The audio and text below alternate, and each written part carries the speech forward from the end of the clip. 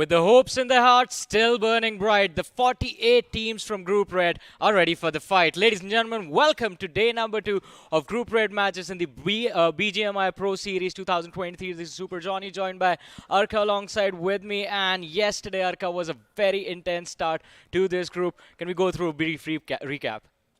Yesterday was an insane day, if you ask me, if you know what I mean. But again, I'm excited for the new group coming in. Yeah. And I think they're going to do much, much better. Exactly. We have, again, just like we did in Group Blue, in Group Red as well, one group that will be playing 3 matches today, and the rest will, of course, be playing in a rotation format. But it is going to be an exciting set of affairs because, as you mentioned, it was an insane day yesterday. 2 chicken dinners in the 2 matches they played. It was phenomenal. Yes, and there were also several other teams who had that momentum built up from the beginning. And by the end of the day, we saw them in the overall standings in a very good position as well. But it all can change today because one particular group did not get to play any matches today, but they have an advantage on day number 2 that they play 3 in a row. Yes, and that's what I said. They're going to have a greater advantage because they would have watched all the previous game and now re-strategized according to the teams and then come into play over here. Exactly. It is going to be an exciting and exhilarating journey, ladies and gentlemen, as we move forward match by match and day by day. You guys do also let us know which teams are you looking forward to, which players have impressed you so far into this Pro Series. But there's a lot on the line for all of these teams. We keep talking about how cutthroat this format is, and it is all because of one reason. That is the massive prize pool that is there in the form of 1 crore rupees, which will be split between the top 16 teams that eventually make it to the land finale happening in the Eka Arena in Ahmedabad. Now also, let's not forget the 2 other titles. That's the MVP of the BMPS and also the best IGL. They're going to be rewarded better than the 13th team. So I'll be looking forward to see who's going to have that extra feather in their crown. Exactly, and it's going to be super exciting to see who these individuals will be. But along with that, also one more thing that everyone is looking forward to is to find out who will be the 16 teams that eventually get to compete for that 1 crore in the land finale. The champions, of course, as we see, will walk away with 40 lakh rupees. The runner-up with 20 lakhs. The second runner-up with just 10 lakh rupees. And every single day we discuss this. You play your matches, you earn your points. But one thing needs to be of the utmost importance, and that is consistency in every single game.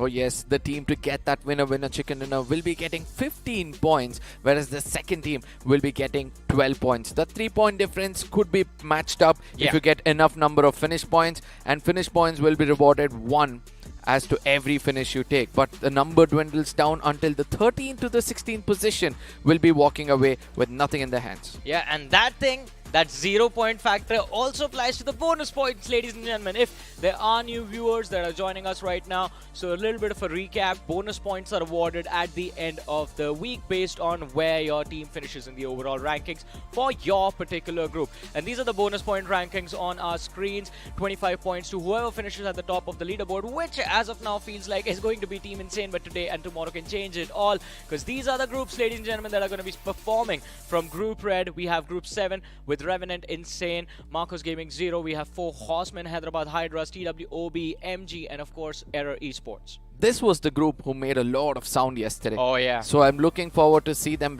replicate the same today as well, as today is going to be the place where they actually build the momentum and tomorrow end on a very good note. So Group 7 is what this looks like. Further on, as we move forward, we're going to be expecting another team to be joining in. But as of now, it's going to be Group 8, the first set of group which will be playing, and this is going to be included in the first game. Exactly, it's going to be exciting to see how they fare up against a group that they know nothing about. They haven't seen them perform even in one game, and yet they have to start the day against them. TWM, OPHV, Newman, OST, Hub Esports, Global Esports. We saw a brilliant move from them in the game of Sanok yesterday. They also had their moment in the limelight, followed by United for Gods and of course Godlike in the end of Group 8. But we move forward to Group 9, where we have OR Esports, 8-Bit CS, Nade, Team Vintage, Forest Apes, Team 10, Execute Esports, and of course Clue Esports as well. This group is the group where I feel there's a lot of teams ready to explode. OR Esports, they had an amazing run in the final Wrangle map when it comes to finishes. 8-Bit on the other side, even they had their fair share of finishes in the other maps as well. Forest Apes fell short, but still, yeah, they did make some noise. They made some noise when it was required, though we saw them go quiet as well. But this is the group that everyone is talking about today. Ladies and gentlemen, Group 10 with Midwave, CK, we have Lifecraft, we have 7H, we have the players of Grind 1 Esports, A2K, we have RPS, the Rippers themselves, and of course Galaxy Esports, part of Group 10. Again, a reminder, 3 games in a row, a lot of pressure on Group 10. Or Group 11, they are not far away as well, because these are the teams who couldn't actually give their 100%. Let it be GlitchX, let it be 4AM, let it be DE, Genesis. All of these teams are also looking to bounce back. Yeah. And this could be the day of comeback for this group specifically. Exactly. This group, there are a lot of underdog teams, and a lot of people have a lot of expectations, especially from a team like GlitchX Reborn. But moving forward to Group 12, we have Mayur Gaming, we have Growing Strong, who have been growing stronger and stronger yesterday as well. That 19 finishes, Chicken Dinner was absolutely incredible. We have Burnex, we have Team Psych, Invincibles, we have Stellar Titans, we have Team Mayhem, and last but not the least, Downhill Esports.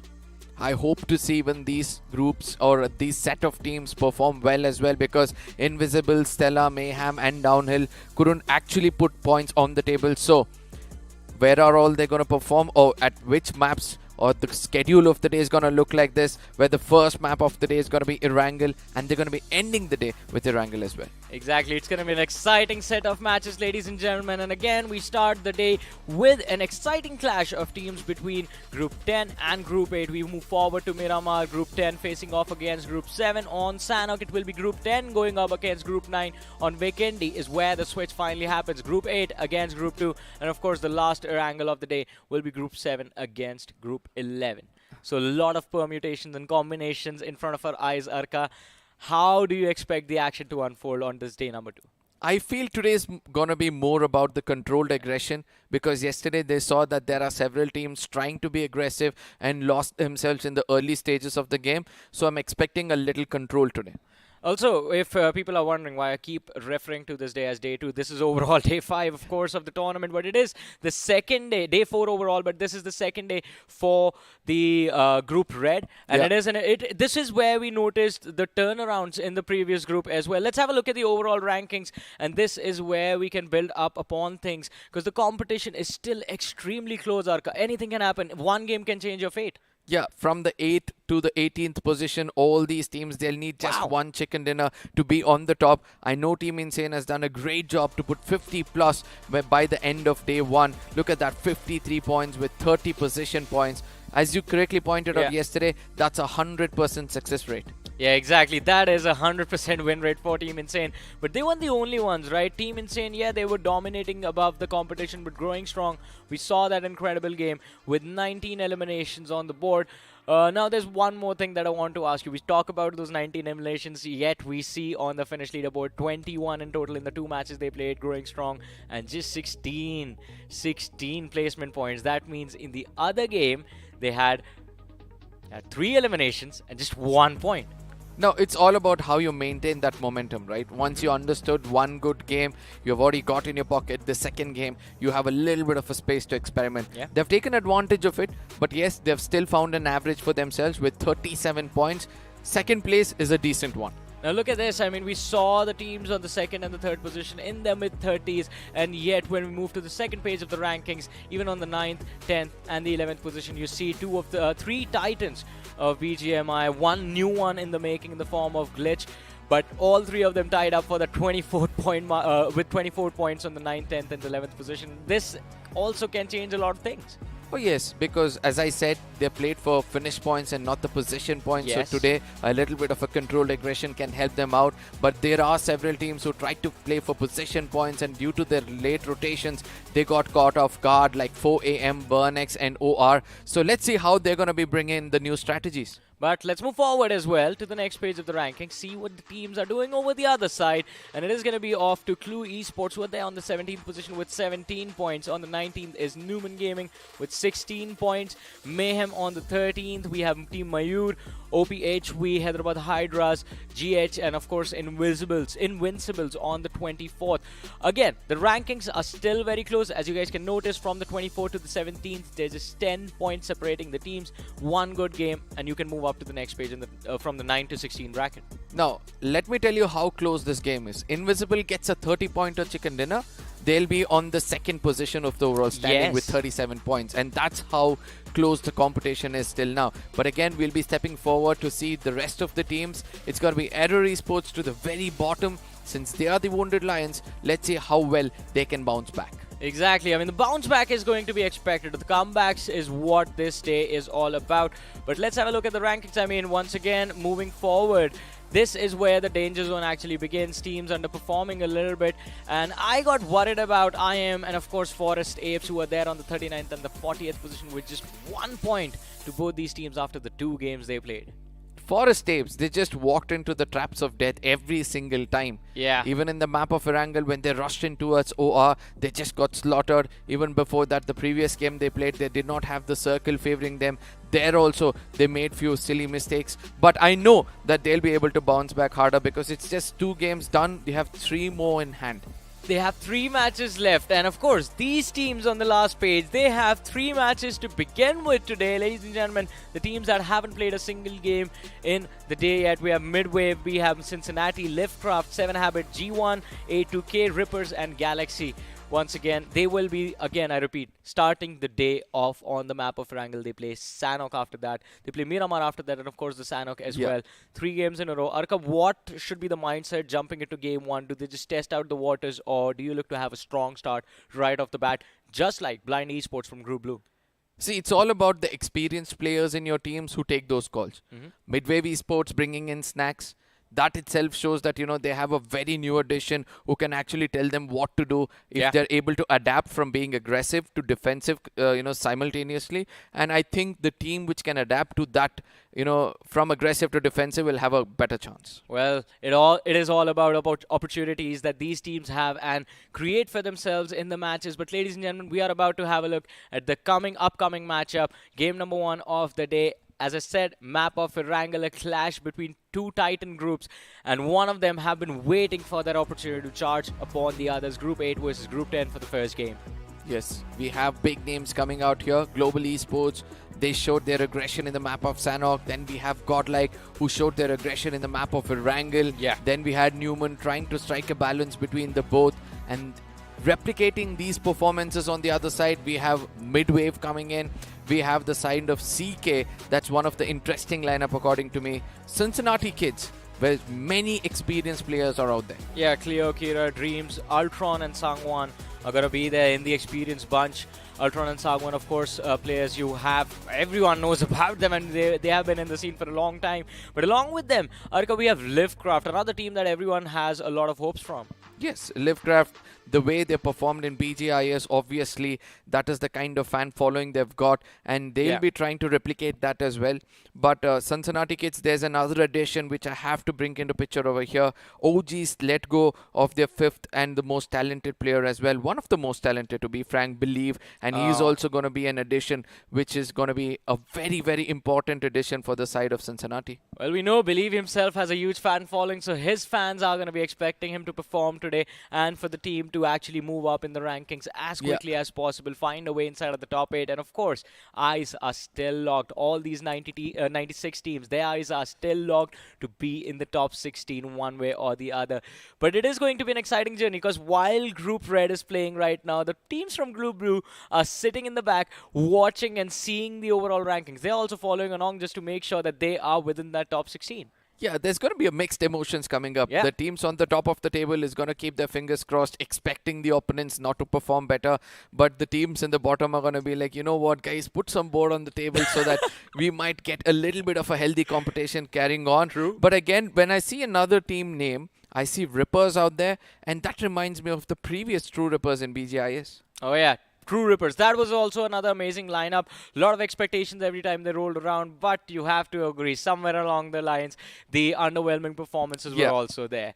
So it is a shaky journey that is there ahead of us, ladies and gentlemen. But of course, as we say, there's always going to be moments of excitement in every single game and at the end of every single match as well, because after this one, a lot is going to change on that overall leaderboard. Yes, obviously. Not only the overall leaderboard, but also the cumulative overall leaderboard we have, where already Team Blue or Group Blue have already set standards when it comes to the 100-pointer. Yeah, but ladies and gentlemen, it is time to begin the action of this day 5. We have game number 1, the map of Erangel on our screens, and this time we are off to a very interesting flight path, Arka. We start off from the hospital area, and I see the plane leaning towards the southern part of the map, so it leads me to believe, yes, it is true. We are heading towards the military island. This is kind of a short flight path for this map. I hope so. That has to be a short one, because it's going to force these players to come in for that early skirmishes.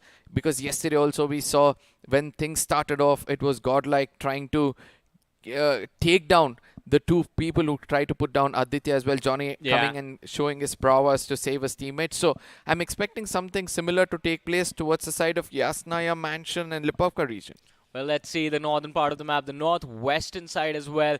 We see some clusters drop, but it is going to be an interesting start to this game. A massive cluster of exits towards the northwestern corner. We see two teams heading towards that Georgia Pool containers, northern Georgia area, in the form of Hub Esports and Newman Gaming. The players of Global Esports have also taken kind of an interesting drop towards Hospital. And if we have a southeastern circle, even a hybrid circle between the Milta and the Novorupnoy area, that might just cause an early fight between these three teams.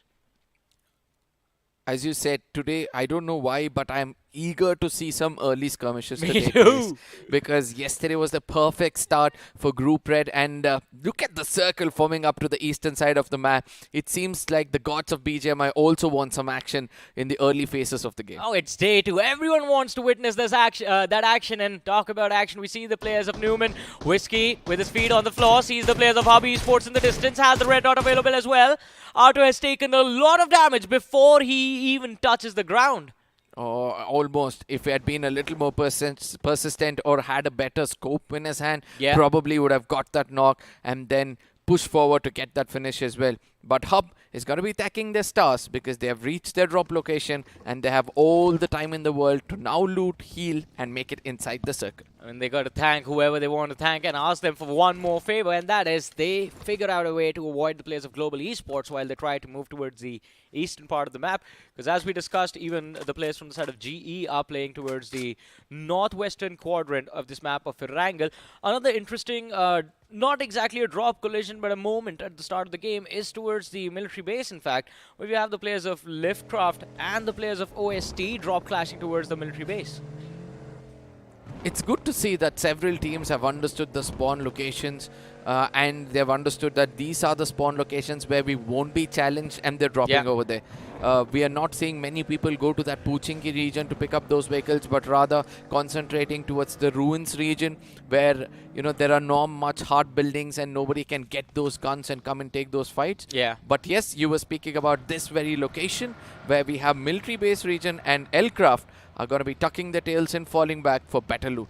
Yeah, I mean, OST, they know how to control that C building, and they were there a little bit earlier. Liftcraft, they were forced into a corner, because of which they were only able to get some basic loot on themselves, enough to survive an assault if it came their way. Now, though, they realize that they need to get all the good things that they want. The armors, the helmet, ammunition, throwables, healing utility, everything for the mid-game stages, and be set for the action in the later stages of the match. I think they should be fine, considering they're moving close to the military bridge already. If you ask me, this is the moment where you do not want to be in the military base region. Look at the number of teams who have got that bridge block scenario already building up. You have Galaxies on one side, you have RPS on the other, you have OP on the other. So somewhere I feel that, if they go in for that early rotation, it's going to be rewarding them where the opponents are busy looting. But yes, later on in the circle, they have to take a little bit of a damage from the blue and then make it to the northern island. Yeah, and a healing utility is going to be of the utmost importance in a situation like that, when you know for a fact that you will be forced to stay on that military base for a long duration of time. But along with that, we did see the players of Newman Gaming on our screens a few seconds ago. And I believe with where they were headed with their vehicles, they are eyeing that city of Yasnaya Polyana, or maybe that mansion area in the early stages of the game for a little bit of early map control. Will it work out in their favor? We will find that out when we move on to the hard shifts of the game. That is stage 3, stage 4. But for now, Global Esports on our screens, and this is a team that has taken control of Severny all to themselves. They dropped towards that hospital area, picked up a few vehicles and moved along that George Pole Bridge crossing over towards Severny. Now, the early game from Severny can be extremely easy, but the late game rotation or the mid game rotations can be quite challenging depending on where the other teams are. Oh, no. Challenge now is going to be how they're going to rotate inside the circle, as you correctly pointed out, because there's a lot of teams, and the way they've spread around in that real estate shows that if you miss one of those teams while making it inside the circle, there's going to be the next set of crosshairs waiting for you. But this is not how we expected day 2 to start, Arka. I mean, these teams a little bit more careful. I think we should be happy, though. It seems like everyone went back and did their homework and figured out what would be the best possible start to this game off an angle. No casualty in the first few minutes, ladies and gentlemen. A few shots were fired, but even the players of Hub Esports seem quite healthy now. TWM, yesterday, not really a great day for them. Today, looking to bounce back. Do you think it can happen? I think it can. As I said, today I'm expecting a little bit of a controlled aggression, and by the looks of it, that is how teams have started to play. And TWM, specifically speaking about this team, where we saw that the players were actually not well to perform to their fullest potential, today seems to be, a little better by the moments as well. So let's see whether they'll be able to perform. Plus, I think based on where they were on the map, out in the open fields of Gatka, as you mentioned a few moments ago, that Pochinki has been completely abandoned by the teams in this lobby. So TWM, at least for the next 5 minutes, are going to have a pretty fun time. Even if they take control of Pochinki and realize, all right, there's no one there, this entire city is ours, they're going to have more fun. Because they can gatekeep the other teams then. And also, imagine the amount of loot they're going to get for themselves. Yeah. Those first aids, those armories, whichever they need. I mean, I'm hoping to see something like that happen for the side of TWM. My heart goes out for all those teams out there at the bottom of the overall standing, so that the competition becomes much more healthier by week 2. Yeah, we want it to be tough. We want changes to happen with every single point that teams take. And I believe that is actually going to be the case once eventually we have a look at the overall leaderboard. But for now, though, it seems like the players from the side of One Power HV, they want to move close to the center of the zone, but do they realize that there are already, let me count it out, 1, 2, 3, 4, 4 teams eyeing out the center. They are the 5th ones. Speaking about the center of the circle, I'm kind of worried for the side of Midway, if you ask me, because they were the last team to hit the ground. They had a long rotation for that flight path. I would say, try to reach to that Milta Power region was a little hard for them. But finally, decent amount of loot so far. Well, it is a decent start for the Milta Power. We know the closest threat was always going to be towards the Milta city, and Midwave as of now are just going around looting those small compounds, but they have got a lot of loot already, as you pointed out. Snacks is on our screens, a huge fan favorite in this tournament, but this time playing with a new set of lads, it's going to be interesting to see how, in fact, the result is going to look like at the end of the day for this team. His love for RCB is something which doesn't go off my head, and he's driving a red car as well. I mean, good to see that he's back as in the competitive scenes, where we missed him for a brief period of time in the recent past, and he's joined the right team, if you ask me. A composed IGL, and then he has some very good assaulters, and he could be a great filter for this team. Well, again, I mean, it is going to be quite exciting to see if Midwave actually delivers on the expectations, because again, there's an army of fans hoping and praying for amazing results from this lineup. But look at this zone shift. It's still towards the central area of Shelter. And as we talked about it, ladies and gentlemen, you guys see the cluster in the center. And shots already fired. This is going to be the first knock and could be the first finish of the game. It's going to be Redox from the side of Liftcraft, who has spotted out one of the players from the side of OST. Completely off guard. He's looking for the finish, but he realizes there's another man from the OST squad nearby, so Redox needs to be a little bit more careful. A clever rotation, if you ask me, from the side of Liftcraft, because OST would have never expected somebody to come to the southernmost side of the map to challenge them. Yes, they've lost a player, but in return, we see that Omega is down on his knees as well. The retaliation seems to be perfect from the side of OST. I think after OST took control of the C building in the military base, they just assumed that Liftcraft abandoned that military island, moved towards the village close to the military bridge, and then maybe crossed over. No, that wasn't the plan. Liftcraft, a brilliant backstab coming in from this team, but they are on the receiving end of things now. The rotation perspective from the side of OST working out quite nicely for them. We see Outcast in the distance still waiting for the information of what Mafia and his teammates are up to. And while the players of Liftcraft go for a 2-2 split rotation, the players from OST, they come charging forward. There's going to be the second knock. Omega taken down. He has his teammate right next to him, and he's going to be hitting the floor as well. Liftcraft down to 2 players. Something they did not expect was going to happen. A 1-for-2 trade, but a wrong one for their side. Committing too much to an unwanted fight. This is going to be the outcome, if you ask me. As OST, they're going to be happy to get 2 for the one they have lost. But again, since this is the first phase of the game, losing even one player can cost you very highly in the final circles of this game. Now this is what I wanted to see. This is the reason that has stopped. What is OST going to do? Are they going to commit everything to make sure that Liftcraft pay for what they have done? At least they are trying, but they might fail because it is going to be Devotee from the side of OST who's going to be dropped yet again by Redox. The man is doing a phenomenal job for his team, but Jadoo, he is still there as well, and he knows exactly where Outcast is. He realized there's one more player, Hitler, quite close to him, and Redox has been called for backup to make the situation a little bit more even for the side of Liftcraft. Redox looking to go for a push. He's going to take shots from the flank, avoiding getting knocked out. The nade is going to be lobbed, but it overshoots, and Jadoo is going to be forced to take the trade. He runs forward with the DBS, secures the knock, secures the finish for his team, and now the numbers swing yet again, this time in the favor of Liftcraft though. OST better run into the circle.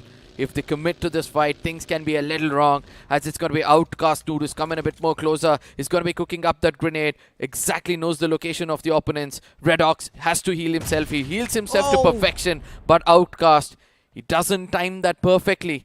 Might be on the receiving end of things as the grenades are going to be tossed into perfection. And there it is. Redox will be putting an end. The final nail in the coffin, but 3 finishes for this man alone. He's running for the MVP. I think he can. I mean, it's a phenomenal start for the players of Liftcraft and Redox in particular. The initial charge had me a little bit worried. The players of Outcast, they set themselves up for success. The players of OST, but Liftcraft, it was a brilliant adaptation coming in. And of course, Redox and Jadoo working in tandem. Those 2 nades lobbed in together to finish off that last player.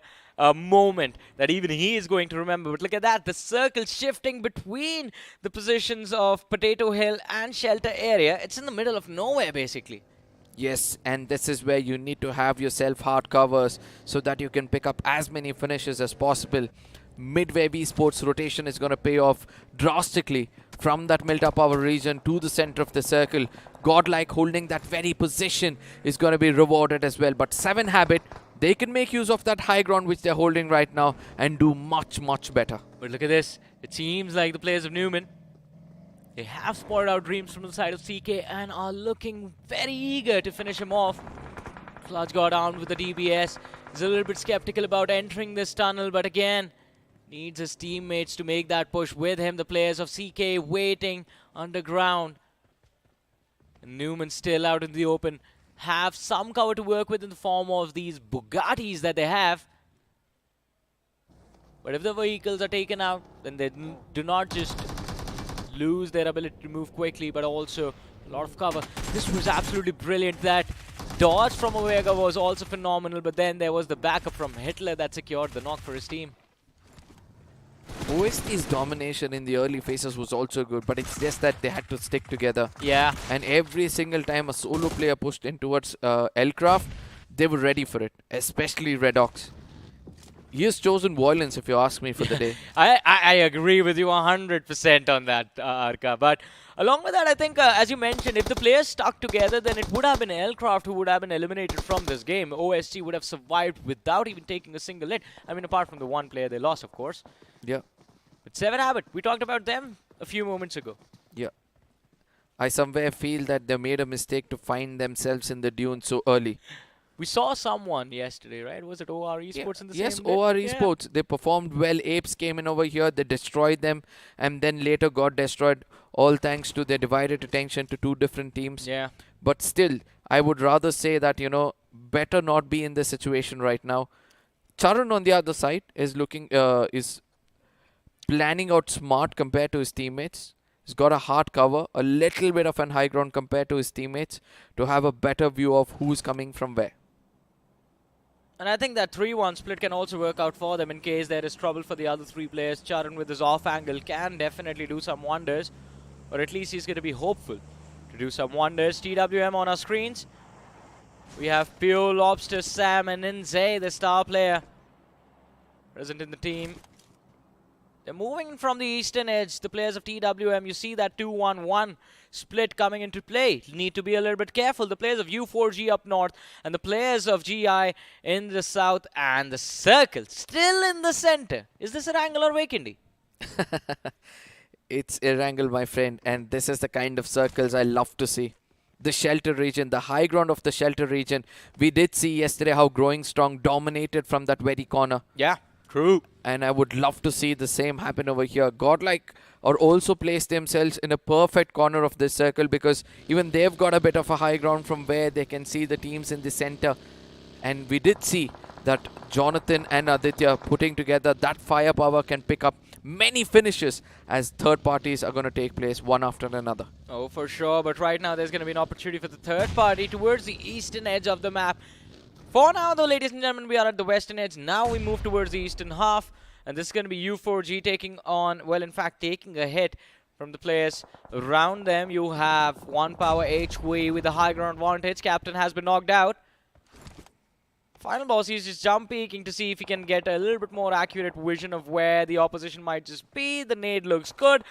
Can help him secure the finish, but I believe apart from the damage, there's going to be nothing head their way. Captain still bleeding out in the middle of nowhere while his teammates are going to rotate around them. Moving in from the north. A safer play being called for by U4G. Final boss needs to be careful because he's doing a lot of commotion within these smokes. And guess what? As I said, the third party kings of this map, Aditya, steals one finish away. All that hard work from Final Boss. Oh, but talk about hard work, and things are getting harder and harder to make it work for Global Esports. Ryder taken down as the players from Galaxy make the push. Now Mavi stuck in the tunnels. Beast is there for the rescue, but he's all alone and he's going to be under heavy fire. Doesn't really matter. Still secures the opening knock for his team. Looking to convert a few more with the help of his teammates. Now Smoke Slate out for that extra bit of cover. Ninja Boy also knocked out in the open. The man with the golden hand is going to lob a nade, but it fails to connect. But still, it is the dynamic duo from Global Esports standing tall against the competition, willing to take the fight. Beast and Mayavi, the youngest and the oldest player on the lineup. I want to see them regroup right now. Mayavi can still extend a little too much because there are not much players very close to him. A lot of damage has been dealt already. This Molotov is going to restrict the opponents from coming in closer if placed perfectly. But you know what? He's shot it a little away from them. It was a little bit overshot. And now the pressure will be down to Beast, and Beast alone. He needs to make sure that one way or the other he's at least dishing out an extra bit of damage to the players of Galaxy Esports. Even if he secures one more finish, then it is going to be a manageable fight for the players of Global Esports. And there it is, the knock from Beast. The nade is going to be good. He's going to look to secure and convert that knock into a finish, but needs to be careful about the flank. Finally sees the opposition. Beast running behind the cover, knows exactly where he needs to take the shots. Random spray inside the smoke, but he fails to connect. And Sorva, he's going to be quite happy about this. Mavi knocked out, is going to be finished off as the players of Galaxy are looking to make their way inside the tunnel now. Mavi, as I said, he had an opportunity at one point of time just to randomly rush forward, and Beast from the upstairs or from above the hill could have done a better job to distract the opponents, but still it's not that great as Beast now with that SK-12 needs to be careful as he's going to be shot from the side of Galaxy. Just jumped as soon as we heard the shot from that shotgun in the hands of the players of Galaxy, but Beast to be fair, had nowhere left to go. There was an open space behind him, a buggy for cover in front of him, and the players of Galaxy, they had that nade to secure that easy finish. Global Esports getting eliminated on that 14th spot, ladies and gentlemen. But now we're down to 13 teams. U4G, oh my god, what just happened? A disaster in their way in the form of A2K. Just 2 finishes from A to K. That means there was another team who was doing the damage against for U4G. But Jelly has always been that lurker, has always been that scout who is now told his teammates to immediately come on a close range battle. I do believe that Godlike can actually dominate over here. Johnny has been damaged ruthlessly as another backup comes into perfection, as Jelly is going to be striking at the right time with Jonathan to put an end for the side of A2K.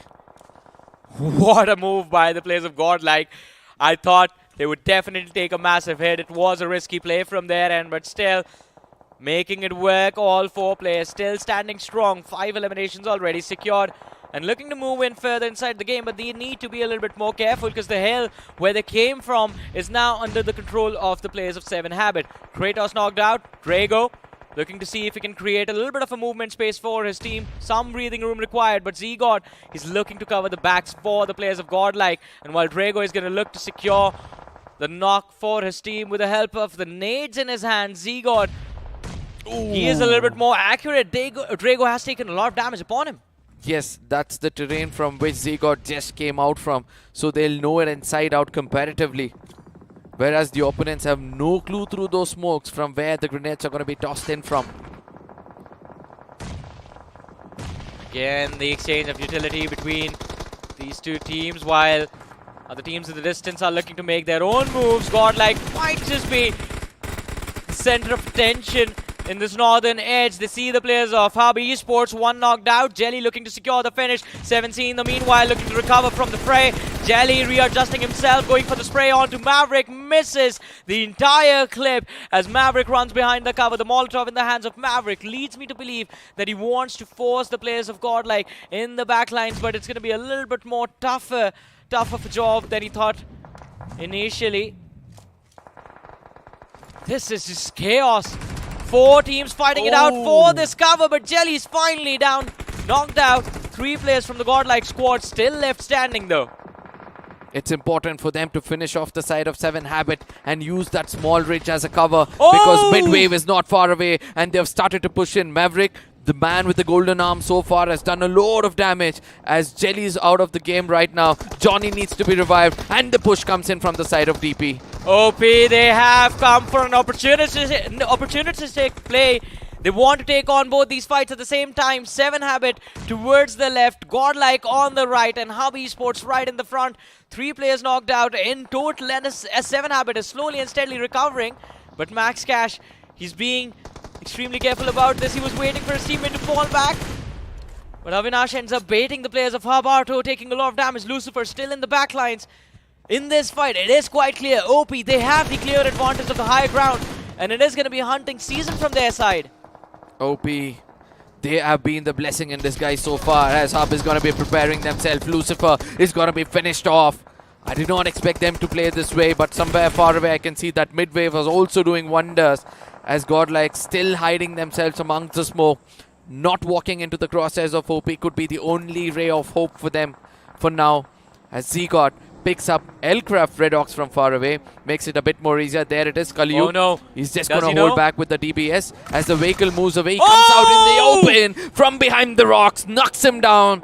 A sneaky gameplay coming in from the side of Godlike. But guess what? Max Kash wants to go behind that MVP to put him down. A few moments ago, Jonathan had no HP to work with. Now he has had time to put on that first aid and is going to be a little bit more prepared to face off against Max Cash. With the DBS in both hands, both the players are going to fall one after the other as Max Cash takes down Jonathan. And Max Cash was put down by the last player from the side of Galaxy Esports.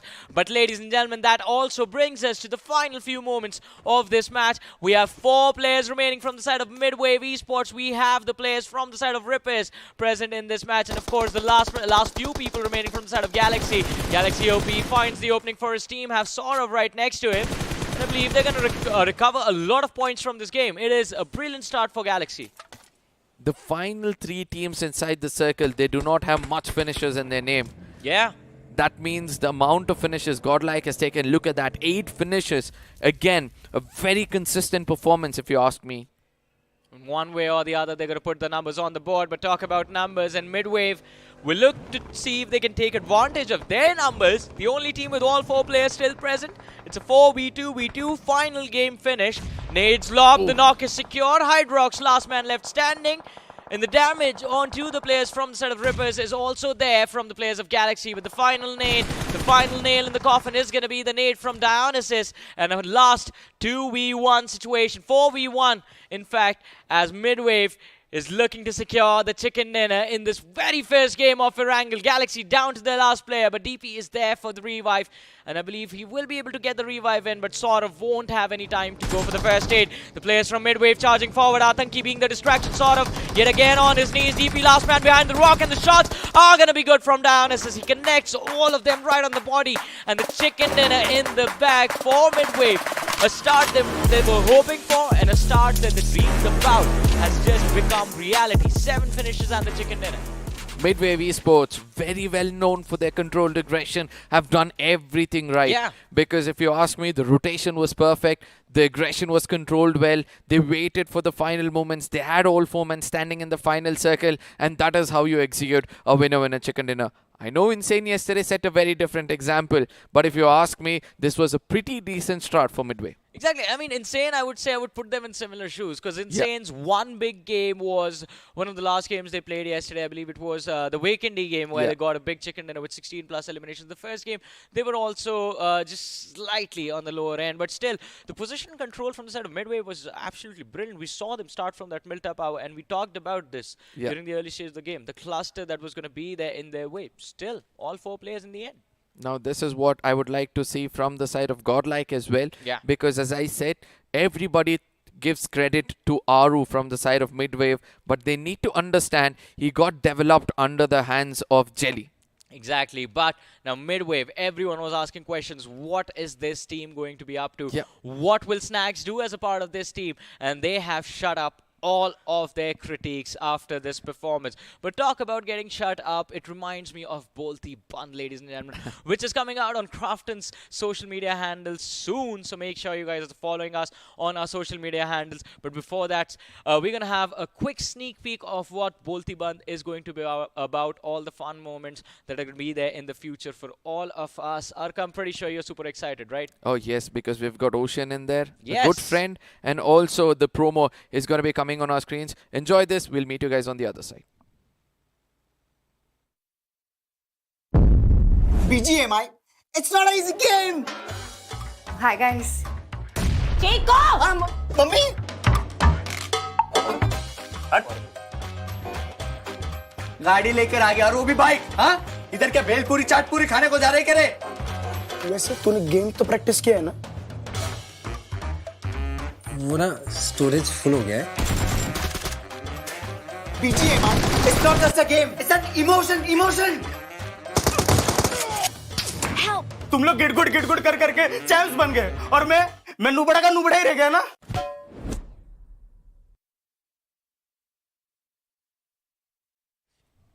Man, I can't wait to watch this entire Yeah. thing. I can't wait for it. It looks like it's happening in a college hostel or something like that with all the students around. But if that is the case, yes, it's going to be connecting a lot of youths out there. Exactly, and it is definitely going to be quite exciting. Again, if you want to stay updated about anything and everything that Crafton India Esports is up to, make sure you are following them on their socials for every single update, ladies and gentlemen. But we're going to update our show now because we have to move forward as well. That was just game 1. We have 4 more matches remaining. And of course, this game was an amazing start. We talked about Midwave quite a lot. We talked about Team Godlike Galaxy Esports, another team playing their first game of the day. Let's have a look at the highlights while we do that, because Galaxy Esports was also in a very difficult position. We saw them lose one of their players very early on in the game. Still making it to the top 2 is quite impressive. Yes, agreed on that point, but also I would like to see how many finish points they've got. Yeah. It's not about you surviving anymore, but also getting that average of 8 to 9 points in every single game.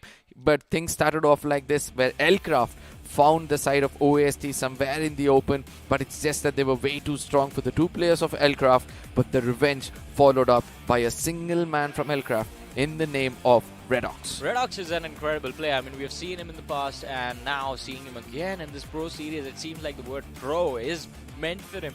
He has improved so much on an individual level. Elcraft improved so much as a team. I mean, they were known as LOC prior to this tournament, ladies and gentlemen. But this was another interesting moment. We saw Global Esports take on the players of Galaxy Esports, and Galaxy Esports, well, they were struggling as soon as Beast showed up. They made sure that, all right, he has put himself in a corner. We're going to ignore him. We're going to take down his teammates and then finish him off in the end. I love the way Jelly played out there. He had the maximum amount of finishes for his team. But again, after the fight took place over here and Johnny runs away, he's going to be damaged either by a grenade or get shot off on his back. Somewhere I feel that he got shot off, but that is going to be confirmed very soon. But Z-God as well. He was the first person to abandon his teammates and make it inside the circle, but picked up 2 valuable finishes over there. You were right, Jonathan did get shot in the back, in fact, because I think he failed to... well, he did not assume that there was going to be another player pushing in his direction. Just before that, he did take down Kalyug, and this was the final fight, the final push of the match, ladies and gentlemen. Midwave finishing off the players of Galaxy Esports and securing the win of that map of Erangel. It was incredible. And, of course, there was another team pinned out in a corner in the middle of nowhere. They tried their level best to survive. But when you are being focused from 2 different off angles, and especially that was kind of a 90-degree split, and you have no cover to work with, you just accept your fate. Yes, agreed. And at the same time, I like the way Godlike is playing this game. Yeah. They're not coming in from a corner where there is no chaos, but rather involving themselves in the chaos, picking up finishes, and then making it inside the circle. True. And it is going to be quite important to see how this team also evolves now, because 3 matches are done for Team Godlike as well. They have just 2 games remaining. And we all know, for a team like Godlike, it is not going to be enough to be within the top 16. They're going to try and have a podium finish within their own group so that they can secure maximum number of bonus points and, of course, in the process, secure that slot for the grand finals. Yes, agreed. But Aditya's performance fell a little short, but I do believe that he was trying to support his teammates from the get-go. But that one shot from behind the stone, that was perfect. Exactly. It was a highlight clip that the players kind of very happy about. But another thing that the players are happy about is the Fool's Blessing. When it eventually drops in their inventory, ladies and gentlemen, do go ahead in the reward section of the game, check out the Fool's Blessing. And of course, there are a lot of other things that have been introduced, all of it in the reward section. If you do get it, do make sure you let us know. But have you gotten any text from anyone? Did they receive the Fool's Blessing? I already told you, 8 among my 10 friends have already got. Oh, wow. So I'm also wanting to do it, but eventually preparing myself for the next day every single time. I'm falling a little short to enjoy the game myself. Yeah. And it is going to be exciting to see, how enjoyable the games are going to be in the future. Because, again, 4 matches, we saw this in Group Blue, that day number 2 was the most chaotic day for the entire group. This is where we see the most number of turnaround because of the 8 new teams that are introduced into the matchup, into the lobbies. And, of course, these 8 teams get to play 3 games in a row. If they make a mistake, instantly they can fix it moving on to the next game. But if they don't make a mistake, just like Midwave did not, then they have an opportunity to have back-to-back good games. Now, by the end of today, one group will be playing all their 4 games. And they just have one more game tomorrow. So, I do believe that today is going to be the day of comebacks if they have not played well on day 1. And they need to put a lot of points on the table. And that is why the overall standing in Group Red is going to be more closer than compared to that of Group Blue. But before that, we're going to have the post-match analysis of this particular match. I want to know your prediction. Who do you think, which was the individual player who impressed you the most and could potentially be the MVP? G1 Jagga was the person, I just loved the way he was moving around in a single place, doing a 1v2 or 1v3. But ultimately, when it comes to the MVP, I do believe that Jelly might be in the run for that. Oh, we're going to have to see. Jelly actually can, because, the conversions, as we mentioned, and as we looked at the fights from the side of Team Godlike, were absolutely phenomenal. Every single player was contributing. Even Z-God, I was very impressed with how confident he was in his ability to just take on 2 players on the other side of the hill all by himself. The man climbed up the hill just with utility. He knew his job. It wasn't to secure finishes, wasn't to make sure the players were knocked out. His job was to just delay them enough so that his 3 teammates on the other side were able to clear the front lines for the team. I think he's the perfect filter, if you ask me. The only man who can tell the IGL the decisions might not go your way. Why don't I come into the circle, and why don't I be the person to go inside the circle first rather than Jelly himself? But yes, ladies and gentlemen, it's time for us to look at the MVP. Exactly. And it's going to be, Sora from the side of Galaxy, who did a great job as he put down 2 to 3 players of global esports. And from then on, they pushed towards the side of Godlike as well. Yeah, we did talk about Galaxy Esport quite a lot, not about the individuals in particular, but this team overall was incredible. I mean, sort of definitely those 5 eliminations contributing quite a lot towards his team points. But we do also have the top 5 players. We have Arto from the side of Hub Esports. We have Redox from the side of Liftcraft. We have Jelly from Godlike. He makes the list, Arca. And then, of course, we have Dionysus from the side of Midwave Esports. These 3 finishes, I believe, most of them are from those final few fights because we saw Dionysus quite active in the final few moments of the game. But after we are done having a look at the clips of the top players, ladies and gentlemen, is going to be the point rankings, the rankings from this game number 1. And here they are, Midwave leading the charge with 22 points on the board. But I like how evenly the eliminations are split between everyone. Yes, Hub Esports. I'm shocked to see that they've got 9 in their name. Yeah. I know that they were at the center of that shelter region trying to pick up as many finishes as possible. I did not expect them to have something better than that of Godlike. Yes, 1 position point, but it's not going to matter because again, this is one other team who has shown us that the gun power is enough for you to get that average of 10 points in every single game. I do agree with you on that. That Hub Esports, just based on their firepower, can make sure that they keep this average. But we all know things need to change if they eventually make it to the finals, because in the finals, just pure aggression alone will not be enough to help you lift the trophy. But these are the top 8 teams, ladies and gentlemen, and how they fared out in this game number 1. We move forward to the next page of the ranking, 9 to 16, and see how many points were the teams able to claim for themselves. And just like yesterday, this time, just a few teams, in fact, just one team ending the game with 0 points. It is going to be TWM on that 16th position. Everyone else was able to get at least a few. GE, TWM, a lot of disappointments from this group if you ask me. Yeah.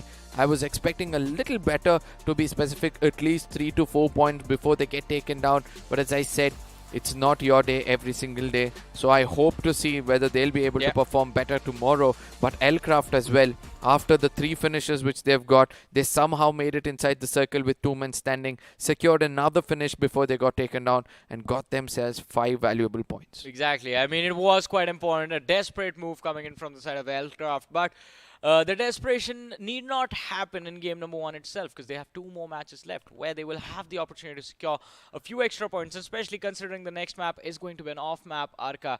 Do you think it will be possible for Lcraft to walk away with a win, a chicken dinner?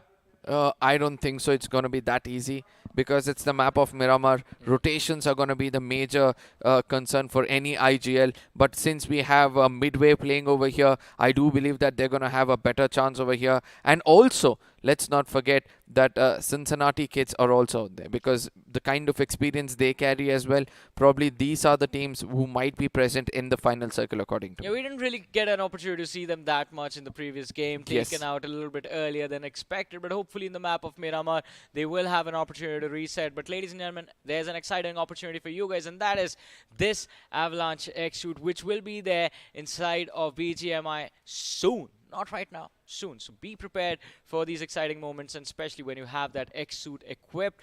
But I mean, our players are going to get the same opportunity. I mean, once the X-Suit drops, they will have the opportunity to flex it against each other in the matches themselves. But it only feels good if you end up winning the fights. Yes, and it's all about your confidence, right? Yes. If you're wearing the right suit and they're pushing forward, the opponents are going to be like, hey, there's a pro player. You know, just watch out how you play. And then that becomes an advantage for you. Exactly. I mean, as we said, I mean, advantages are very important every time. And we saw in the early stage of the match, the early fight towards the military base, the advantage was there. Then you threw it just by splitting up all 4 players. Yeah. And that 4-man split not really working out for the players of OST. Another team that I want to talk about is 7 Habit. 7 Habit was an impressive team during the BGI's days. But just like the players of CK, we did not get to see 7 Habit a lot in this matchup. Yes, again, this is one of those teams who are trying to be as consistent as possible. The final 2 games, probably they can go back to their old habits of getting big numbers in a single game and then try to place themselves into the top 10 of the overall standing. But I feel that is going to be the case. But ladies and gentlemen, now we're going to be looking at the matchup of the next game because it's going to be a very interesting one to see that big bulls are going to be locking on. From one side, we have Revenant, Insane and Marcus Gaming, whereas on the other side, we have Midwave, CK, 7 Habits, as well as A2K. And it is going to be an exciting state of affairs, ladies and gentlemen, as Arka just said, because Midwave, coming back from the win of the map of Erangel, are going to move forward to the map of Miramar, where they face off against a team that hasn't lost a match they have played till now. Team Insane stepping back into the battleground along with the players of Revenant and Marcos Gaming Zero. But from the side of Group 10, it is Midwave, Liftcraft teams to watch out for. And of course, Galaxy Esport also off to an amazing start. But as we talk about amazing things, we have an amazing man joining me on the panel, ladies and gentlemen. And this time looking extra super fly. You guessed it, it is going to be the man, the myth, the legend, Salty is going to be on the panel. How are you doing, buddy? Did you enjoy that game one? Did you enjoy Midwave's chicken dinner? Absolutely. I enjoyed Midwave's chicken dinner, but I think I enjoyed the introduction more than that as well. But I'm also very excited for Miramar as well, because Miramar has shown signs of weaknesses in multiple teams. I think the weaknesses which are absent in the maps of Erangel, absent in the map of Sanhok, has shown us that those conversations and the communication lines, they have gaps in them, and I think that is something which I'm so excited to find out of these teams who are playing right now, especially group number 10. That is going to be my key. Exactly, because in Miramar we see especially those communication gaps, players not properly positioning themselves, two players focusing in one direction in the long distance when it could have been a job done by just one man and the other man could have been gathering information somewhere else. Even in team fights we've seen some awkward pushes coming into this map. But of course, the talk of the town is those drop clashes. I mean, we are seeing awkward drop clashes in every single map. In Miramar, it happened day before yesterday. We saw a Valdermar drop clash towards the southwestern side of the map. Yesterday there was an El Pozo drop clash, but those are still pretty common. Exactly, and I think the general trend has been that teams are not going forward with the drop clashes, and this is something which I like, right?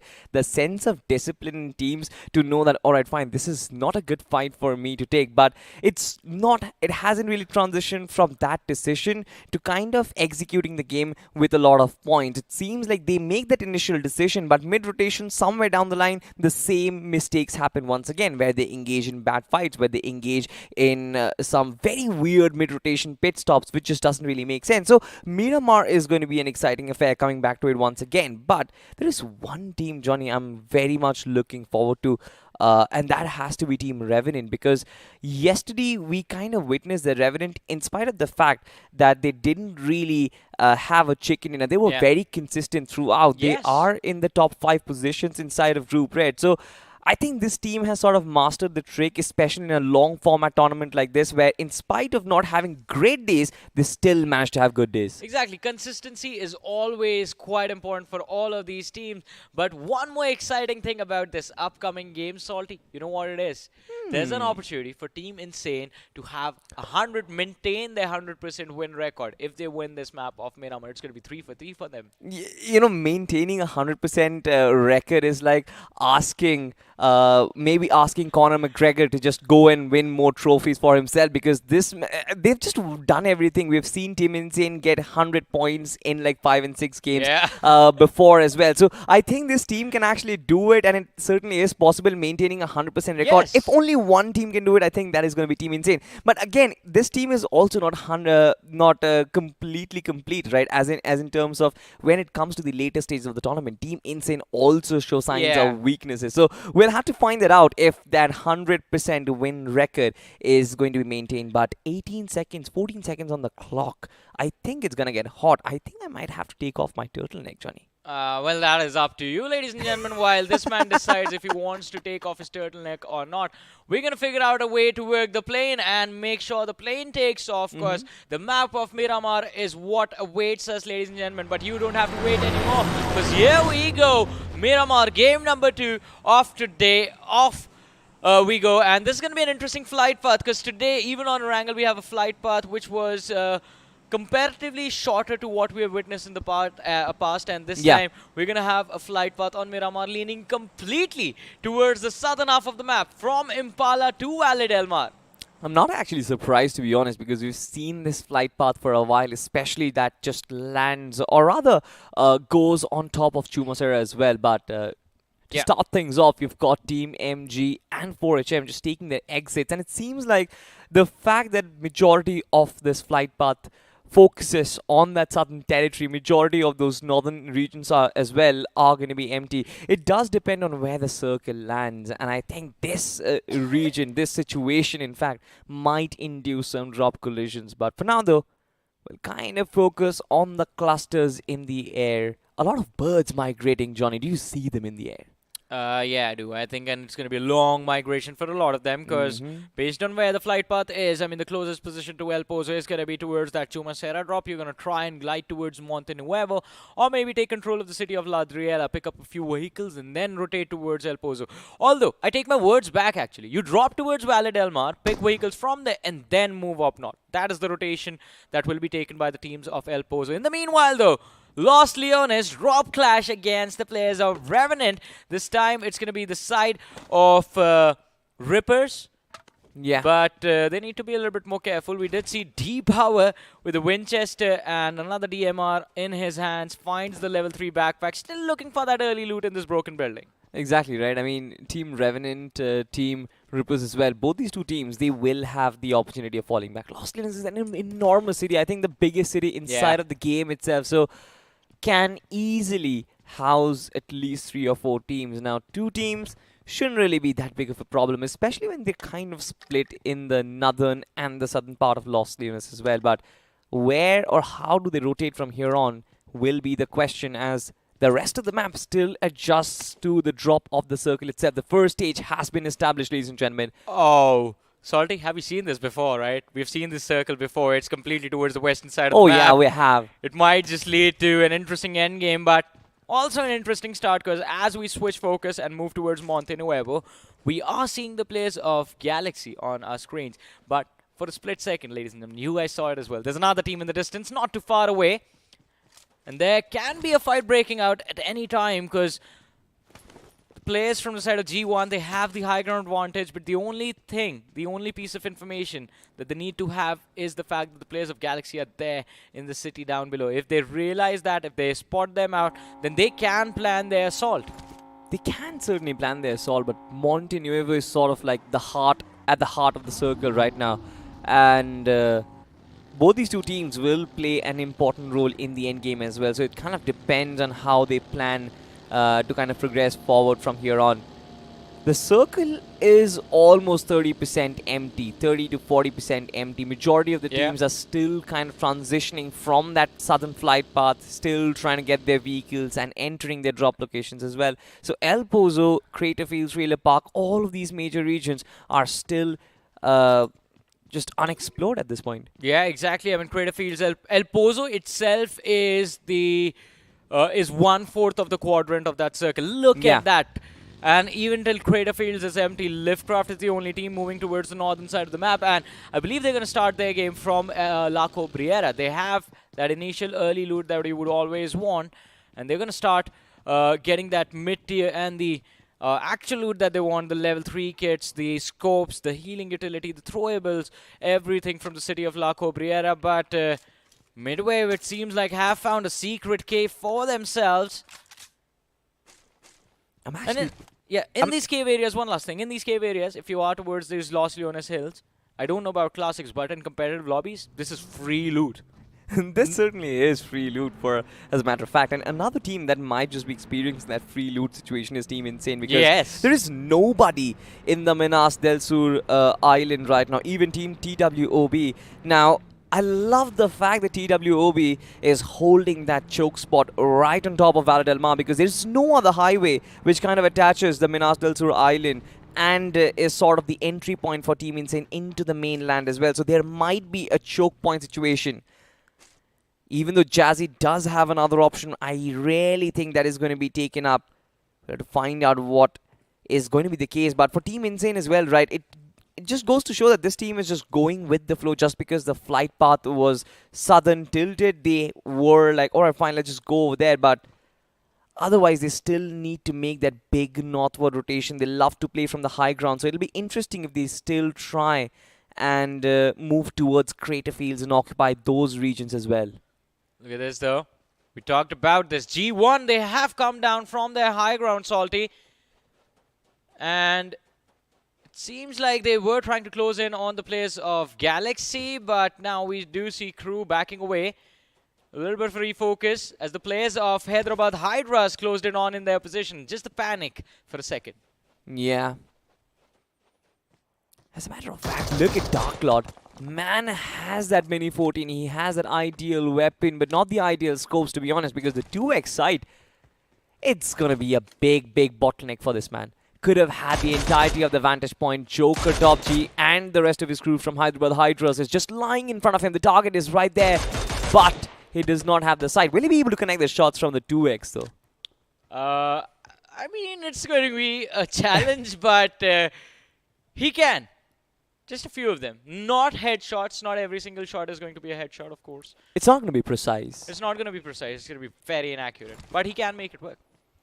Can certainly make it work. This is BMPS, and the standards have sort of been massive, especially when it comes to the mechanical level of things.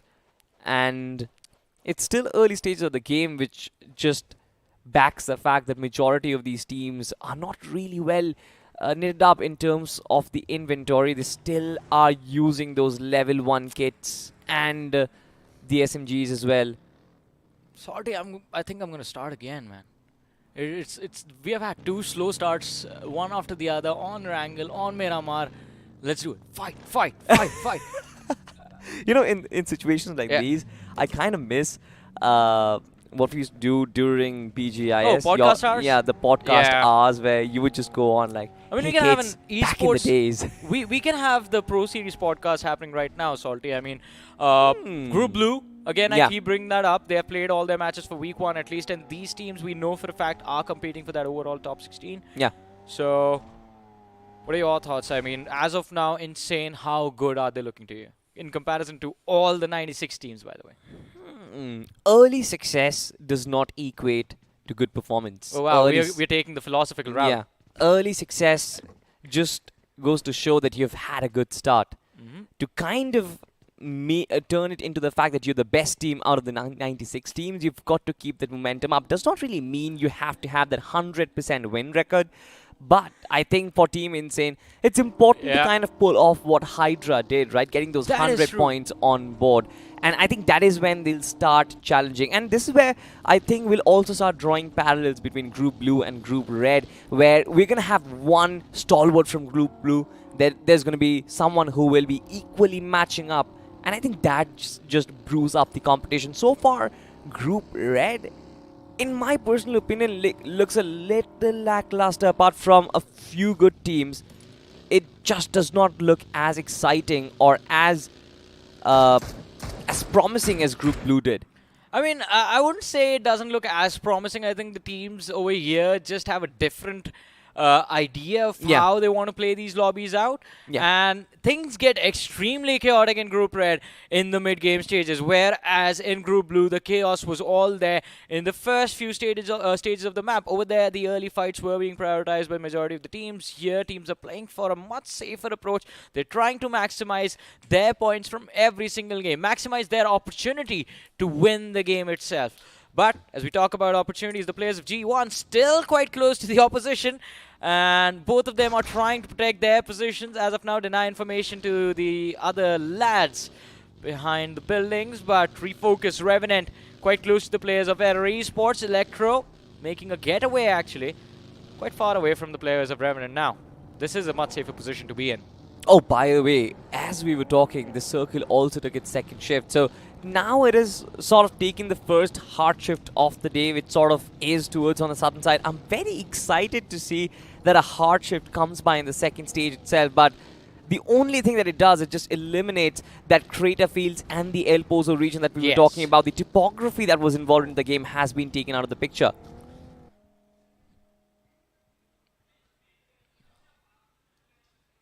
What a beautiful shot of the players of Insane.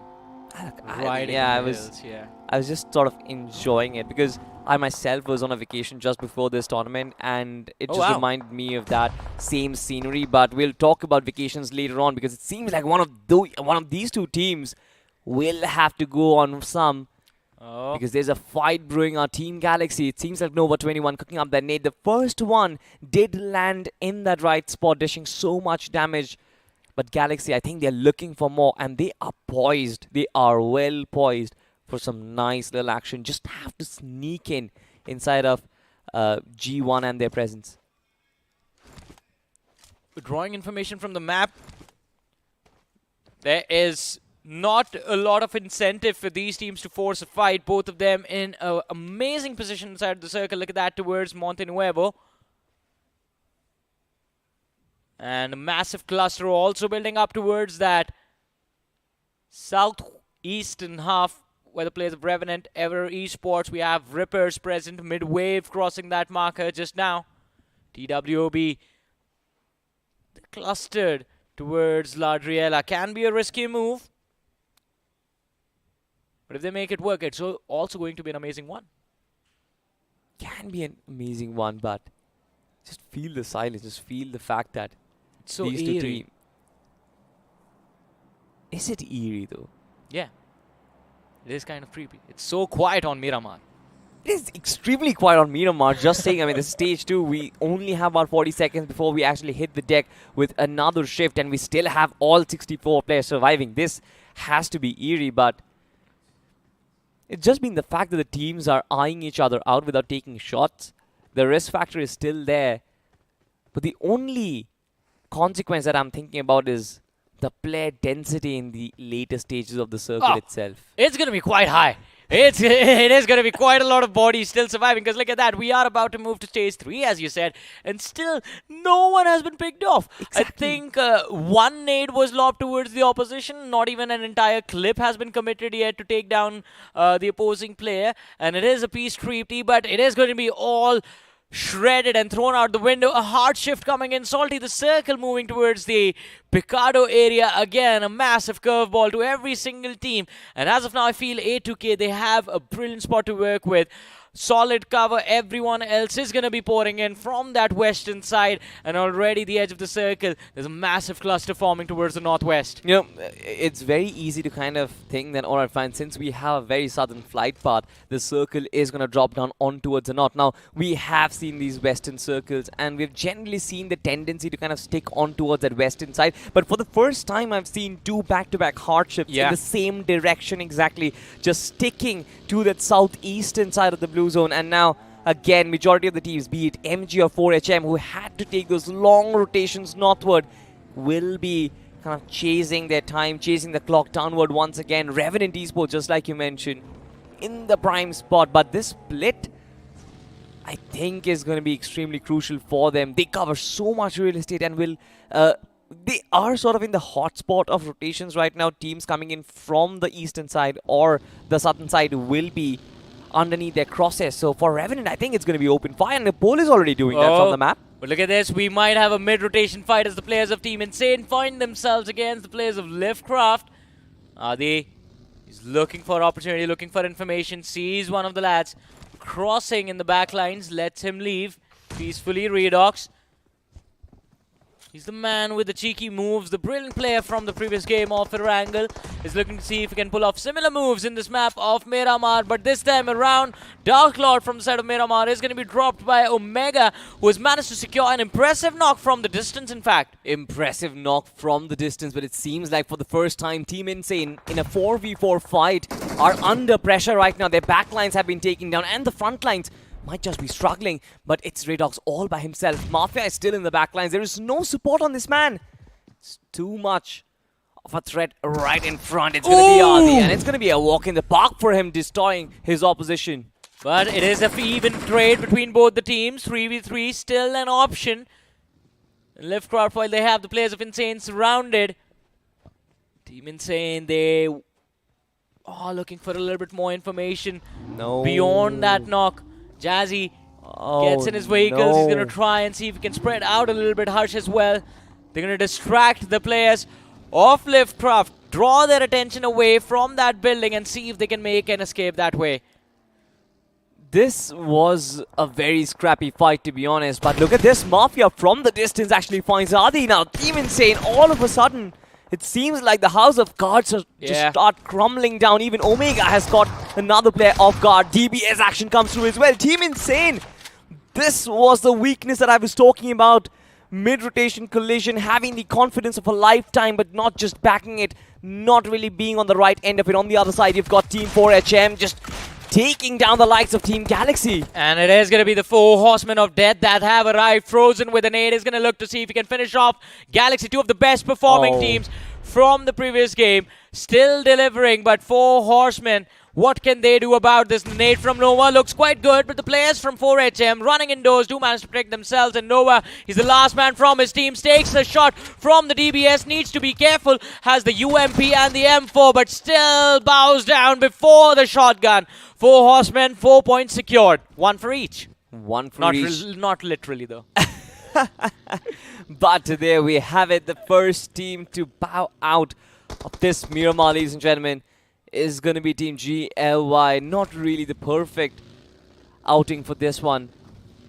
Team Live crowd for them, I think this is not really looking good. On the other side, it seems like Team Electro, they're also in a very bad situation. Yeah, error made by Error Esports, and the players from the side of MG, they were just chilling in their building. Error Esports showed up, 3 players knocked out, 3 from the side of MG have been down. Pari, the last man left standing, running in the back lines, needs to be a little bit careful. Did expect utility to be lobbed in his direction, but was able to protect himself now.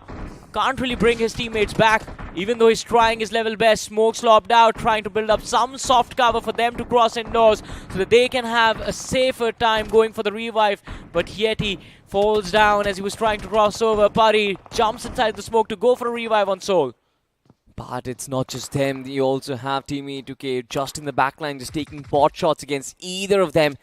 Electro has so much responsibility on his shoulders, and getting Swam back will be one of his first priorities. I mean, it's still a 2v2, but Team Error Esports need to clean this fight very early on because A2K is just pouncing in the back to start their assault Insane's on out. the other side. Look at this. I mean, Team Insane. Wait, what? They just got eliminated right now. Last man, he was rotating. Jazzy got picked off. What? No way.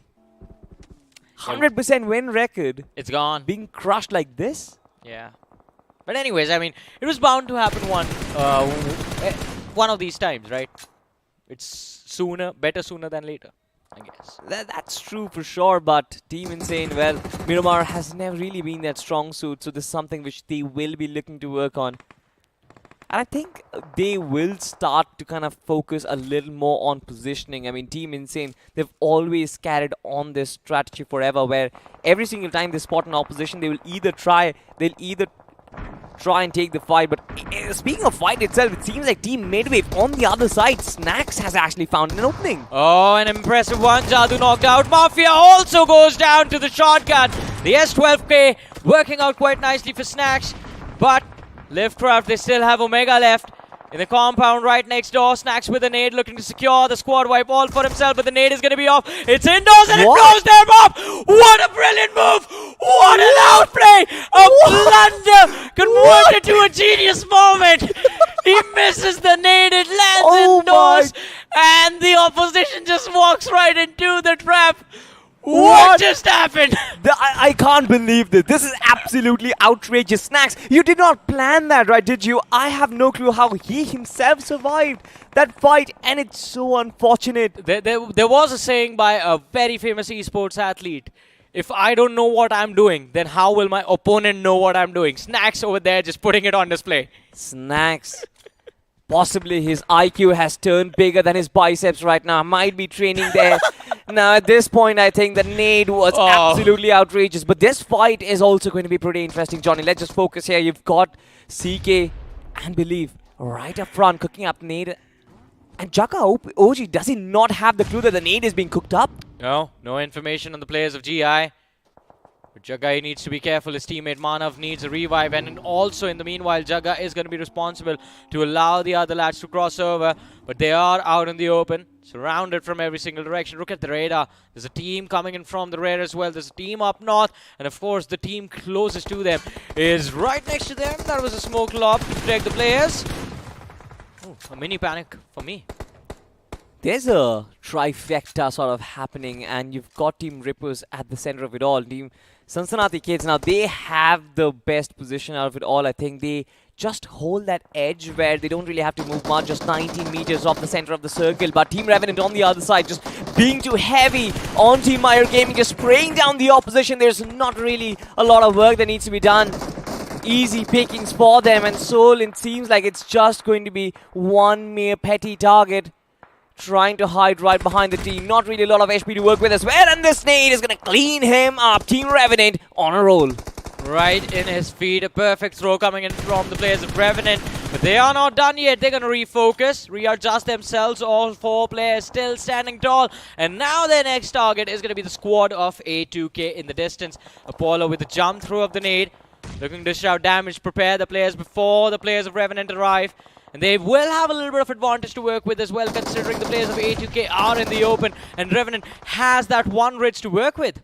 They do have that one ridge to work with, and I think Team A2K are completely blindsided from that angle as well. They're caught focusing on towards their right-hand side, and it seems like Apollo is going to blind fire in that situation, and one of the players has been taken down. Now, that was from the bullets that were coming in from Fierce and his nozzle. It's going to be crucial for Team Revenant to kind of push forward, get that spot, because now the opposition is massively weakened.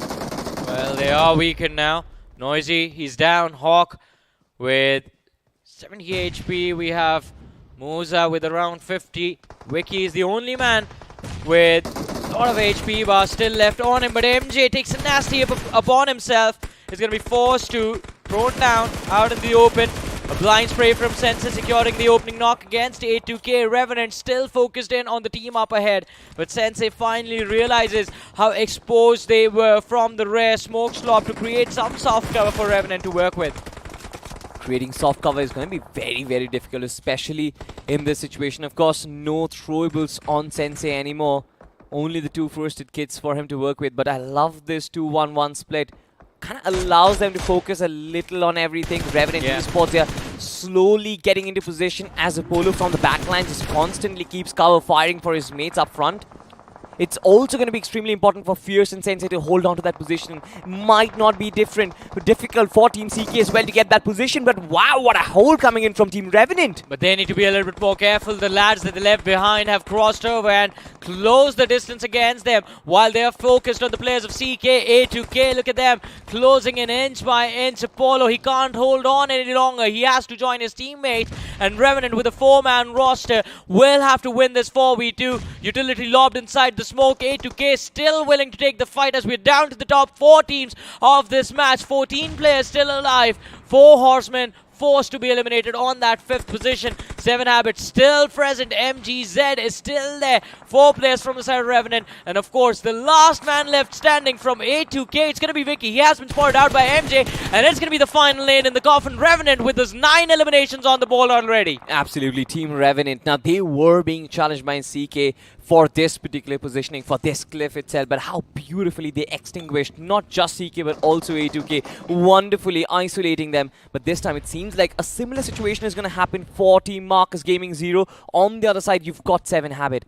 7 Habit might just be a new name, but they've packed massive punches in the past, and I think Marcus Gaming Zero, they're not prepared for what's coming their way, but at least they have those hard compounds to actually work with. Even 7 Habit, as a matter of fact, do have that warehouse, but I think it is going to get engulfed by the blue zone sooner or later, so they will have to sacrifice. Oh, Scout has seen the players of Revenant. Shots were fired. A few of them did connect on the opposition.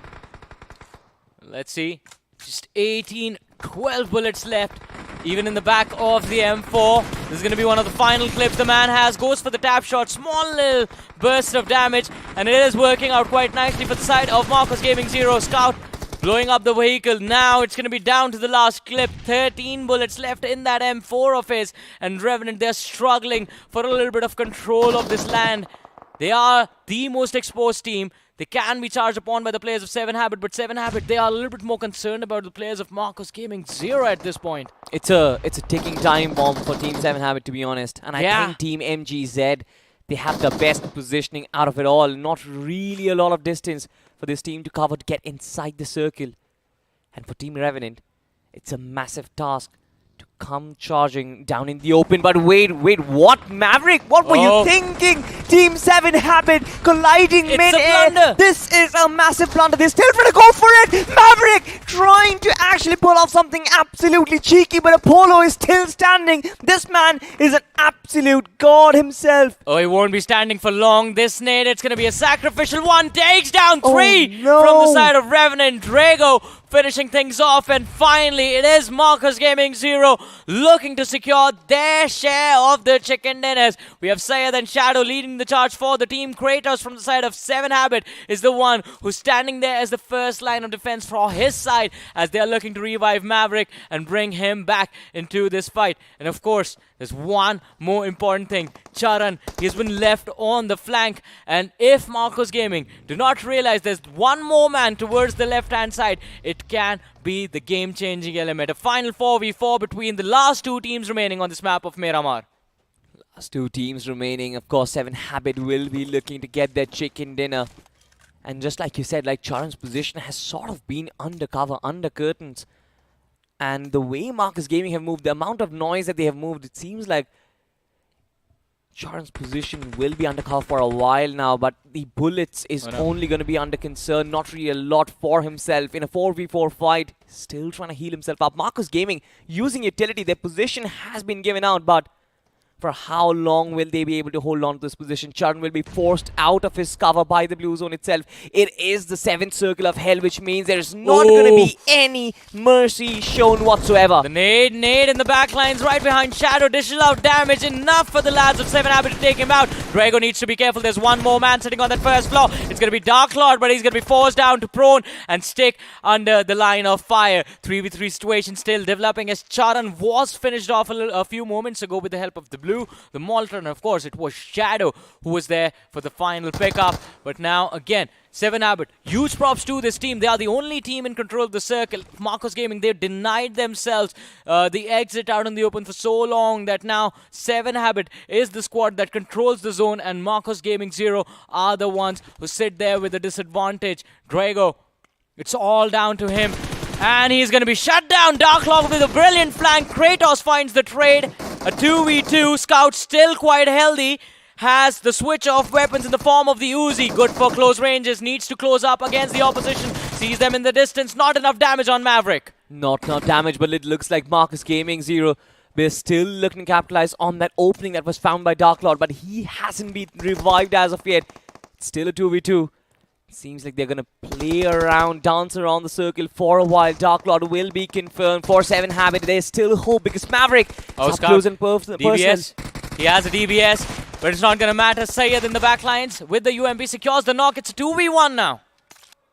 Well, Kratos does have the M416 shots being fired. Marcus Gaming 0, they are being little too close for comfort. Shots from the DBS also connected now. Scout will be taken down. Finally, it's going to be Syed up against Kratos. But out of nowhere, Drago will be found out and information will be passed. Syed, does he have an nade? Does he have any utility? Because one nade, one Molotov would have done the trick. Scout relaying so much information to his team, but Syed was hiding and healing behind the rock. A 2v1 for the man from Marcus Gaming 0 to clutch. And it was a Herculean task that he fails to perform. And out of nowhere, the lads from 7 Habit an impressive win on this map of Miramar, taking down some titans of BGMI. Absolutely, man. I mean, 7 Habits, we have seen signs of brilliance from this particular team, and it seems like they have just carried it forward. Yeah, my heartbeat is racing. That was so intense. It was very extended, and I think that is one of the reasons why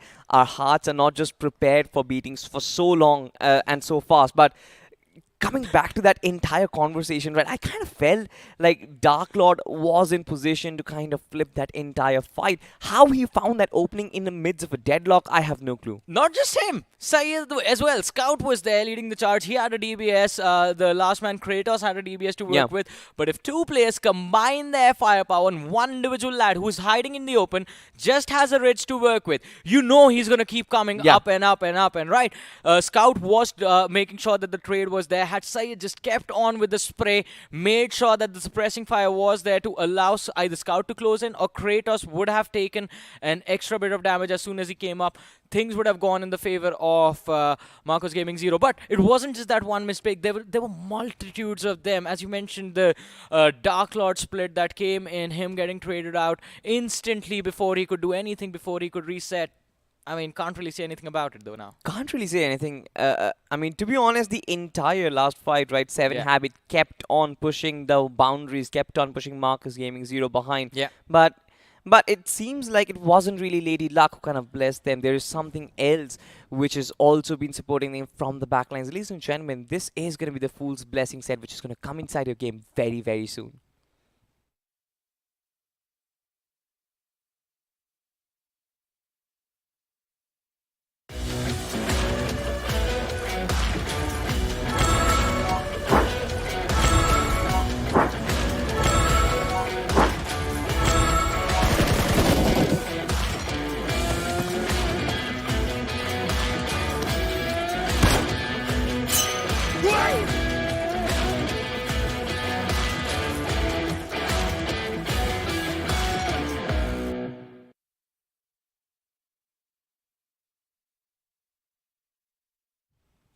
There's an interesting stat, Stolty, that 8 out of Arka's friends have already received some amazing thing of the other from the Fool's Blessing. You know who is left? You and me.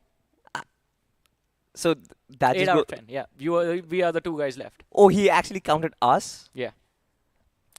What is more You don't surprising? count Arka as your friend. What is more surprising? The fact that apart from us two, all of Arka's friends got the Fool's Blessing, or just the fact that Arka has 10 friends? No, I think he has more than 10 friends. I think he was just talking about people around him right now.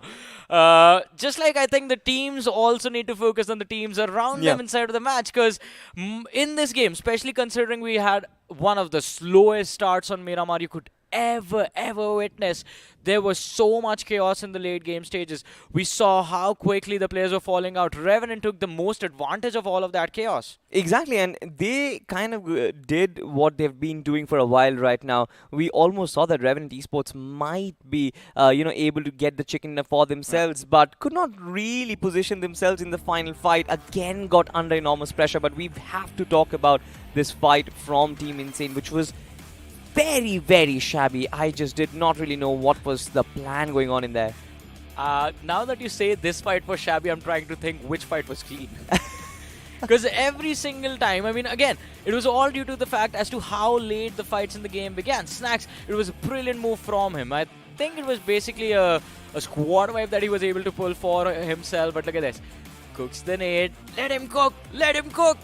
And he just kept on cooking. And he cooked for so long that the other player ended up burning. Now that I see it, right, the direction of that throw, was it supposed to be like... It was supposed to go out the window. It was supposed to go out the window, but it was very far away from the window itself, right? It was extremely far away from the window. It kind of goes to show that it might be intentional. I'm not sure, but... Exactly, right? It could be, but even this team, right, Santanandi Kids, they've shown signs of promise, and Believe has been sort of trying his heart out, but it still was not possible. Revenant Esports and the defense was impenetrable at that point. Revenant was just flawless in this game. I mean, I was rooting for them to win actually after they were taken. They had taken down the players of the squad before this, but as soon as the push came towards 7 Habit, you could realize that, alright, this might be a little too much for them, because 7 Habit already had the control of the area, and the trades were in the favor of 7 Habit as well.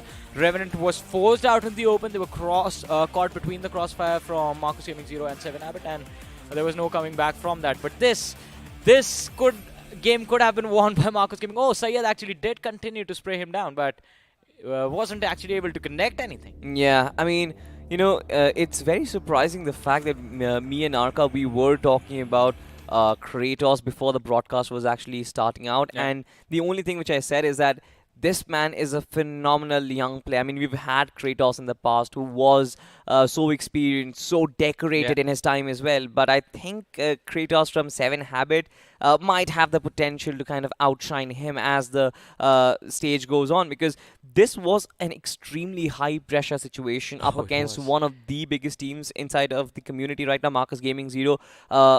When you have a player like Scout just coming in, chasing you for a 1v1, you know that having the presence of mind to peek out, use your DBS, and then instantly switch over to the M4, constantly shoot back towards Syed as well. He was processing so many things at that time. I think it was absolutely phenomenal. And not just Kratos individually, I think the entirety of 7 Habit, the way they kept on pushing Marcus Gaming Zero towards their compound, towards the blue, I think that was one of the important key factors why Marcus Gaming Zero had to kind of take drastic measures in taking this fight. Let's not forget, Kratos was also the man who secured the opening knock by taking down Dark Yes, Lord on the flank. And that was, again, another important pick for the team, but an important pick for all of us is always going to be the Fool's Blessing. So do go ahead in the reward section of the game. Do check it out. If you get the Fool's Blessing Scarl, do let us know. Or the amazing DP skin, there's helmets as well available, right? Absolutely. I mean, the Mocky Monochrome DP28 sort of has been my personal favorite, to be honest. I have been constantly using it, but you guys, whatever your favorite is, just do let us know in your Instagram stories. Maybe we will reshare, because, of course, we want you to be lucky. But coming back in the day itself, Miramar, I was talking about this storyline, Johnny. 100% win record for Team Insane broken down. Let's just talk about it. What went wrong? Kind of a lot of things. First of all, I mean, the fight being delayed, that escape attempt, I do not understand it at all. All 4 players going their separate ways. Not 4, 3 players going their separate ways. No one left behind for any suppressing fire, and they were charging in a very chaotic fashion. Yeah, they certainly were, right? So if you kind of join the dots and make a timeline of that particular fight. Now, it was a 1v1 at the start. We saw Adi very easily just to destroy his opposition, but as soon as that knock fell, the entirety of Team Livecraft, they just decided, all right, fine, we're going to disengage. We saw the vehicles move in 3 different directions. And I'm not sure if that was deliberate. That was to bait out players from Team Insane. But we are going to talk about that. But speaking of players, let's just talk about the best player in this game. That is the MVP of the map of Miramar. I'm not really sure. I didn't think there should be any surprises. It has to be Kratos from 7 Habit. For sure. I mean, especially after clutching out the win for his team, he has to be the MVP. 6 finishes on the board, 60% finish contribution, so we know the team has 10 in total, and that is definitely going to put the side of 7 Habit in a brilliant position in the overall ranking as well. But this wasn't the only individual who's doing wonders inside the game. We have the top 5 players from the previous match. Polo from the side of Revenant with 4 eliminations to his name. Dark Lord from Marcus Gaming was absolutely phenomenal. Snacks, we saw that 200 IQ nade that was lobbed, and I think it was intentional, Salty, because I think he realized that I might not have enough HP to work with, but this man will definitely run in to finish me off, or maybe to try and loot the crate. Might as well just lob it in so that he also goes down with me. It was a kamikaze move. Exactly, it was a kamikaze move, because you look at the way it was not even thrown in the wall of the window as well. It was at the door. It was at the door. It was at a plain straight wall. So I think he kind of wanted himself to get taken down with it as well, but he just managed to magically survive. But talking about the point standings, both Marcus Gaming and 7 Habit 11 and 10 finishes respectively, and Revenant Esports on that 9 finish marker. This 3 together, they've sort of 11 plus 9, 20, and then so they basically have completely finished off 50% of the lobby themselves. They took everything with them, and you know where the actual impact of all of this vacuum is going to be. It's going to be on the next page of the rankings, where for the first time we will see teams from Group Red. A lot of teams finish with 0 points, but we'll talk about that in a bit. Point of the matter, 7 Habit, a massive boost in the rankings. Marcus Gaming 0, kind of consistent so far. Revenant is the most consistent team. They again make it to the podium. But this is what I was talking about. 1-1-1-1 for the bottom 4 teams. Then you have 2 teams finishing with 2 points, 3 points for Marcus MG, and then CK there with just 4 points. Yeah. Now, out of this entire point standings, I think the only conclusion will be the fact that Marcus Gaming 0 will have a big sigh of relief, because yesterday performance was not really the best. So today, the first game going in their favor, I think this kind of settled down a little bit of the Yeah, it nerves, does. does kind of bring a little bit of trust back inside the team as well. But on the contrary, a big downfall for the side of Team Insane. Now, we were again talking about it, right? Yeah. The fact that all of the players were just moving out. Team Insane, I don't know, all of a sudden, I saw sprays coming in from the likes of Team Livecraft, and one by one, the bodies just fell. Did Team Insane kind of not understand what was going on? I think they had a misread on the positioning of the players Yes. of Livecraft, because we saw two players go down in front of one man itself, and that leads me to believe they were trying to focus fire on one individual on the high Yeah. ground and then take care of the other two people on the flank. But it did not work out because the flankers were a little bit more precise and quicker on the trigger. They took down one individual, the other man from the top chimed in, and then it was all done and dusted already for the players of Team Insane. But ladies and gentlemen, if you're hoping to get yourself the Avalanche X suit, things are still not over because this X suit is still not out yet. It is coming soon. Do make sure you're updated with Crafton India Esports' social media handle. You're following them every on their social media, and of course, you are constantly checking the reward section of the game. Absolutely. I mean, I think checking the reward section of the game is you don't even need to remind the audience Yeah. right now. It's sort of become like a natural habit. Every time I open the game itself, I first too. go onto the reward section and then possibly just go onto my training grounds. But I think training grounds is where one team needs to go right now very massively, and that's going to be Hyderabad Hydras. Oh my god, that was just brutal, Salty. Why do you say that? Because it's been 2 days right now and they still haven't yet showed up. Now, I still remember how they qualified Yeah. inside of round 4 in BGIS. It was massive. It was a massive Yes. comeback for Hyderabad Hydras, but it's not going to happen every time. One more thing, I mean, it feels they're struggling with their changes in lineup, but as we are about to have one change in our lineup, I would like Arka to also mention what are his thoughts on you speaking about him and his only 10 friends. I wonder what he will say to you, Salty. But anyways, these are the two groups that are going to face off against each other in the upcoming match, and we all know the map. It is going to be the map of Sanok. It is going to be the map of Sanok, of course. Group 9 and Group 10, they are going to be facing each other. And there are going to be some big names, ladies and gentlemen. I mean, we have been speaking of OR Esports. We have been speaking of 8-Bit CS as well. Forest Apes, a disaster of a day yesterday. I'm not really sure if they will be coming back in this game. But Sandhawk, this map being an off map, allowing them to go a little more aggressive, allowing them to rely on their instincts and their gunplay a little bit. Arka, of course, I will welcome you, but I will welcome you with a massive question on your back. Is this, the Sandhawk map, the ideal situation for Forest Apes to make a comeback inside of this tournament? Before we get into business, Um, there was something with Johnny left off with, telling that Arka has got 10 friends. You know what? Yes, I've got 10 friends, but I've got more bros uh-huh. at arms. Bros at arms, to be specific. So I do believe that, friends are for kids and brothers are for legends. Okay, man has come back with some savage lines, Arka. I mean, who hurt you? don't Did know. I? Did I? But yes, happy Environment Day. And let's come back into the game. Absolutely. Answering your question Yeah. about the apes, Mhm. I don't think so that they're playing anywhere close to the 10% of expectations the fans as well Yeah. as we casters are keeping on them. Because third game is where they failed horribly. Yeah. And I'm expecting that they will be able to come back very, very strongly in the rest two games. Because when apes don't have anything to lose, they rumble in the forest. They certainly do. I mean, they rumble in the forest, and it seems like the tropical forests are where we are heading in about 20 seconds right now. Of course, the timer is there, but before we actually head inside the game, Arka, you said that Apes might actually be looking for a massive comeback.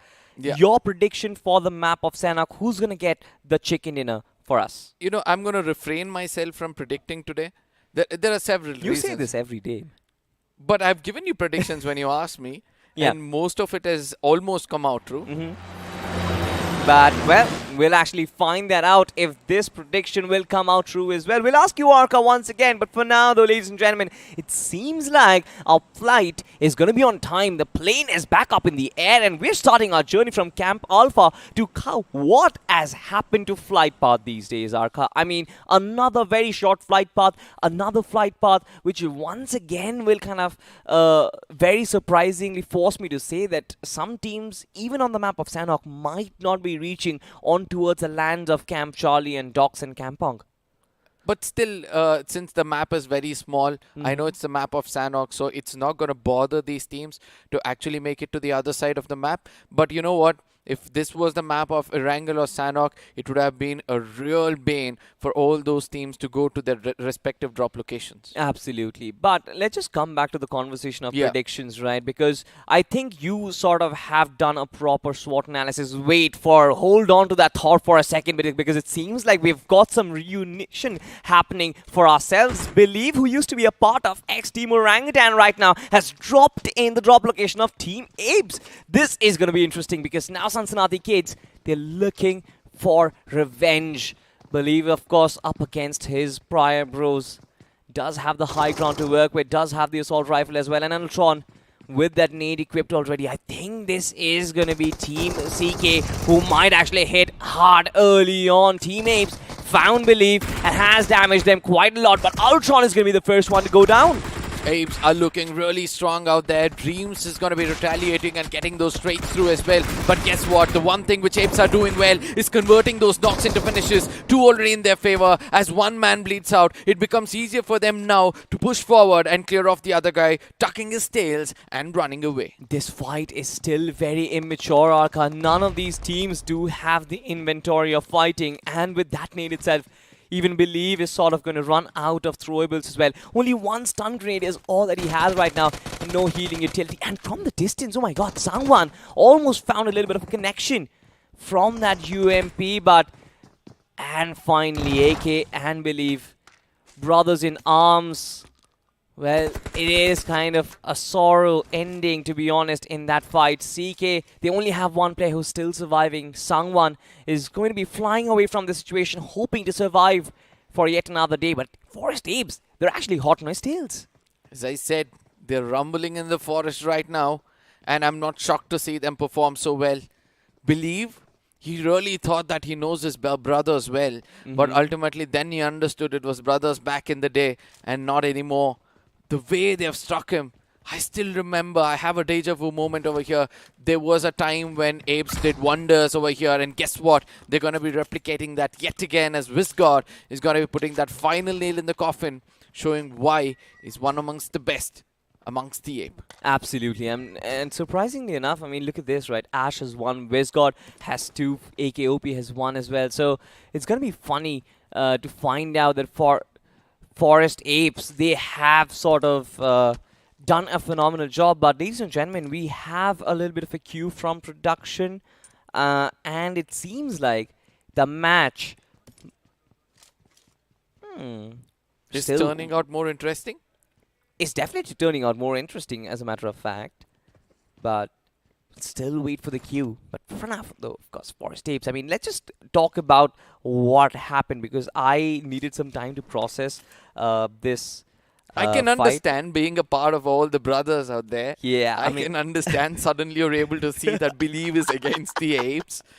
Yeah, I mean, that is true. That absolutely is true. But this entire fight, it seemed like, once again, Cincinnati Kids have this usual problem. I believe is the one in the front lines. I feel like he lacks support, especially when you see how Sangwan was placed, right? He was not even involved in that particular fight, not even involved in how things were happening. Ladies and gentlemen, of course, if you're surprised why we are back and why you have to look at our faces instead of the game itself, let me just tell you that the game will get re-hosted once again. We'll start back from ground zero, and once again we will have all 64 players back alive inside of the battlegrounds. But that just goes to show only one thing, that we might get to see this bootcamp battle once again. Arka, do you think so? I don't think so. Do you think CK will change their drop location? Obviously. Obviously. Because they've lost a battle right now, and they do not want to step back over there and do the same kind of mistakes. The Apes have proved themselves, and this was the right kind of start, if you ask me, for the Apes. Early 4 finishes, and then they could have taken that rotation slowly into the circle and had a very, very good time in the map of Sanhok. Yeah. But I do believe, since they've understood they have the strongest firepower when it comes to the map of Sanhok, especially in this group, they might replicate it yet again with the room being rehosted. Yeah, I think so as well, because I think Team X Orangutan, when they existed, of course, Yeah. they always used to kind of want this boot camp battle, a drop collision and boot camp, because Yes.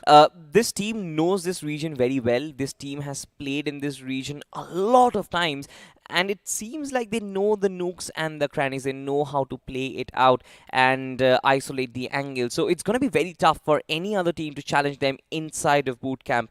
But apart from that, I think the point that we were still discussing is that for Cincinnati Kids, I think Believe needs a little bit more support, be it from Ultron, be it from Sangwan, or anybody else. See, let's put the situation like this. Mm-hmm. Believe might know the place well, but he's not got the same kind of brains to get that tactical formation in the boot camp region. Agreed. So I do believe that Believe needs to adapt to his new team and rather not allow them to adapt to his strategies. Yeah. Which is going to be a little hard according to me. Makes a lot of sense. I think it is kind of justifiable, and that is one of the reasons why I also support what you just said, right? I think Cincinnati Kids should look for a different drop location. And having said that, I think the flight path also might change, the circle might change as well. So this might allow a complete reshuffle and a reset for things that were here to happen. But again, just letting you guys know that it was a player disconnection, because of which we are going to restart the match, but it's still fine. I mean, Sanhok, we all love this map,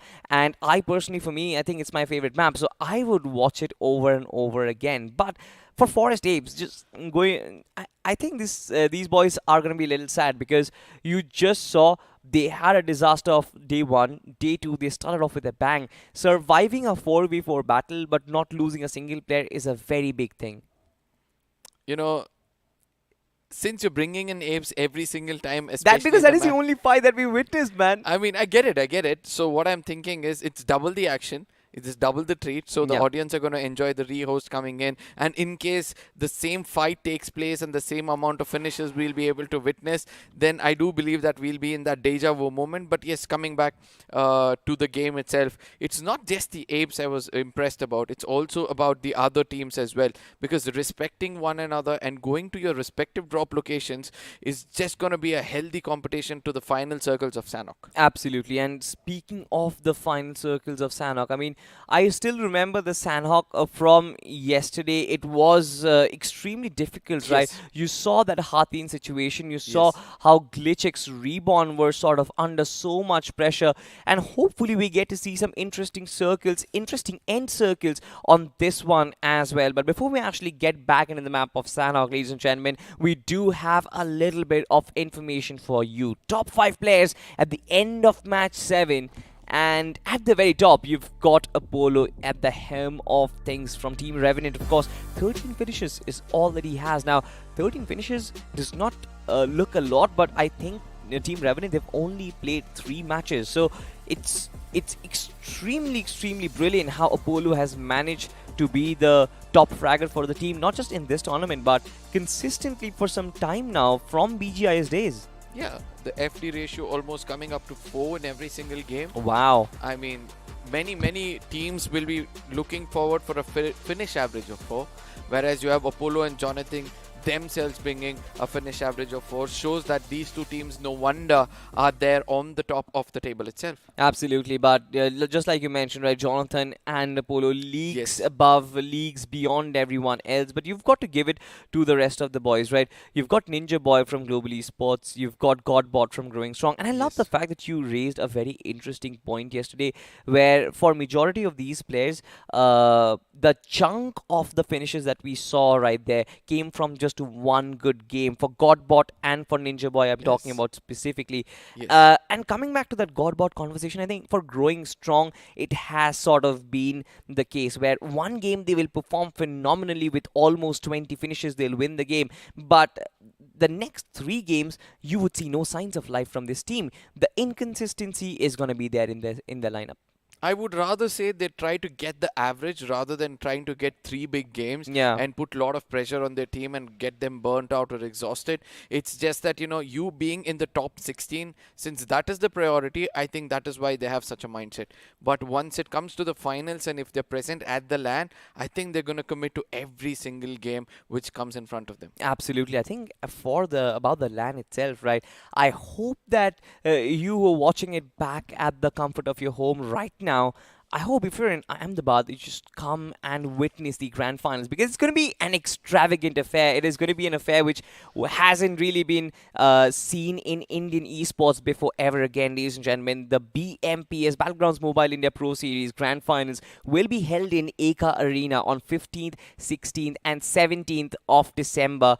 It's going to be absolutely amazing. And if you are in Ahmedabad, just do drop in. Make sure we're all going to meet up. We're all going to have a fun time, and we are going to have the grandest of esports affairs. But coming back on to the best moments of day 5 so far, I think I've had a couple of moments, especially on how I'm not really sure. Did you witness that Snacks grenade on the map of Miramar, Yes. the 200 IQ nade? I think that has been my best moment so far.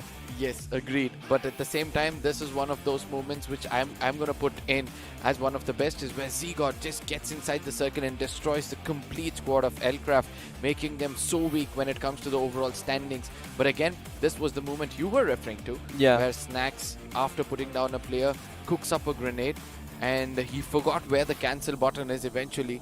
And then since, there are several two-finger players who kind of, suffer the same fate when suddenly there's a person pushing in. I mean, the timing of it, right? The cook on that nade was so perfect because as soon as the door opened, the nade kind of exploded. And I think Snacks also did not anticipate that it was going to be so perfect. I would say that he tried to aim it to the corner of the window so that it pitches on the ridges of the window and falls outside rather than inside. But it's just that he mistimed it and it fell inside the house itself. It just goes to show that some of the world's greatest inventions are a part of the biggest mistakes that they make, and that sort of happened, or you just never really know. It might have been thought out. It might have been planned for Snacks as well. We'll have to interview him maybe to kind of get more clarity on it. But this was one of the moments where we kind of witnessed where Kratos, all by himself, the solo man, just gets the chicken in a 4-team-7 habit. Of course, he did manage to get the revive on towards Drago, but from that point on, I feel like Marcus Gaming Zero, in spite of getting that second position, I think they'll sort of be feeling that sigh of relief because day 1 was not really perfect for them. See, when you know that Scout doesn't have much firepower left out, lack of bullets, he's just picked up a Uzi which was fallen inside the building. It was important for him to lead the fight so that he can give information before getting taken down. But since he was in the backlines and he only had an Uzi with no extended mag, I believe they fell short because of that. Fell short because of that. I hope that none of the teams actually fall short in the map of Sanhok, of course. But we do have the timer on our screens right now, 50 odd seconds before we get back inside the game. Now, we were discussing about last day's Sanhok, right? We were discussing about that final circle. And I still remember, Arka, Glitchix Reborn, one of the most promising new teams out there. I think they were holding the nice position, and from the backlines, Genesis, they were just lying around. They were just slithering snakes in the land itself, and the circle shifted, and all of a sudden they get the winner chicken. I think that should be the strategy. I think that will be sort of the thing where you stay away from the fights, but you manage to find that one big hit which gives you the chicken dinner. Yes, speaking about one big hit, the map of Sanak has always been the hits of BMPS so far. Oh, yes. Because you had Manya once, he was the lone snake out there. Oh, yes. One good grenade coming in from his side to eliminate the complete squad and then gets the chicken dinner for himself. And now you speak about another squad altogether. So that's why that's why me subconsciously, we love the map of Sanhok. Everybody loves the map of Sanhok, and I think not just about loving and the entertainment factor as well, but I think Sanhok will always have that potential of giving an opportunity to the teams who haven't really been performing. Because if you think about it, Arka, maps like Erangel, maps like Vikendi as well as Miramar, they are huge maps where rotation plays a very important factor. I mean, Sandhawk also has similar features, but I think on Sandhawk you rely on your gun game a little more. Is that true? Yes, you rely on your gun game a little more, and also you rely on your throwables mostly. Yeah, because absolutely. because of those ridges, if you're one with the nature as well, it's not like you can just run out in the open. Yeah. You need to block the views of your opponents through smokes. You need to loft grenades in such a way that it connects and does major damage before you rush in. So somewhere I feel the hard compounds, the throwables are going to be two major reasons for you to get that chicken dinner in the map of Sanok. And also the fact that circles right now have been very tricky. We have seen the circles sort of keep the players guessing on which True. island it is going to go, whether it is going to be the Camp Alpha Island, the Camp Charlie Island, or the mainland itself. Now, we have seen circles sort of go all around the board, but yesterday's circle, I think, was one of my favorite, where it just landed on top of the trifecta on the three islands. But Yes. at the end of things, just moving on top of Hatin, global esports just reminds me of that hold on towards the Camp Alpha Hills. They were just absolutely brilliant until that last moment. Now, having said global esports, Mavi leading his boys, I want to know your thoughts on what do you think of this new look global esports, and what do you think of how they have been progressing so far?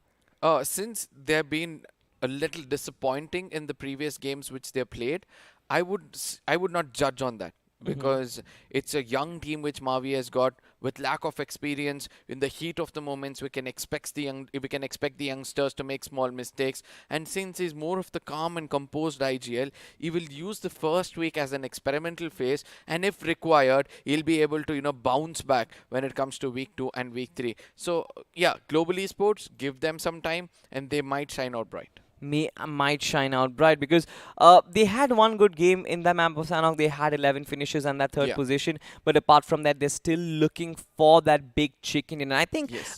with Mavi at the helm of things, they do not really have to think about rotation much. This man was the absolute pioneer of finding good spots inside the final circle. It's just a matter of time when things click right. You've got youngsters who are absolutely crazy in terms of firepower. You've got a great leader in terms of Mavi as well. But we've spoken about global esports. I want to talk about another big team who was Yes. a huge talking point just before you arrived. I'm talking about Team Insane Esports right now. Yes. Two back-to-back chicken dinners in the two games that they play so far. Johnny was very eager to find out if that 100% win record is gonna get carried on, but that was shut down in a very disappointing manner. No, I wouldn't say disappointing. I think in a very anticlimactic manner. See, it was inevitable if you ask me. I'd already predicted this yesterday itself, that Insane, after getting two big games, will look forward to find averages rather than, trying to stick on to the same strategy Yep. and becoming an open book for week 2. So, Team Insane, I think they got around 4 to 5 points in that game, if I'm not wrong. But yes, I'll be looking forward to see whether they'll look for another big game, since they've fallen short of 5 points to that average they wanted to find. 5 points average. I mean, in terms of that, I think Team Insane has always been like, for them, average isn't really good enough. They've always looked for high finish numbers. I'm talking about. And because of that, sometimes the rotation has had problems. We saw in Miramar, they abruptly wanted to charge in a fight up against Livecraft, which was completely unnecessary, which begs me to ask this question. I mean, you kind of know how Team Insane function. You know how the IGL loves to work as well. Yes. In terms of shot calling, do you think they prefer to take every single fight, or do they kind of judge between a good fight and a bad fight and then proceed forward? Because in the games that they have won chicken dinners, they won every single fight all along the way with high finish numbers. I would say they know which fight to take and which fight not to. Mm-hmm. Only when the IGL feels that this is when we can actually strike, we've got some certain good positions for ourselves, that is when he's pushed his team forward. It's not like randomly he's going to take them inside a circle and allow them to, get into those assaults. So I somewhere feel that getting the circle control first and then taking those fights has been a great advantage for Insane. And they failed in the map of Miramar because of that only. Yeah. Because they did not have the circle for themselves. They did not prioritize the circle for themselves. And eventually, when they understood that we are gonna get fired at, they extended themselves too much just to pick up those finishes and got finished off. They are one of the teams with possibly one of the most highest amount of Yeah. aggression inside of the lobby right now. Not Yeah. just this particular lobby, but the entire BMPS lobby I'm talking about.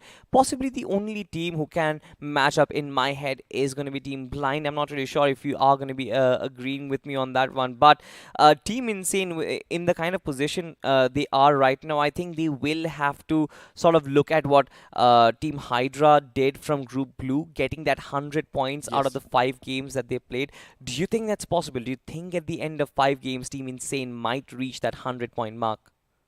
The chances are high if you ask me, Mhm. because once you injure the ego of Insane, they might bounce back a little harder. If they can do 50 points in 2 games, they've got another opportunity to, gain another 50 in the other 2 games. Yep. But they'll have to concentrate on the chicken dinners, and hopefully I'll be able to see them. To the list of teams you just told me who got very good gun power to get those frontal battles through, I would like to add another name, OR Esports. Okay. Because OR Esports has got Robin, Admino, Drigger, Secret, 4 assaulters, if you ask me, and they can do a great job when it comes to assaulting. Absolutely. I think Robin, in spite of being an IGL, has sort of shown us that this man is also a full-fledged assaulter, and hopefully we might actually see him in action in the map of Sanhok, ladies and gentlemen. We welcome you back to match number 3 of day number 5, and it is going to be the map of Sanhok. The flight is back up on the skies, and I want to find out if that bootcamp battle is still going to happen, Arka. Similar flight path. I Similar mean, flight path for a second. Oh exactly. my god. Yes, similar flight path, similar mindsets for all these teams. It's just that I believe that, there might not be a fight which can take place towards boot camp, but rather someone is going to drop off somewhere closer to boot camp, first loot, and then try to challenge them inside the boot camp region itself.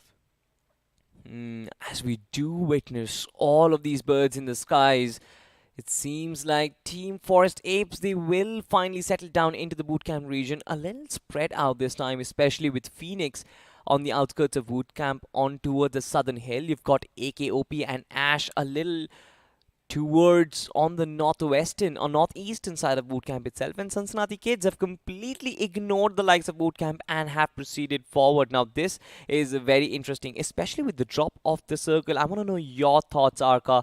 What exactly do you think of this circle? Because I think a lot of fights, a lot of teams will be forced towards that southern region of the map itself. Now, before I step there, look at what Elcraft are doing. They're being very clever. They're going very slow. They're not avoiding those fights, but rather keeping a close eye on the opponents as they move forward. Now, coming back to what you asked regarding the circle, I somewhere feel this circle is going to be to the complete eastern side of the map, towards the Dock and Camp Charlie region or Kampong region, and we might see a little bit of water involved in the final circle. A little bit of water involved inside the final circle. Who doesn't like hydration? But I think Team Cincinnati Kids will need a lot of hydration right now. And it's good that they have changed their drop location. It's good that Boot Camp has been allowed to survive at least.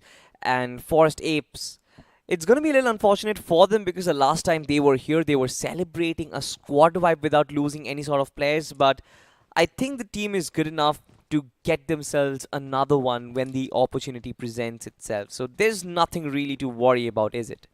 I still feel Apes need to worry because they did Yeah. hurt the side of Cincinnati Kids. So probably we can expect Cincinnati Kids to immediately loot Quarry region, come back and do a little bit of a gate capping Possibly, scenario yes. towards the side of Apes, and then, it's payback time. It might just be payback time, but you were talking about this team, Marka. This is OR Esports, of course, and we've seen their firepower. I mean, Secret, phenomenal for Team Entity. You've got Trigger, who was again a part of Team X Orangutan, being on loan at OR Esports for this season of BMPS, has obviously performed according to expectations already. He has been more than often in the top 5 players of a particular game, so I think there's nothing really to worry about. Every single player, in fact, even Admino, as a matter of fact, he was in OR Esports, one of the best young players that we have inside of the community right now, one of the most consistent players that we have inside the community right now, being led by Robin.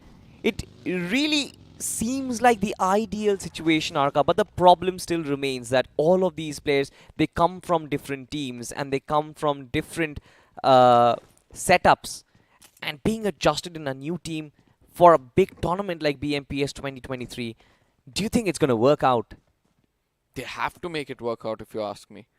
Because they don't not only have to prove to the fans, but they also have to prove to themselves that the adaptation to new IGLs or new teams is quicker, so that the further opportunities they're going to get in the esports scenario is going to be much wider, or there are going to be many opportunities striking their door anytime soon. But I'll be watching out to see whether Robin is going to think out of the box, pick up a boat at Hathin region, take a long rotation all around and come down to the Kampong region, because you need to sometimes think out of the box, and Dionysus is looking forward to do the same as well, as he tosses a grenade on one side, but the opponent's coming from the other side. Even though he puts a player down, he's going to be punished and put down. Exactly. I mean, there was no backup whatsoever. His friends aren't really here, and G1, of course, they are going to find that first knock and finish of this game. Now we are left with 63 players, but at what cost? Midwave Esports have lost one of their promising player, Dionysus, in the first fight that has happened, and now they're here. Atanki, Snacks, and Aru, all of them in 3 different directions. It seemed like it was a scouting effort from the side of Dionysus, but I think long before he found out that he was amidst the players of G1, I think his position was given out already, and that is one of the reasons why he has been taken down. The question still remains if Midwave will try and get revenge back for their team. If they have to commit, they have to commit immediately, because there's going to be several other teams who will be trying to take this rotation towards the shorelines, and in case they hear a small fight happening somewhere close by, Sanok has been the third-party king themselves. Yeah. In the sense, the team is forced to have third-party scenarios to get those finishes. Well, we'll see if there are going to be third-party scenarios, but it seems like Team Midwave Esports, they moved out of this situation, not really focusing much on G1. And I like this awareness from G1 as well, Arka. The fact that in spite of getting that finish for themselves, it seemed like they were prepared for a hit back from Midwave Esports. Knowing Aru, knowing his tendencies, of course, it seemed like he was going to come back for his friends. And that is one of the reasons why I think G1 has not made any unnecessary errors in terms of being caught outside, caught out in the open. But speaking of getting caught out in the open, Team Sansanati, kids in the middle of nowhere, just driving around Believe and Sangwon on a merry roll, and Sangwon has been massively endangered. Look at his HP, and right now it's going to be Believe on the other end of things. Nate Murnox is going to find the knock. Of course, Team CK have been absolutely devastated, and there is nothing that they could potentially do. This was the error that I was talking about, Arka, and this was the punishment that I was also kind of hinting at. You need to have the right vehicles in the map of Sanok. Trust me when I say this, her buggy is so much better, or else you need to stay towards the roadways, closer towards the roadways, and only deviate when you're getting shot at. But ultimately, since the vehicle had already, lost its control, they had to step out of the vehicle and then move back. But at least did they realize that Nade was also crossing paths, and then eventually the finishes were shared between Team 8-Bit and Nade individually. I mean, for Team CK, I guess they did not really have the compulsion of rotating in that situation. But now look at this. It's going to be Team Apes, and they are up against Team A2K. Ash goes down immediately, but the comeback follows through. It's AKOP. A lot of responsibility on his shoulders, but 2 major stalwarts of the team are down and out already. It's Ash and Vizgod who have been knocked out. And I think it's going to be on AKOP's shoulders to try and bring back the realms of the team. It's not going to be easy for now, though, especially with explosions happening left and right. But Hawk as well as Musa WG not making any sort of efforts. And I like this flank from Phoenix as well. He has kind of pressured Team A2K from not making any move from that left-hand flank. Phoenix is also holding the right corner, as you correctly pointed out. But what's more important right now is they're giving time for Apes to revive themselves. And once they revive themselves, they're going to be pouncing more harder, or they're going to be coming back so hard that A2K is going to get destroyed. Well, We'll find out if A2K get destroyed. For now, though, of course, Noisy 99 is still bleeding out, and it seems like reviving him is gonna be absolutely impossible. He's gonna bite the dust. 2 finishes secured for Team Forest Apes, and all of their apes have now finally been resurrected. And look at that, from that right hand side, the flank coming in. It's Ash and AKOP taking the shots. The 2-2 split. It does work, and we have seen it work already. Not really sure if A2K have what it takes to kind of stop an ambush coming in from both the angles, Arka. The grenade, it's going to be a very important one. It falls short. AKOP pushing in. It's better to have that DBS if you ask me. But the Molotov is going to be restricting the opponents from not moving around too much and giving a greater opportunity for AK to toss that grenade, bounce it off the wall, and you might register a knock. Well, we'll see if knocks will get registered. But for now, though, of course, the apes will try and sort of invade inside the compound. Wizgod just trying to look around the corner. He has spotted where exactly the player is, and one pump and he's done. Beautiful shot. That did connect. That leaves us with just one player. Of course, Smooths hits back. The trade is there, but of course, Forest Apes clean things up quite comfortably. 4 finishes, and they will have it. I mean, they kind of picked up from where they left. Last time it was Team CK, this time it was Team A2K. Forest Apes, they don't really have anything to worry about. As I said, it's easy for them. It's going to be a cakewalk because they have nothing to lose right now. And we can expect them to do much more. A2K eliminated with 0 points. That is concerning if you ask me. Because week 2, when they come back and do the same kind of performance where it's going to be hard for them to, you know, strategize against strong team like this, week 1 has to be the game, or week 1 has to be the point standings of the new pros. Well, we'll find out what exactly will be the point standings of the new pros, but for now, Midwave Esports on our screens, and we just witnessed how Dionysus lost his life, and now it seems like Team Execute Esports might lose Hybrid as well. He instantly knew that there was Team G1 inside, and he had to run back, and Hybrid was almost a meter away from the Grim Reaper himself. Just finally making that call, his reflexes chiming in to kind of save his life in that situation. Had to turn the vehicle and the steering wheel at the nick of time, because otherwise, had he slammed inside the compound, I think he would have been burnt into a crisp. I mean, he's got the closest to the opponents, and they should have striked if you ask me. They should have. Yeah, they would have got 1 finish point so easily. Since they let them be, I am a bit concerned for the side of G1, to be frank. Well, it's going to be concerning for G1, but at least they have a finish to their name. On the other side, of course, you've got OR Esports, who have done one good thing, and that is just hug the shoreline, hug the eastern shoreline, and try and rotate, because that is going to be relatively easy. But Wizgod, and I think this man is one of the most technical players and one of the most mechanically gifted players in the game right now. Time and time again, that slow motion, connecting on that headshot, it's not going to be easy ever, is it? Yes, it's all about that trigger discipline. Hawk was just bending down. He was just nudging through that wall, and he was just waiting to get shot at. There was no attempt of retaliation from the opponents. As soon as he saw small pixels, he was supposed to press that trigger, but as you correctly pointed out, it is the gifted player who's able to pull it off to perfection. Yeah, we're talking about gifted players, and we're talking about Beast once again from Team RPS. Rippers finding another knock and finish to their name, and from the distance, oh my god, that spray down from the 3x. Absolutely laser precise in that situation, of course, but will he be able to get the finish for himself? That's a question. Even on the other side, you've got Nova 21 just stuck behind a rock in a hard place, but wow, what a head back. Shotguns from DBS singing the songs of death, and players have been completely engulfed.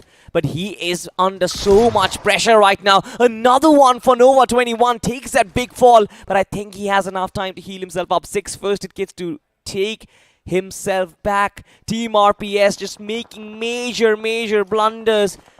I'm not really sure what's going on with Team Rippers. Arka, you have to break down this entire fight for us. When you have a squad rushing in towards you, why would you walk in as solo players? If 2 players had rushed in together, it would have been so easy for them to trade. You know, in the game of BGMI, sometimes you need to realize that you have to trade until and unless you're the last man standing, and a predictable position being held by them is going to allow another knock to come through. If he pitches this over the rock, and there could be another one coming through as well. Wow. He's done the damage. He has understood he's got an opportunity over here, so he's got to be pushing in. But the clever part is this. He's got his friend who's going to be backing him up. As he goes in further, will be getting the first one. The second one is going to eventually follow up. But no, it's the zone, which is going to be favoring the side of Rippers, doing most of the damage, and Rod is going to be so happy with this performance. Absolutely, but ladies and gentlemen, let's just talk about an action replay from the last game. It's Sansanadi Kids versus the Forest Apes yet again. Brothers in arms, apes of course, who have been ruling the community for a while right now. Go head to head, lock horns. Dreams of course will get taken down. It's just Ultrons carrying the hopes of his team versus WizGod, and this man has shown yet again why he is so mechanically gifted just with the DBS one pump, and his opposition is down and out. AKOP as well as Phoenix will get revived, but they're gonna miss the services of their leader Ash. In one interesting fact, Arka, which I'm gonna tell you, WizGod, he plays almost like 14 to 16 hours every day outside of scrims. This man is just so good in terms of his gameplay. Even outside of scrims, he will play his usual classics. He will spend time in the training ground, and I think that kind of results in accuracy like this. But of course, concerns do remain, especially without Ash at the helm of things. I have become a fan of him after that 1v2 which he clutched out. He had a very, very small window. His trigger discipline had to be perfect. His crosshair placement had to be perfect, because the opponent was also jiggling. Yeah. And he could have been in the line of fire when he was also coming out from behind that stone. But what a perfect gameplay. And I would say that's true prowess being shown by the side of WizGod.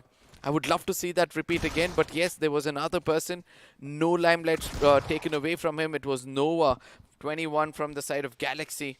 If the grenade had connected, I think Rudd would also have got finished off. Rudd would have... I mean, that is true as a matter of fact. It was a 1v1. It was a 1v2 in fact for Rudd in that situation, right? Just getting the first knock from the right hand side, the left knock from the other side. And a similar situation for WizGod here again, just peeking out, jiggling. Of course, ladies and gentlemen, it's not just WizGod, it's not just Rudd. Every single player inside of this lobby is just so mechanically gifted that their movement and shooting is in tandem. And of course, the reflexes are lightning fast. But speaking of reflexes, it seems like Mighty, his sprays can be lightning fast as well. For Mighty, I think he has spotted that fish in the waters, I think. But still yet to take the shots. I think wants to analyze if there is some other teammate who is still holding back behind any sort of cover, Arka.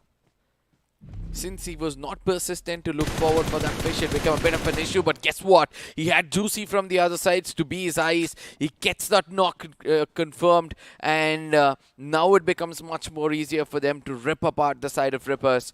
As the last man, Hydrox, he'll try to stay underwater for the longest time possible. Because if his head pops out, then there's got to be shot. He definitely is going to be shot, and I think his head will pop out in some time or the other, especially because of the lack of oxygen and the fact that he's also tanking blue zone damage, Arka. But look at this. What on earth is this circle, especially outside of Query? You look at so many teams who have already occupied that region, and now we know, as a matter of fact, Query turns into an absolute death trap. It is a death valley.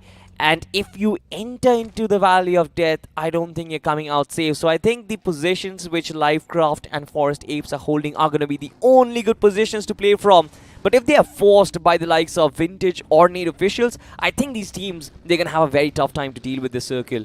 I really want to see how that mud water is going to come into play. Absolutely. Because once you jump into Quarry, your movement is going to be stopped twice by speed. Yeah. And no matter how gifted you are, you're not prepared for a situation like that.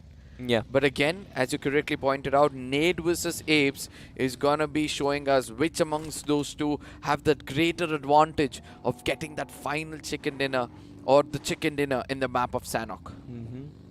We will find out who does have the chicken dinner at the end of the game, of course, but only the best of the best will, and I think this circle kind of tests their potential in handling the trickiest of moments, to be exact, because this circle is not usual. But we were talking about this particular fight. Team Forest Apes, they're still in these warehouses. They haven't really had any sort of troubles whatsoever. But right now, especially with Gunmaster's involvement, the number of nades that we've seen so far might have unsettled Forest Apes. But I love this flank from Visgod already prepared for an ambush which is going to come towards his boys. A good game so far for the side of Apes. The kind of game they were looking out for. 6 finishes with the loss of just 1 player.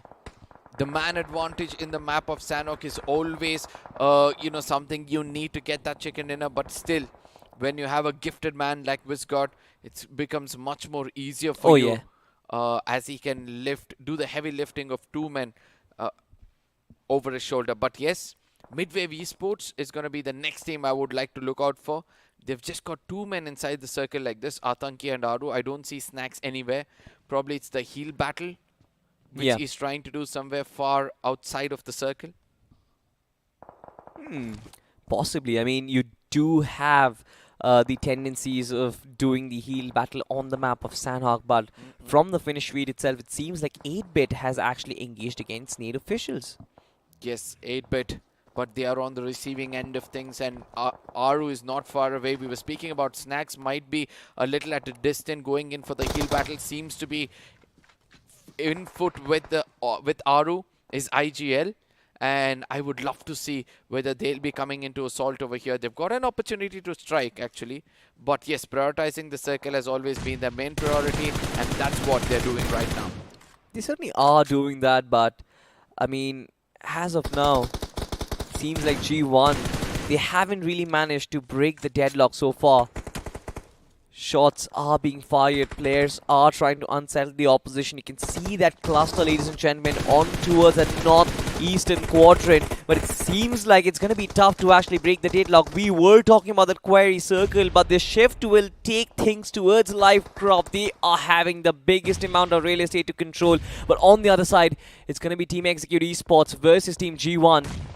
And G1, I think with the nades that they are lobbing at the opposition, it's going to be enough for them to do the initial bit of damage, is it?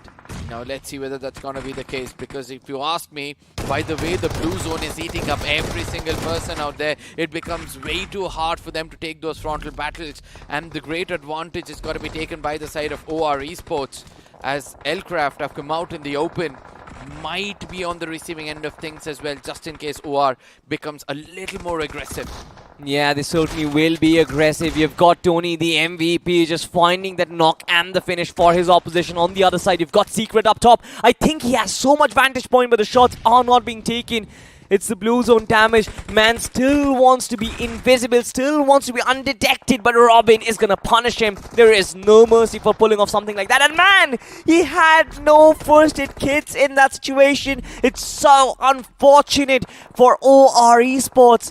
They could not survive. But speaking about survival, I think none of these teams are going to survive the absolute chaos that has taken place right now. Vintage Esports still have a couple of shacks and compounds to hold on to. It's not going to be easy, especially with another team's 8-Bit CS just sneaking right at their tails.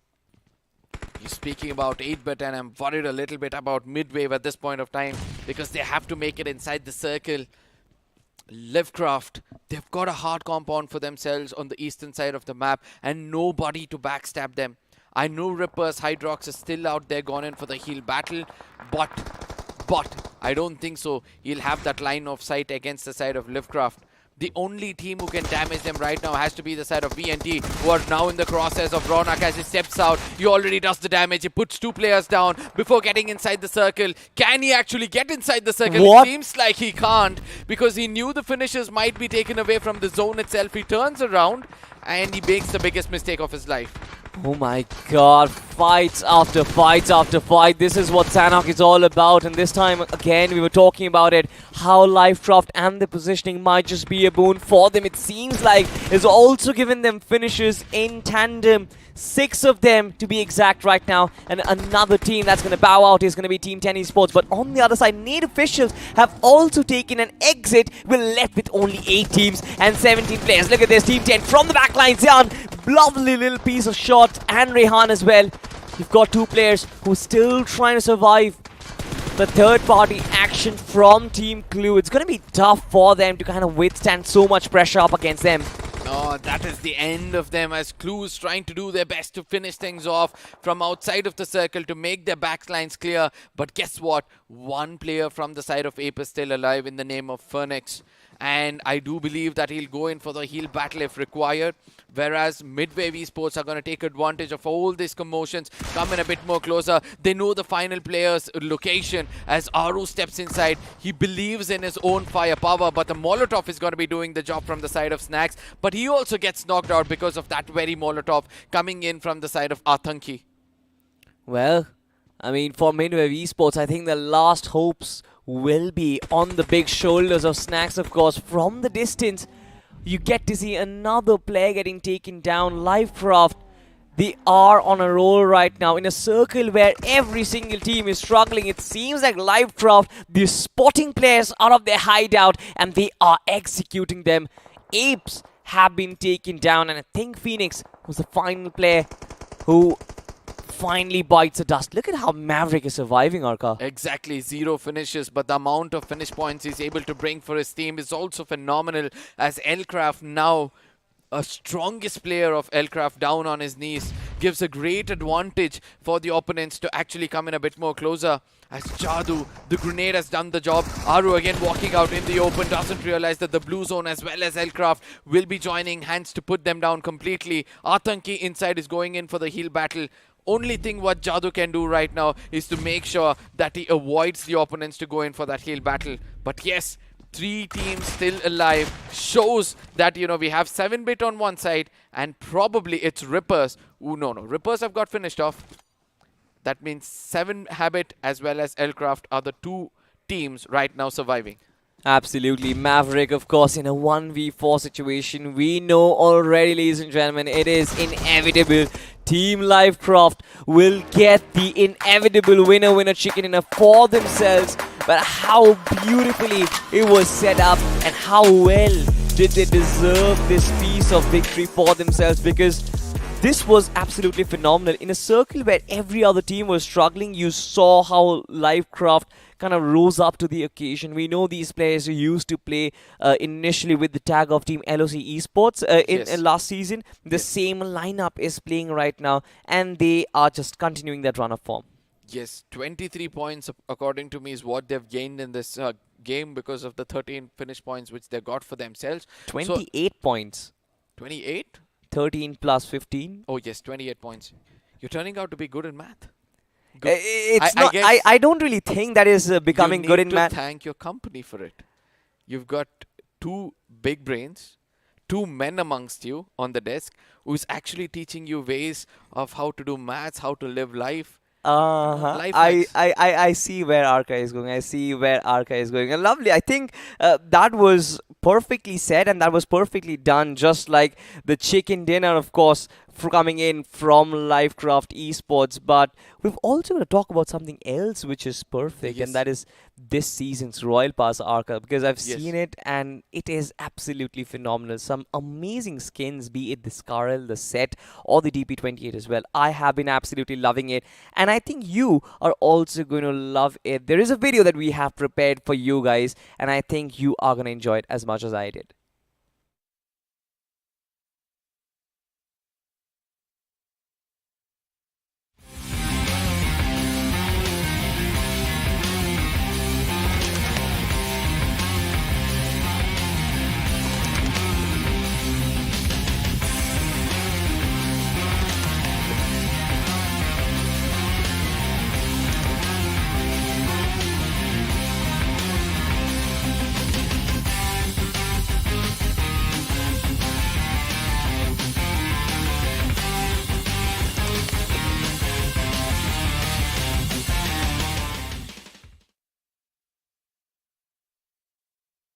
Well, we're talking about Freaky Fiesta, to be honest, and it seems like things got freaky not just inside of the game itself, but also inside of Sandhawk, because we saw how that final circle inside of Query was set up. Like, right, on one side you had Forest Apes, on the other side you had Lifecraft. But as soon as the circle shifted, we knew that Lifecraft will have that massive advantage, and it's one thing where Lady Luck has blessed you with both arms, but it's also another thing to use that blessing and actually use it to your advantage properly and execute it plans.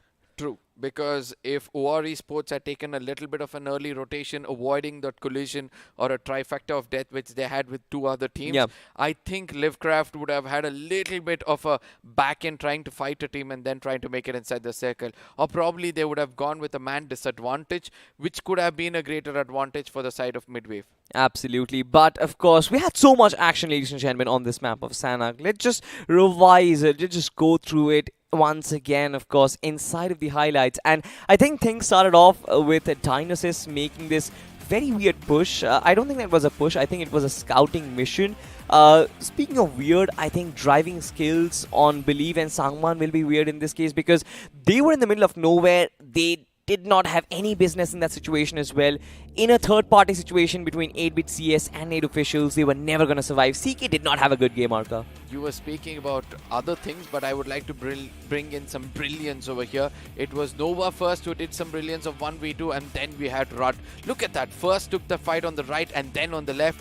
But this is where I would like you guys to watch that Vizgod. Look at that. He's got very small window, strikes one, and even the second one also. Ultron comes in over there, and that was also struck to perfection. Absolutely, but this was one of the places where I felt like Robin was just unfortunate, because Secret and Robin were the two players who were still surviving for OR Esports. Robin was in the blue without having any first aid kits whatsoever, and Secret, of course, was inside of the circle but under multiple third parties. Midwave Esports, Arca, you've got to give it to these boys, because they are slowly and steadily getting back into the groove. You're seeing the signs of improvement, be it in terms of coordination, be it in terms of how Snacks has been gelling into this team as well. I think Aru is a phenomenal IGL, does bring me a little bit of glimpses of jelly inside of him.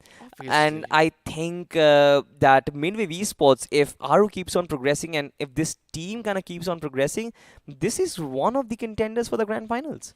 I strongly believe so, because as I said, those people who have been groomed under Jelly are doing wonders. Those Yeah. people who have been groomed under Sensei are also doing wonders. Yeah. They've become that, code crackers when it comes to rotating inside the circles. Let it be Punk, let it be Sensei, let it be Aru, let it be Jelly. These are the IGLs who are doing a great job in bringing their teams into the third Yeah. or the fourth circle, and then the job becomes much more easier for the Assaulters. Job does become much more easier, but I think Midwave Esports, they are entering the circle, but it's all about finding out that Yes. last bit of finishes in the final third of the game, and I think that is why Midwave has been struggling. But of course, since it's a long tournament, it will be a constant effort to keep on improving. Of course, Lifecraft did a fantastic journey, but for Forest Apes, like we were talking about it, they started off the initial rendition of the Sandhawk map with a squad vibe. This game as well, they started off with a squad vibe.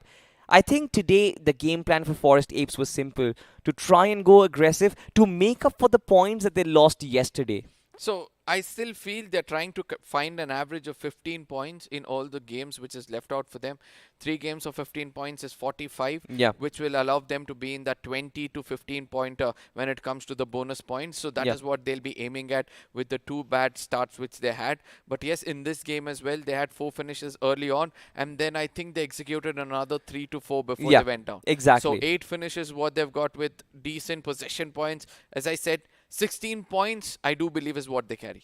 16 points or possibly anything more than 10, I think, for Forest Apes would be a good start, especially how they struggled to get off the mark yesterday. But now that they have gotten off the mark, I want to ask you this. You've seen Vizgod perform. We've obviously seen AK perform in the Yes. past. Ash has sort of, I believe, underperformed in this tournament so far, and Phoenix is still yet to prove his worth as a young player in this lineup. Do you feel Forest Apes are going to be contending for the top 16? Yes, very much. very much contending. You were speaking about Ash not able to perform, but I would like to tell you he's the catalyst in the equation. Got it. You know, it's not like he's doing a major form, but he's cleaning up things for the two assaulters and Yeah. giving them ways. He's watching their back. So Yeah. you need to have somebody like Ash who can understand the two assaulters in the team. Speaking about the new addition, he's learning a lot from this tournament, and Yeah. that's going to be the most crucial thing for a youngster like him. Mm-hmm. Imagine three big gifted people under whom you get Absolutely. groomed with. That's more than winning the title itself. Absolutely. I think that will sort of be a huge boost for his career. And of course, for Forest Apes, even I sort of want this team to perform really, really well. Yeah. And moving on, of course, in terms of team that we have seen so far, Midwave has been promising, Livecraft has been promising, Forest Apes has been promising. But the ones who haven't really performed, what about them? I'm talking specifically about CK. This team which is formed of some veterans of the game. You've got Believe, you've got Ultron, you've got Sangwan as well. They've got loads of experience, but why aren't they performing? I guess it's because they are not learning from the experiences they've got. Because with a point system like this, the more you concentrate on being in the centers of the circle, the more advantage you've got. But still, even though you're at the center of the circle, you need to have hard compounds for yourself. Yeah. But these two things is where I feel the team is failing. And Yeah. if they are able to perform that better in the upcoming games, find themselves inside the circle first and then concentrate on the firepower, I do believe that they can do much, much better. Speaking of upcoming games, of course, it's just been 3 games, ladies and gentlemen, inside of day number 5 in BMPS 2023. True. And we still have 2 more games to go. The maps of Vikendi and Erangel are here to come. And following that, we have a long journey ahead. We know that this is a very long tournament, and 15 matches is all that you've got. For Group Red, I think as things stand, majority of the teams are in that 2 to 3 matches played mark, where they only have got 12 to 13 matches left for them. Where do you think the average lies for every single team? How many points do you think every team should get as an average in the 10-12 matches that they have got to qualify for the grand finals? What is that threshold? It's very hard for us to say right now because, as I said, week 1 is going to be all about that experiment. Yeah. And also you'll be going back to your drawing boards after week 1, and then you'll be coming back in week 2 where Group Red is going to be watching Group Blue very closely to see how they're playing. So it's very hard for us to bring up with a number right now. By the middle of this tournament, I think we'll have a clear picture and you yourself will be able to predict. Yeah, absolutely. But again, speaking of the MVP of this particular game, you've got Jadu at the very top from Team Livecraft. 4 finishes is what we're talking about. In the second spot, of course, we've got one of our favorites. You've got Viscott. You were talking about him. He certainly deserves that number 2 position with 4 finishes that he has. Oh yes, and you know, Livecraft have been the stars of the show. As you see that, you know, 3 plus 4 is what they've got for themselves. But again, Haru has not left behind any stones unturned. He's always been that assaulter. We saw him, right? Yeah. If not for that Molotov damage, I believe he would have stepped out of that house very early and he would have got some finishes for himself as well. This was that moment. Yeah, this certainly was one of the moments. But ladies and gentlemen, let's just transition into the point standings. And here we are talking about it.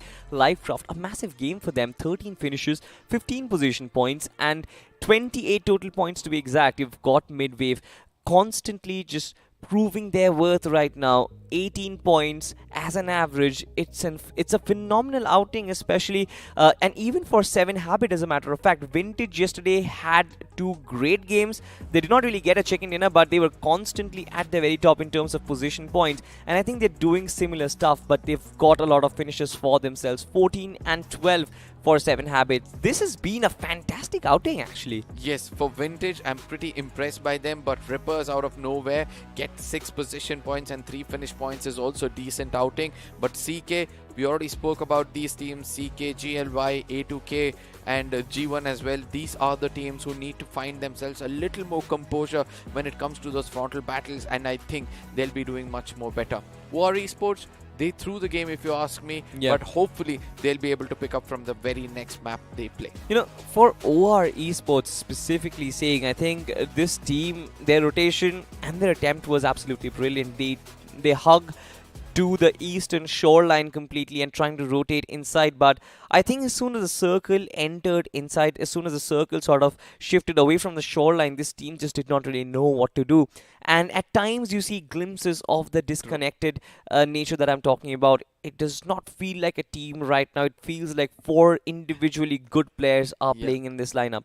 Yeah, and I do believe that that becomes a greater advantage. If you want a single guy surviving and playing for position points every single time, you have that player out there. Yeah. And if you want somebody to pull off a 1v2 or 1v3 in the final moments, you have a person already in your team. You can rely on any of these teams. But in terms of that, I think for OR Esports to justify that statement, I think they also need the points in their backing, which they currently don't. They have a few, but they also need a lot more points consistently in terms of position points. They've been getting the finish points, but I haven't really seen OR Esports consistently finish in the top 5. So for me, I would still love this team because I trust Robin's IGLing. I trust Secret and Rigger as primary assaulters. And of course, I've seen Admino being the clutch master for OR Esports for a year right now. So as a team, I think as big as the name is, they're yet to perform. And when I say that phrase, it also reminds me of another big name. I'm talking about 8-Bit XCS. I want to know your thoughts about this team. You know, before we go to 8-bit XCS, but OR Esports, just one liner for them. They just need a game like how Apes got in this one. Yeah. And that's going to be more than enough for them to, you know, come and bounce back. Yes, coming back to 8-bit X, I think it's just the combination of two teams which they need to still find the synergy, because 8-bit, their working style itself was so different. Yeah. It's a completely IGL-oriented team from the beginning. So I would want to see how the two new additions of CS will be able to cope up to that new IGL calls, as they are two still youngsters who are being groomed. So I'm not expecting much from them, but yes, they can do well when it comes to that 16 positions. They certainly can do fine. But of course, ladies and gentlemen, it's time for the next game. It's going to be the map of Vikendi, and group number 8 and group number 12 are going to be duking it out.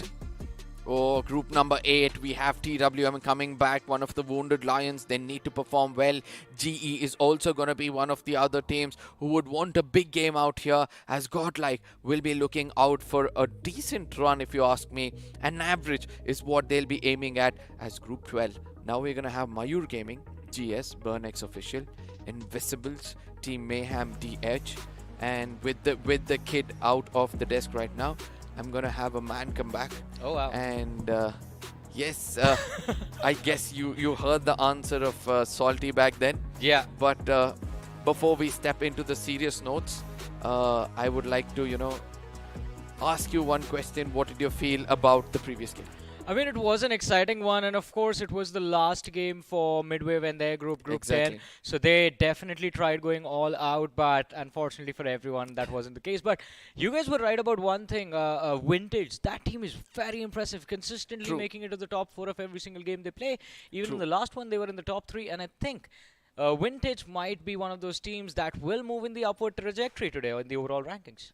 Completely agreed. I think they're following the footsteps of Gladiators when it comes to BGIS.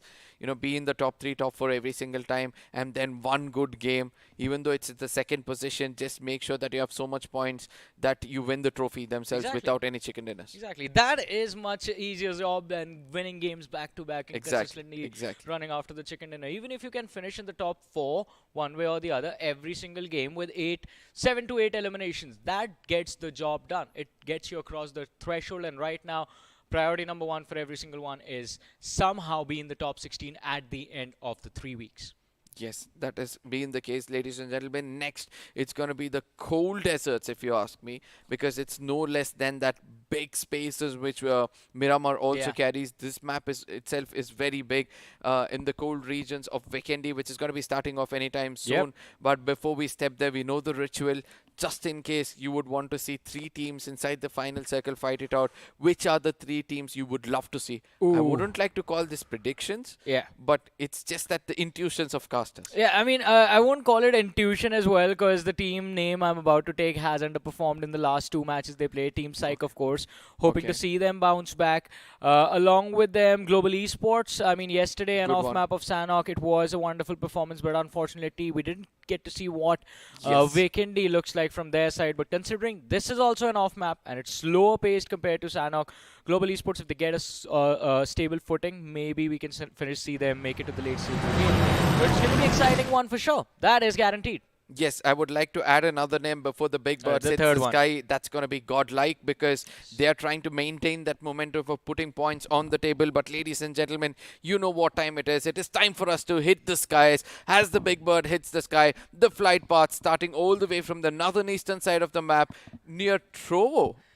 Yeah, near Trevno is where the flight path is beginning from the northeastern side, as you said, Arka, and it's going to head towards the southwestern edge. But every single time in a competitive lobby, you see this card being dropped from the plane, and read the nameplate at the back. You know who it is. It is Jonathan, ladies and gentlemen, leading the charge for the team. We all know the oldest drop this team have had. It is going to be Cosmodrome, where Godlike are going to start from on Vacandy. Well, let's see, though. And the Aston Martin goes away. Finally, he gets the parachute out. Can't hit the floor on that car, unfortunately. I wonder, Arka, would the car blow up first, or is the player going to get knocked out first? No matter what happens, I know the revival might not come soon. Yeah, I mean, if you do that, then your teammates are going to be like, what were you doing? But for the last few days, we've been seeing people just their foot being feet slipping on cave in Sanhok for some reason. Yes. Has become a vulnerable spot for people in the start of the game. But anyways, this is Vacandy. We have the circle a little bit quicker than the other maps, of course. And since the flight path has come to the end of the trajectory, we have the first circle of the game. It is a central one out of all ones. But on the finish feed, Arka, we notice the first fight breaking out. And this one is going to be Psych against Stellar Titans. And they're fighting towards the southwestern edge of the map right now. You were speaking about this team. You named them, and it seems like Nade doesn't want to disappoint you. To get those early finishes is the way for them to put a lot of points on the table. But yes, the big Cosmodrome region is going to be the homes of Godlike at this point of time, and that's a very, very good start if you ask me, because you need to have as that many amount of guns for you to take a fight like this. But Psych from far away, as Saad is going to be getting that knock and finish, seems like they can convert more in their name. Yeah, they have one already. That's going to be the second one in the hands of Psych. It's going to be important to see how many more finishes can they get in the early stages of the game. One more weird thing that I would like to point out, and I think even the viewers, when they get to see the map, are going to notice this, is going to be the fact that TWM have gone for the most unorthodox starts you could ask for on Vacandy. 2 players, in fact 3 players landing towards the northern side of the map, while the last man from the squad, Sam, is all the way towards the southwestern edge, quite close to where the players of Psych and Stellar Titans are. This has happened to us even in the default map of Erangel, right? Like when we Yeah. usually play with our friends, we feel that we have followed that guy, and then, by the time we are in the deep conversation and we come back and we see that, wait, you already left? Yeah, I thought you were going to talk about that one teammate that you have who doesn't believe in the rest of the team. He's going to be like, all right, I'm going to do everything myself. Lands in the exact opposite of where everyone else is going. And then you just have to hope and pray that he makes it through to the next stage. Because lately I'm not liking that one player staying away from the team and screaming for help every time he gets knocked out. But still, yes, this is the Pro Series, ladies and gentlemen. Things are way too serious out here, and all these players out there are just enjoying themselves, showcasing the best of their talent, because they want to prove that they are the best amongst the best. And that is what the fight is for. But Team Godlike, as we talked about them, starting all the way from Cosmodrome, are still looking around. We have Jelly on our screens a little bit further away from his teammates, looking for that early game loot. Has the G36C and the DBS, kind of a good loadout, to be honest, to work with even during the late game stages, and a good AR with good long-range spraying capabilities. The DBS, perfect weapon for the short ranges. Right now what he's lacking are going to be those throwables and, of course, healing utility and armor. And the helmet, of course, level 1 works, but level 2 is better. Level 3, it's the best. Since they are the best, they might need the best, but if you ask me, in the map of Vikendi, a UMP would be a little bit of a better option for you for those mid-range battles. Because for a team like Godlike, where the IGL is going to prioritize the center of the circle, he will want to see some of these action take place in those close rangers rather Yeah. than in the mid-range scenarios. I think since Arka, you and I are basically two of the oldest people across both the panels, here's a little bit of a history lesson. How many of our audience do you think is going to remember when the Uzi era was there? Oh. When Uh, everyone was just mad about the Uzi on Vacancy, that was the weapon you would go for. I mean, every single person, it's not only Uzi, few people were also relying on Vector, if you yeah, remember, at that very phase. So, yes, I hope to see some Uzi and Vector action. And guess what? One of those OG scout did rely on Uzi in the Yes. map of Myanmar Yes. in the final circle. So, it was a unique one to see, but Yeah. it's just that he couldn't maintain that crosshair on the heads of the opponents. But let me tell you guys this, that everybody would have felt that pain when your opponents brings in a Uzi Oof. in a 1v1 battle where you have an AR rather than a Yeah. DBS, and you get knocked out and you're gonna curse that person carrying that Uzi. Exactly. I mean, the DBS, I would argue, is a little bit more worse than Uzi, because at least with the Uzi, the opponent, there was an opportunity. Since you sacrifice one player, he goes in, then the other guy is reloading, because the Uzi runs out of ammo very quickly. With the DBS, it's a little bit more trickier, because the clip size is actually pretty good. You have 14 ammunition in one magazine, and of course, it is a shotgun at the end of the day. I mean, in DBS, the one big advantage is you need to connect just one Yes. one shell. Yeah. But whereas in the Uzi, you need to at least connect 10 to 13 bullets, which becomes a little bit harder. But yes, That reload coming time. back, yeah, true. Without an extended, it almost becomes a curse for you to have it. Spend like 4 5 seconds reloading that DBS. Team Godlike, though, I mean, we keep looking at them, we keep talking about them, and one interesting thing is going to be that since they are extremely close to the edge of the zone, they will have the opportunity to at least take control of Mount Kresnik. There's no one there, and that early control can definitely transition into a late game dominating run. But let's see, Stellar Titans shadow on our screen now. Two players already picked off by the assault from the lads of Psych, but Newman Gaming, we see them on the feed, taking on the players of U4G, and it's going to be Newman with the upper hand, but U4G, they find themselves sandwiched, and out of nowhere, Arka, I have a very uneasy feeling about this. I believe we might just witness the first quad wipe of the game, or, well, whatever's left of it. U4G, two last players, they're on the run.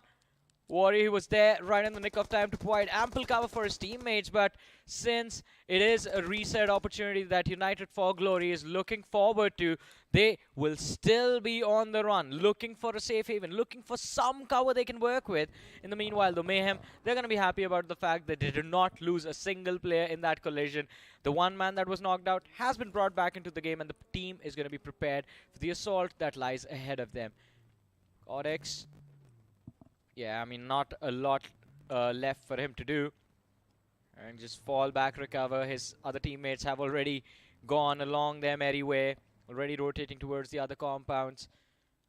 I'm actually worried about Stellar Titans' last two players. And even on the radar, you see another squad waiting for them. Team Invincibles. I believe Preet was taken down by the Titans themselves, but now it is their turn to get some revenge. I would say prioritize the circle.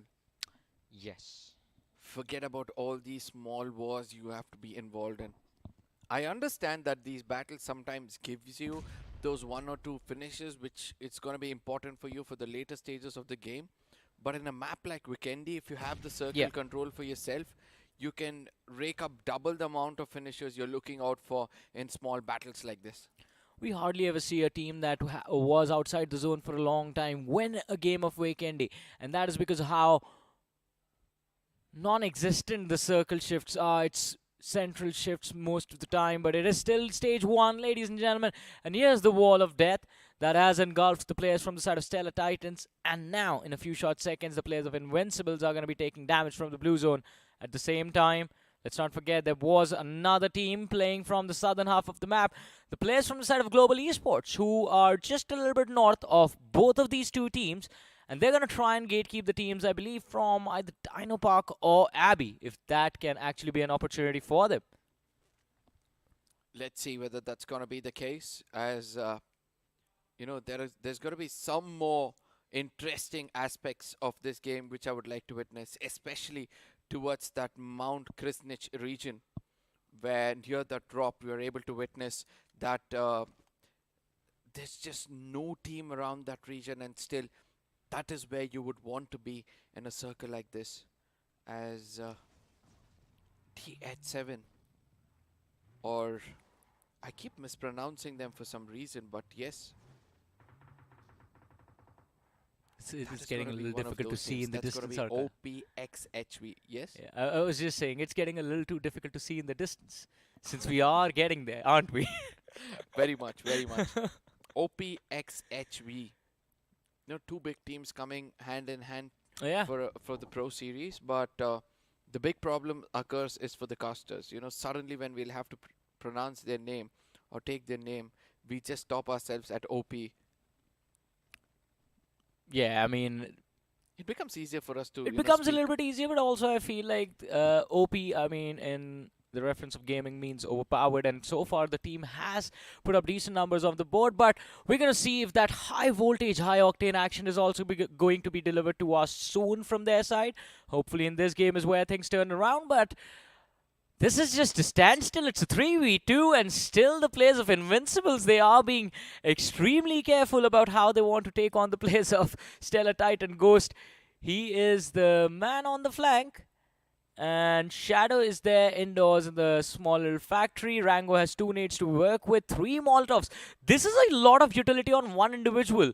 And just based on Rango's position, he's in the perfect spot to actually lob all of that utility on his opposition as well. And yet, the players of Invincibles, they held on till now. Finally, they are starting to move. Glocky, Abhi and Rango moving in tandem, but Rango is going to be taken down by DG Bot. And out of nowhere, it's going to be Invincibles looking not so invincible right now in this match. Shadow with a nade is going to look to take down Abhi, but it's going to be Glocky from the flank who finds the knock for his team. The second nade will be enough to secure the finish, but maybe not. Oh no, he has the wrong read as to where the man is. It's down to DG Bot from the side of Stellar Titans. He's going to have to clutch this 1v2 for his team, and both the players from the side of Team Invincible, they're looking to push now, since it is that one last man they have to worry about. They know where he is. Abhi wrapping around the building. Glocky will look to go dive right in, but it's going to be Abhi who secures the finish with the DBS, and that is the first squad wipe of the game. Stellar Titans out of the picture. Now, they both share 2 finishes each, and that's a bit of a shocker for me. Invincible, after doing so much of hard work, we're going to be losing most of their players and won't have any kind of finishes now. And also, the only way for them to put more points on the table in a map of, Vikendi like this has to be to go in for that heal battle.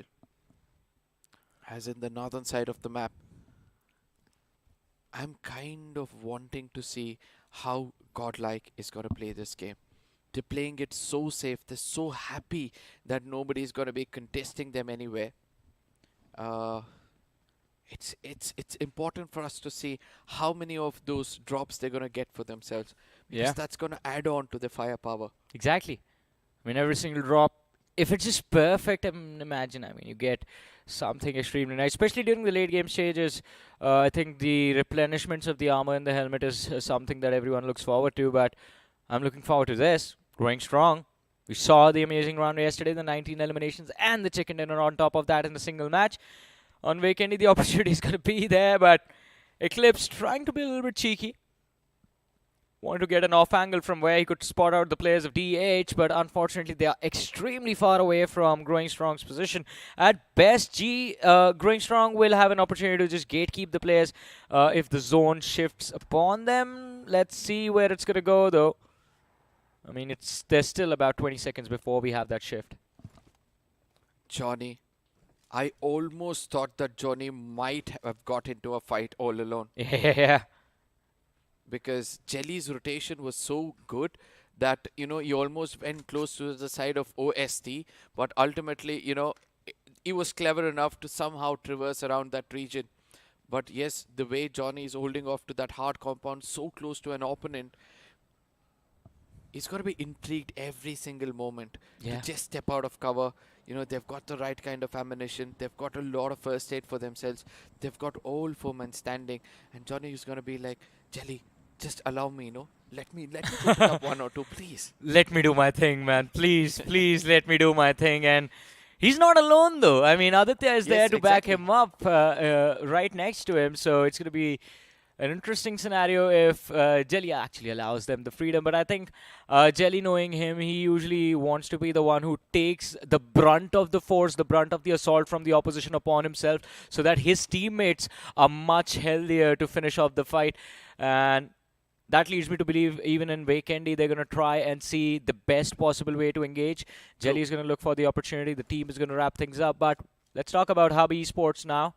This is another team that has been quite impressive in their run over the last, yesterday, in fact. Were in the middle pack somewhere along the lines, but today I'm going to be quite hopeful to see if Hub can actually climb over on the first page of the rankings. I'm waiting to see where the next circle is going to be forming up, because Where do you think? I think Villa region is where you would want to still stick to and make sure that you have that central compound for yourself.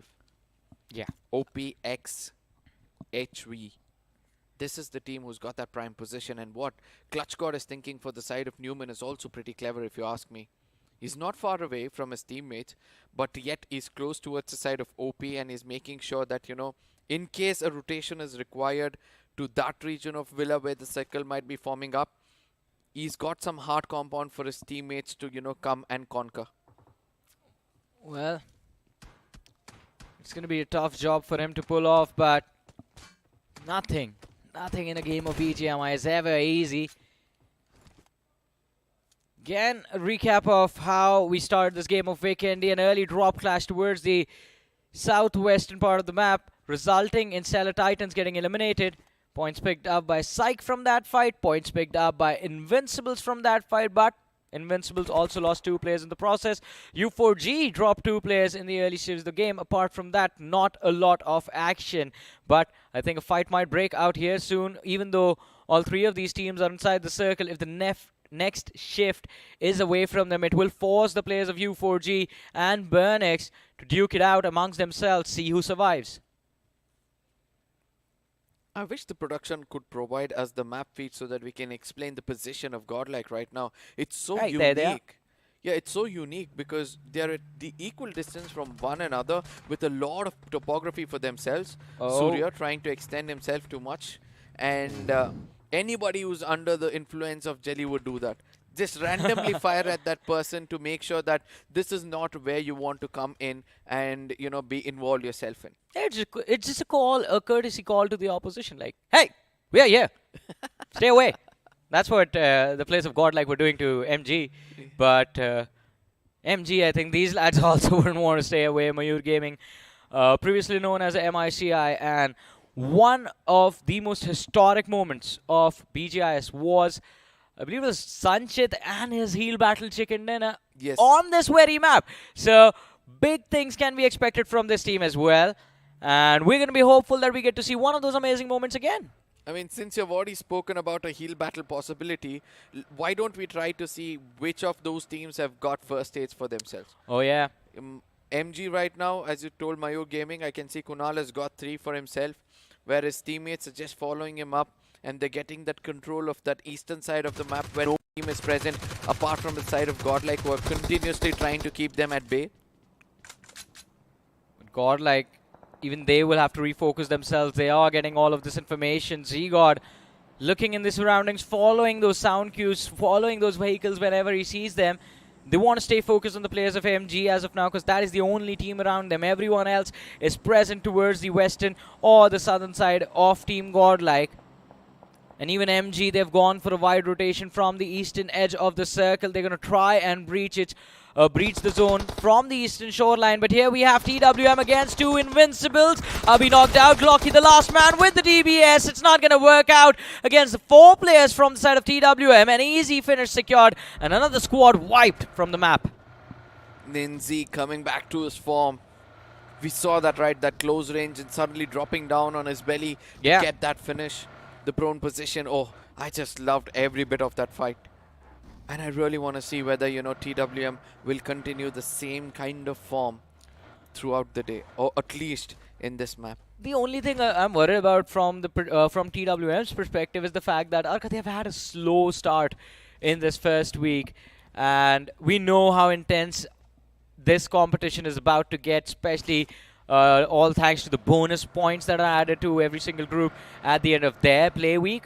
So TWM, they will have to pick up the pace and they have to be consistent from here on out if they want to make it to the top 16 at the end of week 3. But look at that, ladies and gentlemen, the cluster that is there around Villa, godlike present towards that northeastern edge. Not a single soul in their sights. They just want to be isolated in that quadrant, and if the circle now in the next 5 seconds takes a shift towards that northeastern quadrant, God, like they're going to be so happy about it. And it is a eastern shift, not necessarily a northeastern one. It is still one that keeps them safe. And look at where Jelly was, quite close to Villa. Already a preemptive move just in case it was a central shift, and his team already had the information. But now Jelly is going to fall back, join his teammate, and it's all going to be good in the hood. Oh yes, Mayur Gaming also have got a very, very good compound for themselves, or a very, very good ridge to work around with. But at the same time, I love the way Godlike is also playing this game. Yeah. As you said, every single time. They started off at that Cosmodron region, and then they came slowly down south. And they never, made it to the center of the circle. Yeah. But rather they came in somewhere closer to the corners, and then eventually Jelly, this man and his rotations. Jonathan, that man and his gunpowder. When two great powers meet, we can expect something phenomenal to take place. Yeah, but I think it's another team closing in from the northern side. Team Godlike, they're going to have to be careful about that. But Newman, in the meanwhile, they will have to watch out for the players of Psych. Because Psych, they just show up on this ridge, stop their vehicles, and we do see Striker peeking, scoping in and out, making sure he has vision of that compound. It seems like Psych, they have an idea. They've seen Newman Gaming moving inside, moving indoors, and they want to push and want to secure those finishes for themselves. But it's going to be easier said than done.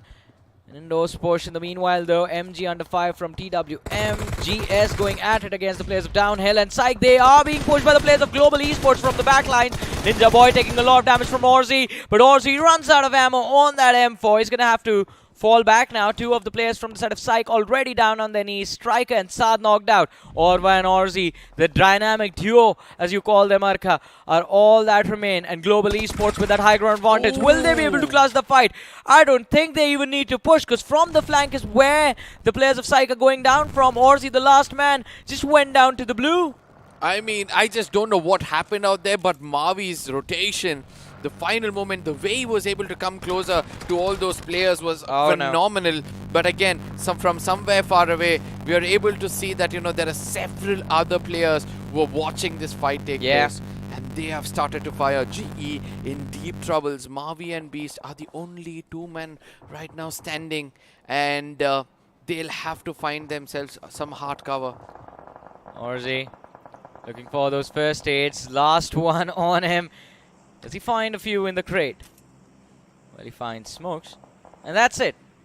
Just finds 2 smoke grenades. And just one last first aid on Orzi. He will be forced to make a play to make a push inside the circle, but it's not going to be easy. Godlike on the other side against the players of OST. As we talked about, the northern push for OST is working out quite nicely. They have 2 knocks secured. Jelly already finished off. Jonathan, he's the last man surviving from the side of Godlike. Brings back his brother-in-arms, Aditya, revived. C-God closes the door, and he's going to be finished off, but at least 2 of his teammates are still safe. A 2v4 for Jonathan Aditya to win in tandem as the players from OST are looking forward to the push.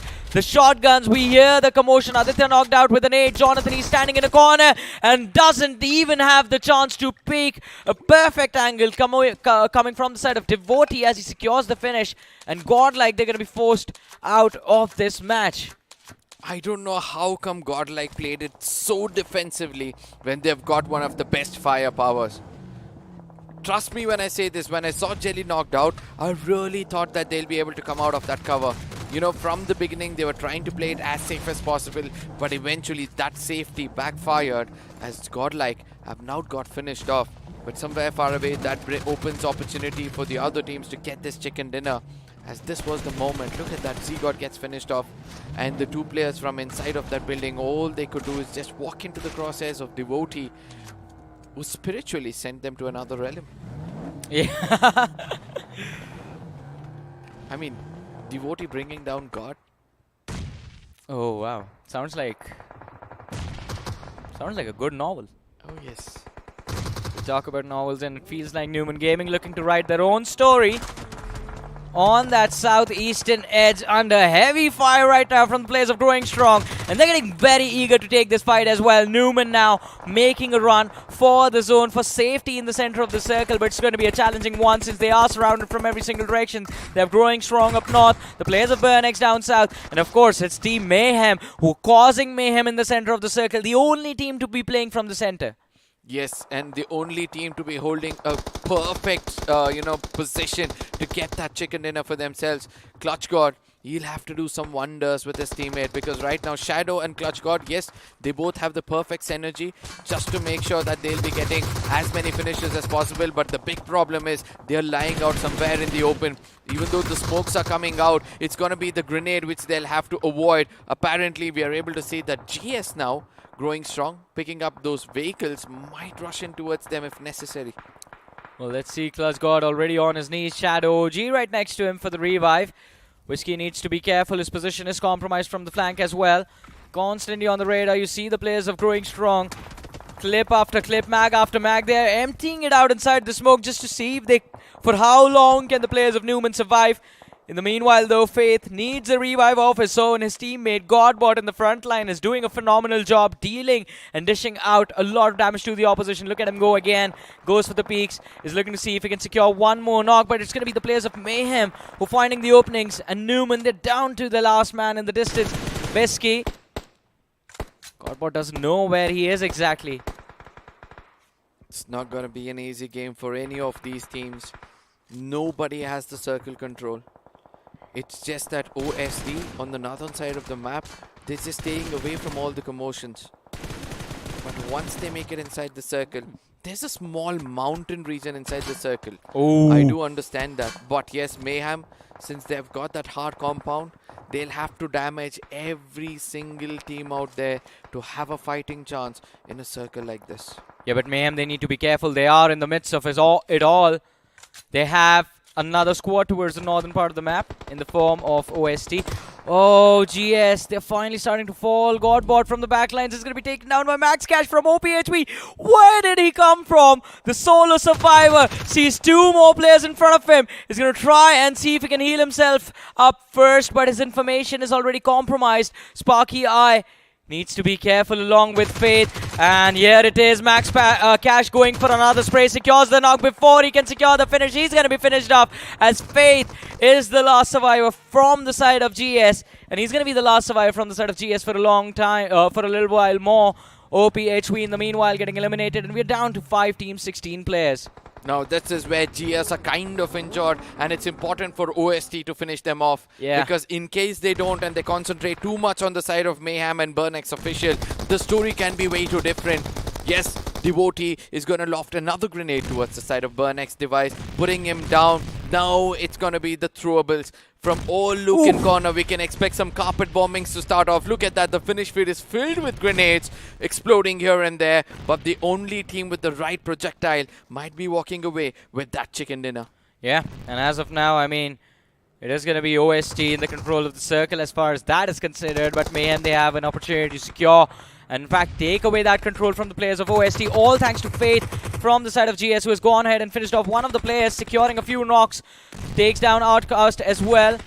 Burnex in the meanwhile taking a lot of damage from Mayhem's utility, but Mayhem, I believe they're going to be out of throwables soon. In fact, 2 of the players already out of throwables, and Godex is going to be dropped. Sahil OP is going to try and fall back along with his teammates, but gets knocked out midway. Warrior, I believe, is the last player left from the side of Mayhem, and out of nowhere, it is Burnex official, who are the top contenders for the chicken dinner of this map of Vacandy.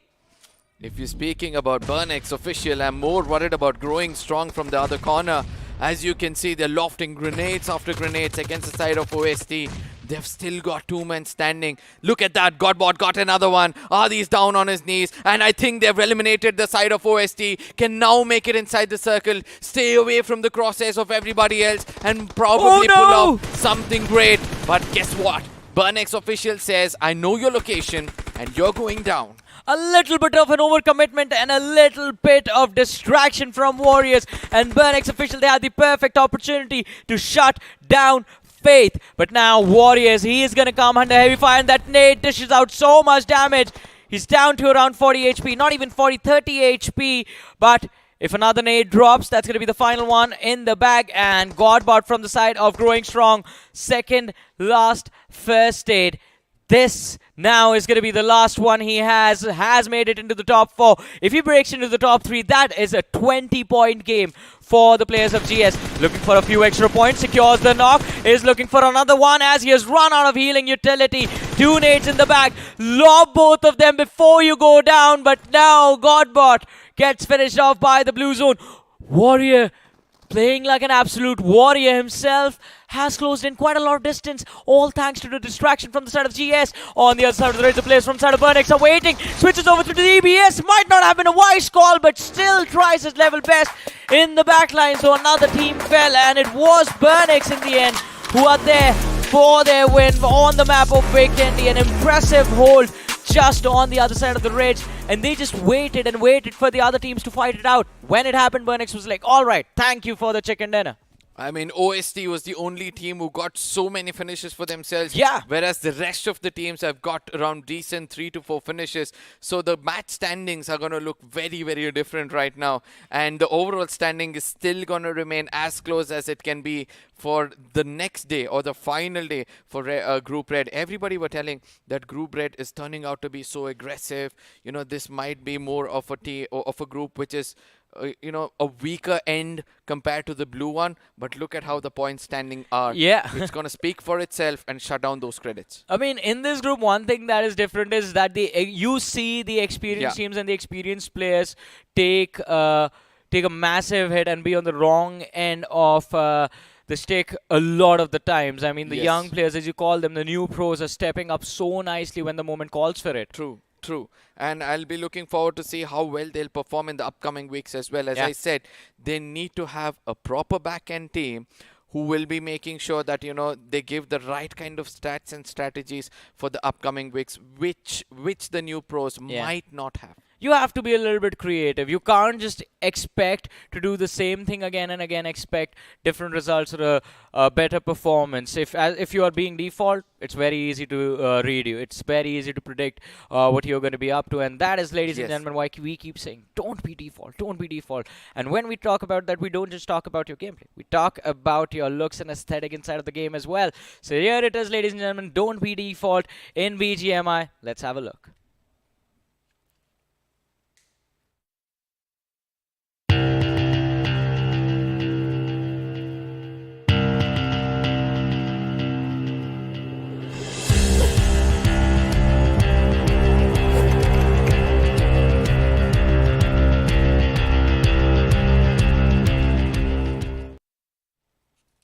It's a short, simple clip, but it gives you an idea what you have to do in the game. Yes, but the suspense it brings also. Oh. It's going to intrigue Yeah. you to just get into the game and find out what is this. And I hope you guys are actually doing it, because what follow-ups behind this suspense is going to be rewards after rewards which you want for yourself. Exactly. It's going to be rewards after rewards. And in order to stay updated what rewards are coming your way, do make sure you're constantly updated on what is going on inside of the reward section in BGMI. And of course, do make sure you follow Crafton India Esports on their official social media handles as well. But Arka, now let's bring it back to what just happened in the map of Vikendi. I mean, we had quite a decent circle, right? A central one centered around Villa, but then that eastern shift comes in, Yes. and towards the end, stage 7 to stage 8, it again moves to the west, and Mayhem all of a sudden are caught off guard. Now, this is where I'm a bit shocked with the circle of Vikendi, where those teams who are holding the circle for themselves were not the ones to get that chicken dinner. Yes. It was the other teams who came in, fought their way inside the circle, who attained that winner chicken dinner. And especially Burnex is a surprising teams to see actually come out on top, because Mayhem was holding the center for a long Exactly. time. Burnex was on the lower ground, and in an ideal situation when Mayhem was pushing towards Burnex, you would have expected that, alright, Mayhem, they're an experienced set of players. We've seen them in the past. Shouldn't be too difficult for them to clutch this fight, right? But no, that wasn't the case. Burnex is just more impressive. They have improved so much. And talk about improvement. This was another exciting fight, TWM versus the players of MG. Yes, the throwables which was used to perfection at the final moment, but this was the downfall of Godlike. It's just at the high ground which was held by the side of OST. No wonder Devotee ended up with 6 finishes in total by the end of the game. I think it was Devotee or Adi from his team who actually got the highest number of finishes and the top contender for that MVP spot. But yes, coming back into what was happening, GS growing strong. At one point of time had such good position in the final circle when there were only 3 teams alive. I really thought they'd be able to strike. I thought so too, man. I mean, it looked absolutely phenomenal because you had Mayhem on one side, growing strong on the other, Yes. Burnex down south, and OST all the way up north. But it was very difficult to analyze, alright, what is happening here, because technically if you look at the terrain, OST had the high ground advantage and should have been very easy for them to secure that win. But unfortunately for them, they just miscalculated where, and in fact how much GS was willing to commit, how much aggression Faith was willing to display just for those points, because Faith just straight up ran towards the players of OST to finish them off, and once he was done with them, he started focusing down a Warrior from the side of Mayhem.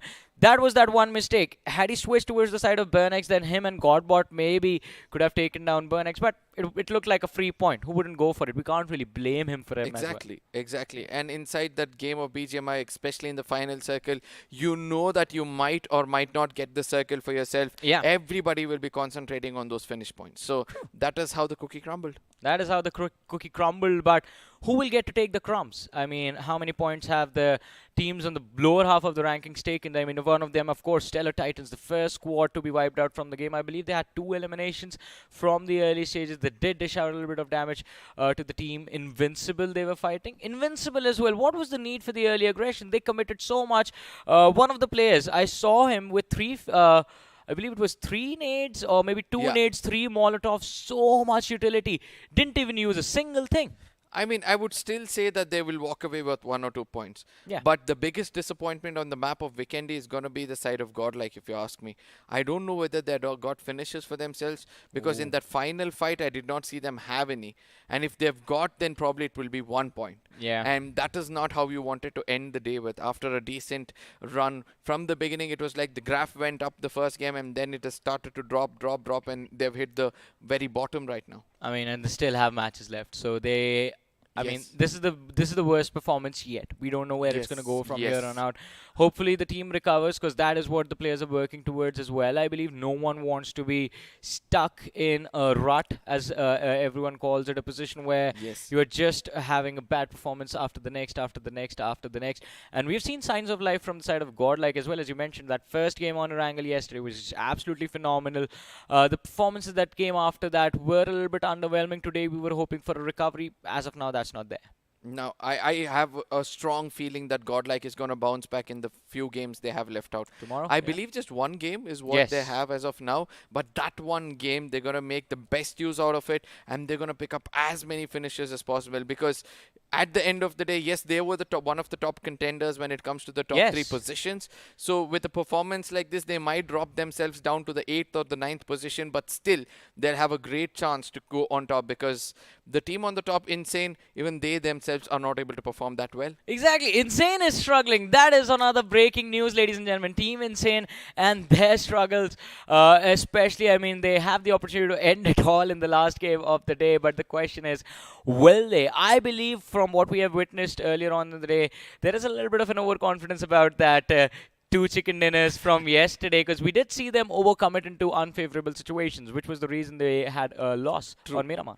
True. And will they be allowed for a chicken dinner or a win? That is also a big question, because we all know once you play the first day, phenomenally, your strategy becomes an open book. So I don't know whether people have started to crack that code, find them off guard in their rotations and then put them down.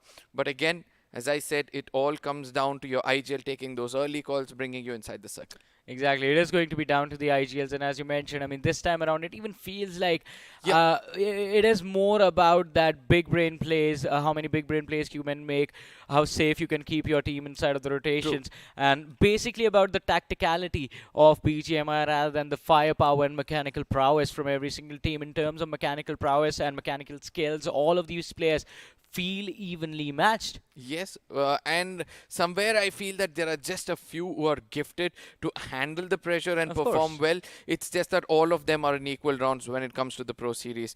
As I said, it's about how they handle the pressure and also enjoy the game in the process. I mean, you want to talk about this and how the young players have stepped up. We go back to that Miramar clutch in the variant where the veterans were destroyed by a new pro from the side of Seven Habit, and it was an incredible win for that team as well. But this time around, things are not really looking good. Even the previous game of Sanok wasn't really theirs.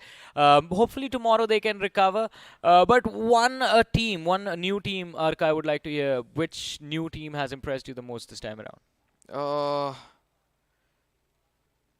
It's very hard for me to answer this question, but if I have to think deep, then I'll go with Mayur Gaming by the way they were able to rotate and hold off to the eastern side of the map. Oh, yeah. But it's just that, they had to be a little more consistent to make it inside the circle, prioritize the circle. If they had done so, then probably they would have got some more points in this map. I do agree with you. They were a little bit hesitant as soon as they got to that eastern edge. Had they moved in a little bit quicker, it would have been them in Mayhem's compound, because Mayhem was a little bit later to that party. But because Mayur Gaming stayed back, Mayhem got easy control of that particular compound. But Mayur Gaming, we know for a fact this team has a lot of potential, especially with players like Sanchit, Mudit Kunal. All of these players, we saw them set the stage on fire when they were there in the BGIS, and now they've returned in the Pro Series to do the same, and we hope they deliver.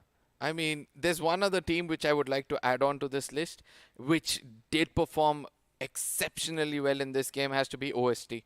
Oh, yes. Yes, and the way they performed in this game, had the maximum amount of finishes as a team and as an individual, shows that, they are also capable of doing some impressive runs throughout the first week and the second week, because the third week might be about you trying to hold on to your positions, whereas the rest is going to be pulling down your leg.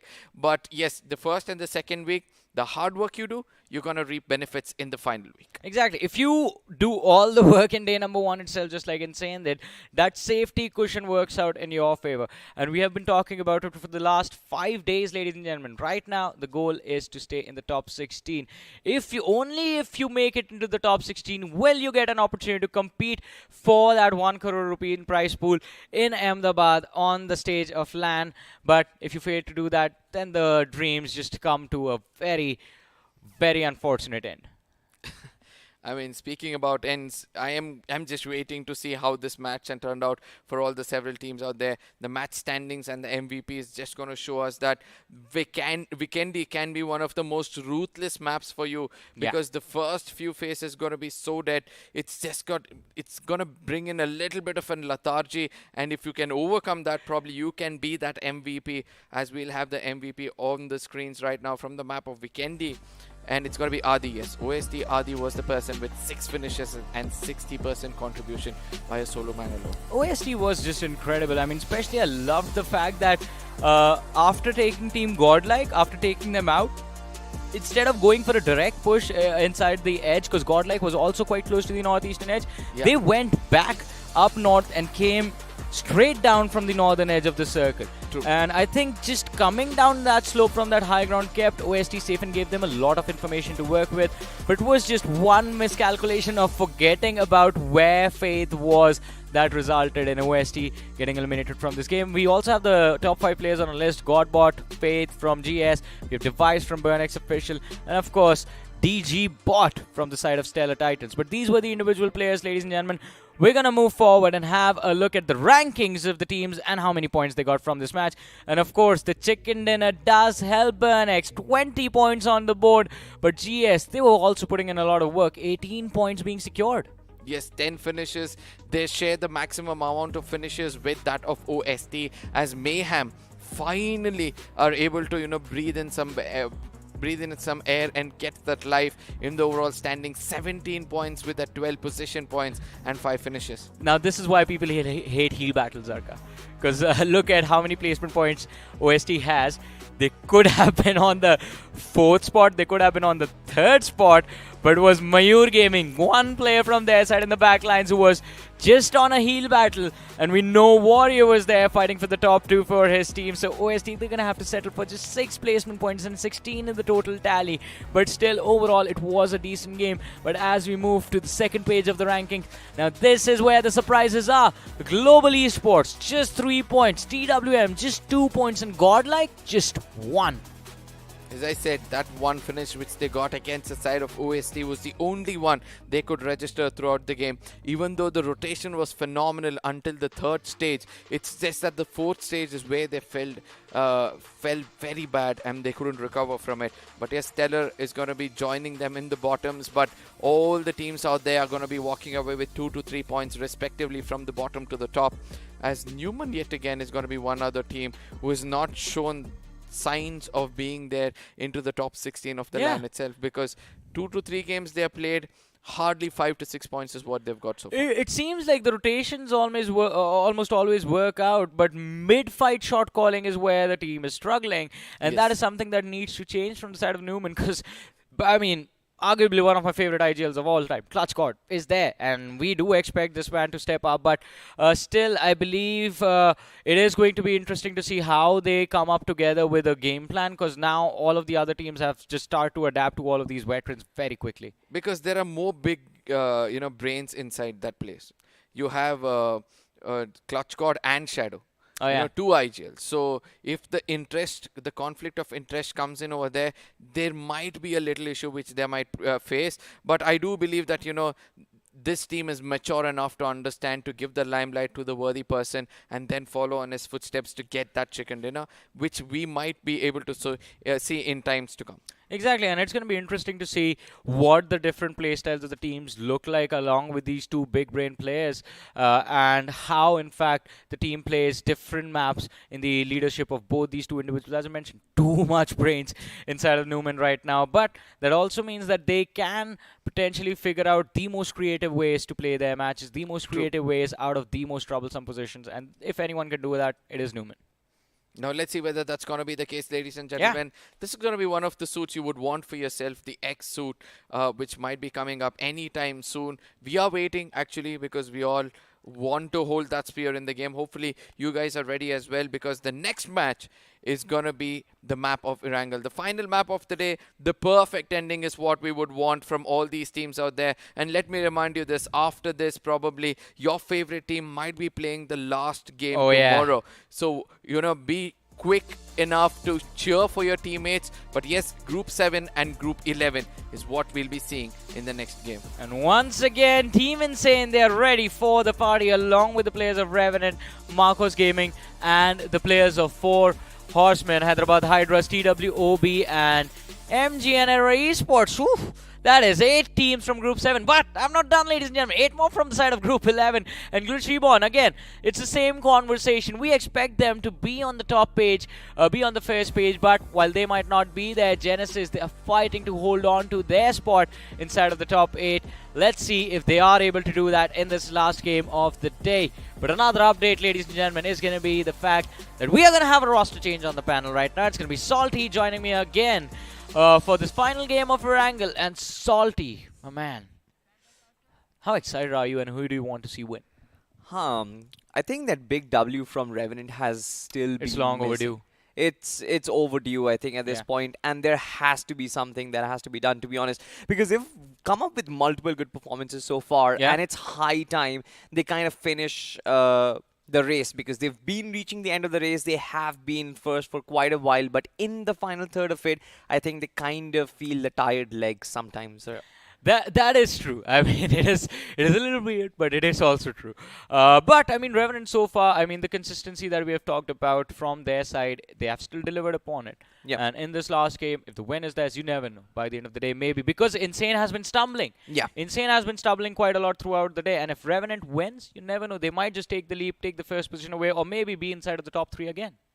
if Revenant win, they might actually take the first place. But if they don't, I think there is another contender. Team Vintage has been under the limelight for a while, but I don't know how, but they constantly manage to find these 15-point average every single time. So, this is very surprising, to be honest. Yesterday, at the end of the day, I still remember the scorecard. They had 9 elimination points, but from the 2 games that they played, they had 22 position points, which means 3rd and 2nd positions respectively. It's absolutely crazy. Yeah, Vintage is turning out to be one of those teams that no one would have thought, all right, this team is going to perform like this. But, ladies and gentlemen, unexpected results are also exciting results for us, and let's see what is going to happen in this last game of the day as the plane takes off and the map of Erangel appears in front of us. The flight path starting from the Georgia Pole area, and it's going to go all the way towards the southeastern edge of that military island. Southeastern edge, where we'll find out, of course, a lot of the teams are going to be happy, especially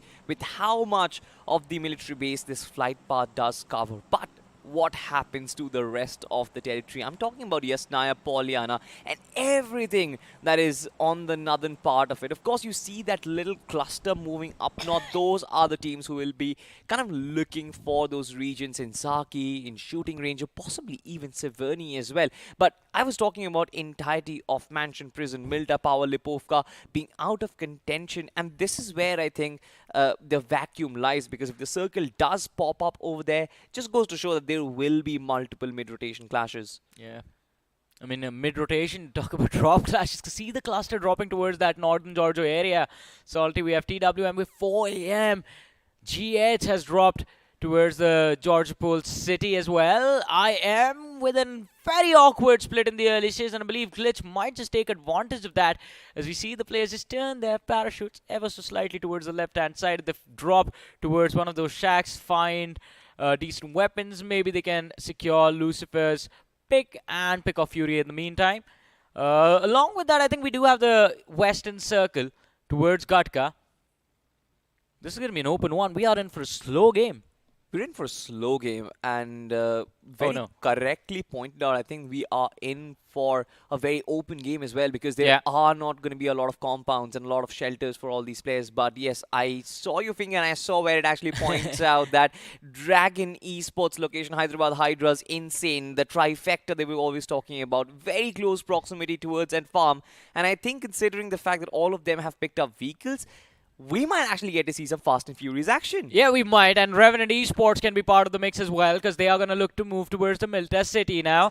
Moving up north, crossing the Novorepnoye bridge. They are almost already there. MJ was the man to reach the Milta city first. Sensei is the last man in the line. And the entire team makes it towards the northern island quite safely, but now they have to be prepared, because as you mentioned, Insane, Hyderabad Hydra's DE were all present in close vicinity. Jimmy needs to be careful. The entirety of Hyderabad Hydra is charging towards him. He sees them push. He sees them climb the stairs. Can't do anything about it. It's going to be Joker Top G with his pistol, out of all things, secures the finish for his team. Dragon Esports. I thought dragons were slain by swords, not with pistols. I mean, Hyderabad Hydras, you've got to give it to their confidence, right? They came into this fight, they came into this map, I think, with blood in their eyes. And that just shows, right, with that intent with which they had gone up to get that finish for themselves. But it's also sort of lucky to find Dragon Esports, just one lone player in a vicinity where you've got all 4 players. It's just the start of the game. We've seen Hyderabad Hydras get good starts, but cannot really convert that. Octavius, Madman, these are amazing players, and I just want to see Hyderabad Hydras perform much better than they did. One team that has sort of done that has been MGZ. We have been talking about how MGZ converted that bad start in the game of Miramar in this day. So I think for Hyderabad Hydras, they're looking for exactly similar performance. MGZ, I mean, that top 2 finish on Miramar was... it sort of brought them back on the overall rankings. Because of the finish points. Yeah. Other than that, I mean, even if there was a top 2 finish on Miramar and the finish points weren't really there, then it would have done nothing. But as you mentioned, the finish points were important. The placement points just put the entire thing together. It was that extra bit of cherry on top of the cake. And Marcus Gaming Zero, from nowhere, they find themselves in a fighting position in the overall rankings. But look at this zone. A lot of the teams towards the western side. The teams on the military island, I mean, out of them, I think Error Esports and 4HM might actually end up clashing towards that military bridge. And the squad of MG might actually have an opportunity to blockade that bridge and stop both these teams in their tracks. But let's see how the future is going to look like for all of these sides inside of the match. And meanwhile, though, we move towards the city of Zarki, where the players of IMR.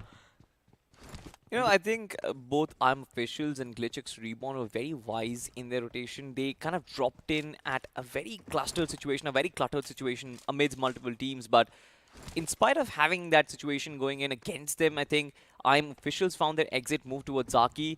GlitchX Reborn found their exit move towards Yasna Apollyon. And both these two regions, I think, are great connecting points and great positions to hold because the circle is just right next to them. But still, there is nobody in and around. So they are going to be geared up to their absolute fullest. GlitchX Reborn, if you remember, I think they had 24 points from the 2 games that they have played so far. Not a bad start, but they're not in the first page. I think they still have to bring back their aggressive best. Do you think they're missing their rising star in the form of Duke? I think they are. I do agree with that. But still, I think GlitchX, they are making it work. Or at least they can. I think it's just a matter of time before Roman comes back in form. Just want to see him at his absolute best. Things that we have witnessed from him, the solo carrying capabilities that he has, and of course the leadership capabilities, I think has been sort of the trademark characteristics of GlitchX Reborn. Things about him of just never giving up. Even Ralph, for that matter, was very impressive during the run in BGIS. And again, this team has a lot of caliber, a lot of potential within them. But in the meanwhile, Hyderabad Hydra is a team with potential, caliber, experience, everything you want in a pro team. This is Genesis, and I still remember their chicken dinner on the map of Sandhawk against...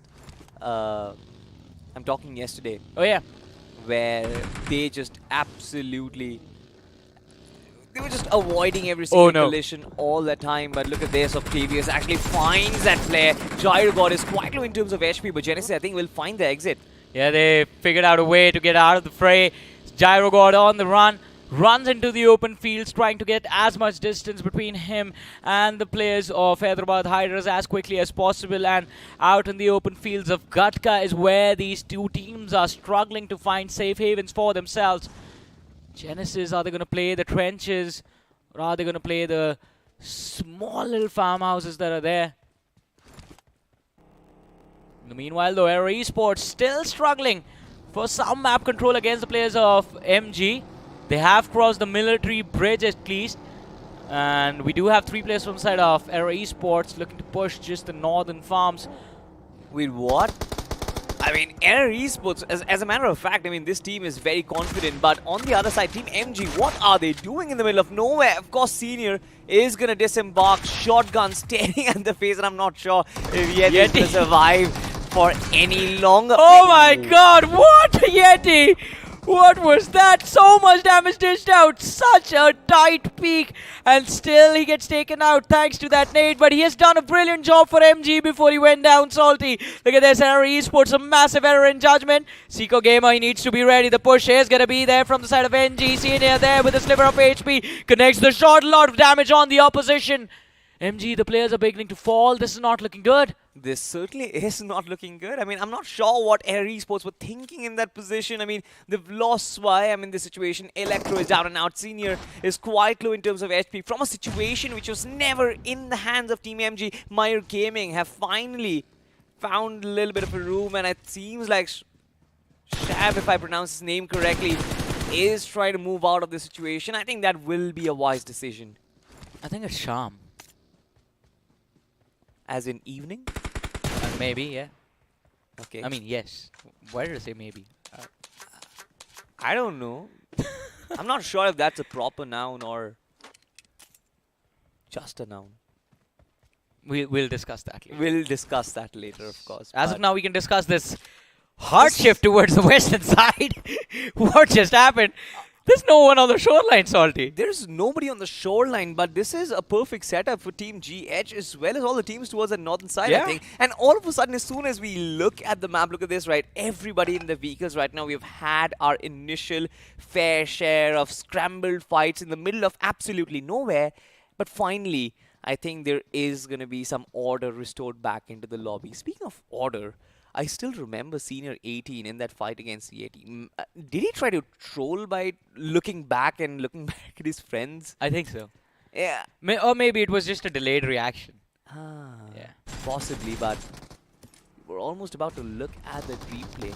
And I wanted to double check if that was a troll move. But anyways, I mean, even if it is, at least it worked out. At least his friends make it worked out. Yeah, you but need friends to kind of cover when you actually fail to prove something. Yeah, Senior also, I mean, it was him with a sliver of HP. I was just about to ask this.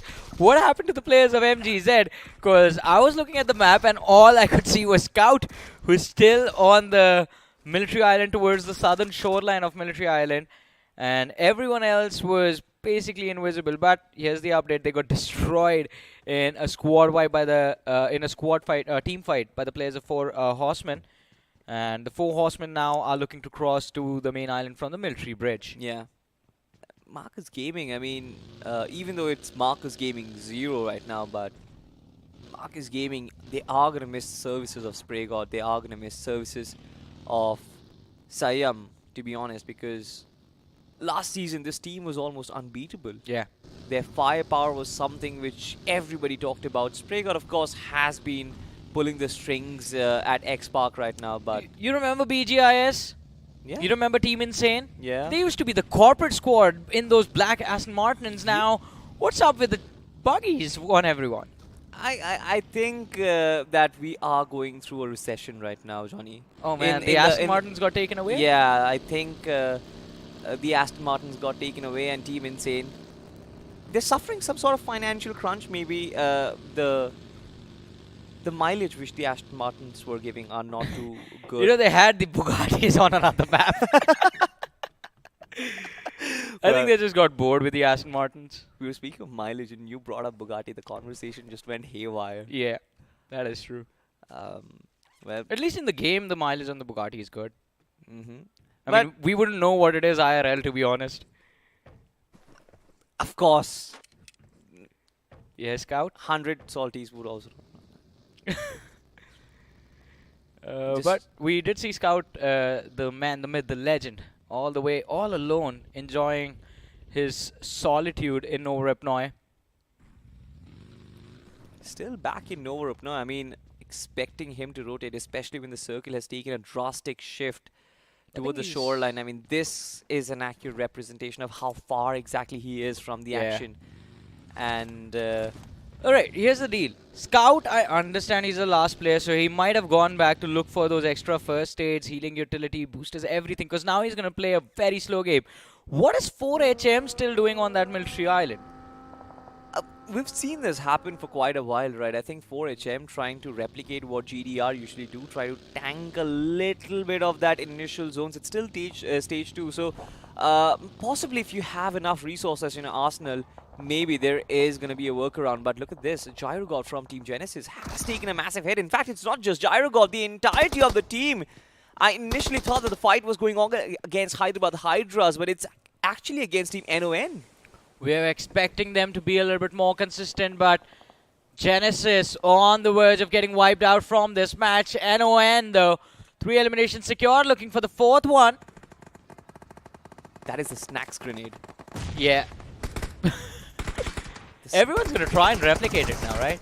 Yeah, they are going to try and replicate it, but it's very hard to actually make use of it the way Snacks did. So it's something for the legends. But speaking of legends on the other side, it seems like Hyderabad Hydras do have a lot of praise in their eyesight right now. They've got Dragon Esports, who have a very nice position, to be honest. But on the other side of things, they've also got Revenant Esports in the backlines. You can't be at peace in this situation, can you? You really can't be at peace. I mean, we did see 3 teams just stuck between each other. There was another team in the distance, but Hyderabad Hydros with the push. Toxic is going to be the first man to fall. Zyrix looking for the second pick off his team. And Superboy, as soon as he goes down, Hyderabad Hydros, they have complete control of these trenches. 2 players were knocked out, but luckily they weren't finished off. But still, there's no time for reset as Sensei is going to lead the charge. He goes down. Doesn't really matter. They have the numbers to work with. The shotgun goes off, but still Fierce falls. Joker Top G, the man to the rescue of his team. He is still there, still standing. Realizes that there's no saving grace for the rest of Hyderabad Hydras. He needs to play for survival. He needs to play for points. He needs to do that. And to be honest, at this point, I'm not even sure how many times has Joker Top G saved Hyderabad Hydras from the brink of extinction? Yeah. It's a new season, it's a new lineup, but the job remains the same for this man. And it seems like it's going to get even tougher, especially with GlitchX Reborn getting back in the mix of things as well. Revenant Esports, surprisingly enough, the backup has arrived, but they're more focused in getting their numbers back on track. And I think Joker Top G is going to use that to get away from this particular fight. Get away, run miles away as long as you possibly can. But how far can you go when the exit lines are blocked by GlitchX? Exit is blocked by GlitchX. His rare is being covered by the players of Revenant. In the meanwhile, though, 4 a.m. going up against the players of TWOB. TWOB down 2 players. 1 man getting a revive in the back on his feet. But as soon as he comes back up, 4 aggressive man make sure that they're holding on to their advantage. And now Skillful gonna look to make the push with the DBS. Sees the man come back down to the ground floor. Rest of the team regrouped. Should be an easy finish for these lads to secure. Oh, mid-air jump shot. Spider is there for the save though. And one way or the other, 4 aggressive man. They were so aggressive, they still get those 4 picks. Spider George just showing agility, just like Spider-Man used to pull off. That was a move and a half, to be honest. Athleticism at its very best, of course, but now finally I think it's time. As the Grim Reaper smiles on top of Joker Top G, it seems like it's a ticking time bomb, and the inevitable might just happen.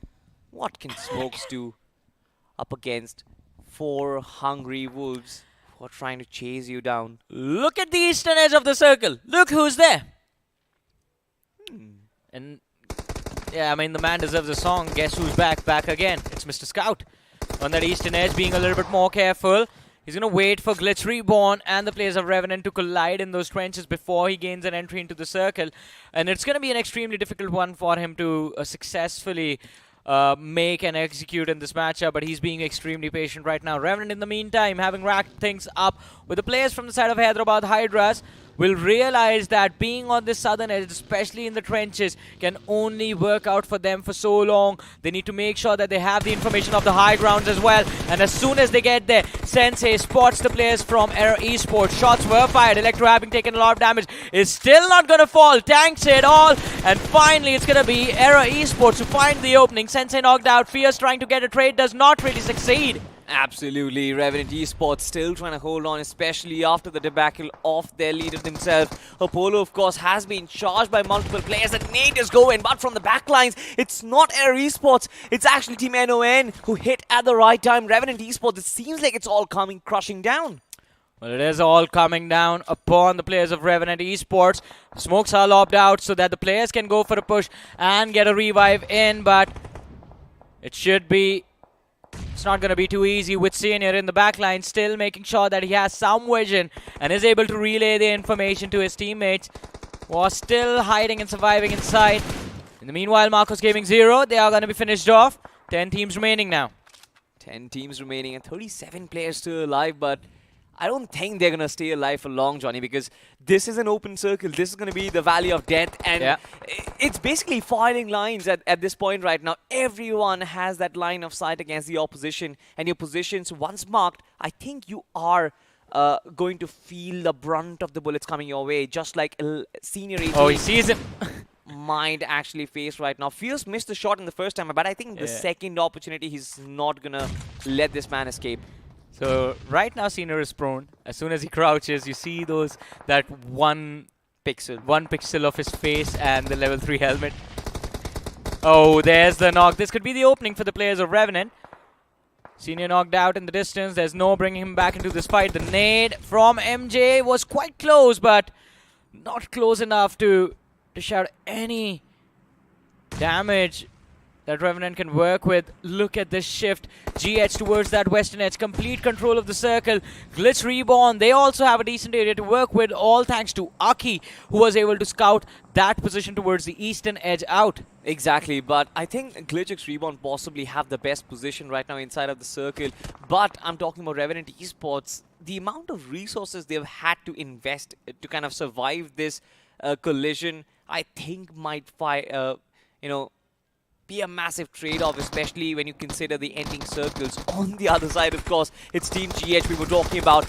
They have collided against Team 4AM. And 4AM this time around, though, things not really working out for them. And there's a third party as well, Salty, as we talk about. There's another team running in for this fight. It's going to be the side of Hyper, who have finally made it over here. Spider Jord again, the last man surviving for his team. GH down to 3 players, but it's going to be down to Hyper. They have the man advantage. They have all 4 players. And of course, a lot of utility, a lot more utility than both these two teams combined to make it work. But Spider Jord, he's sitting in a corner trying to protect himself. Realizes that it's important now that he plays for placement points. It's going to be difficult to survive to the late game stages.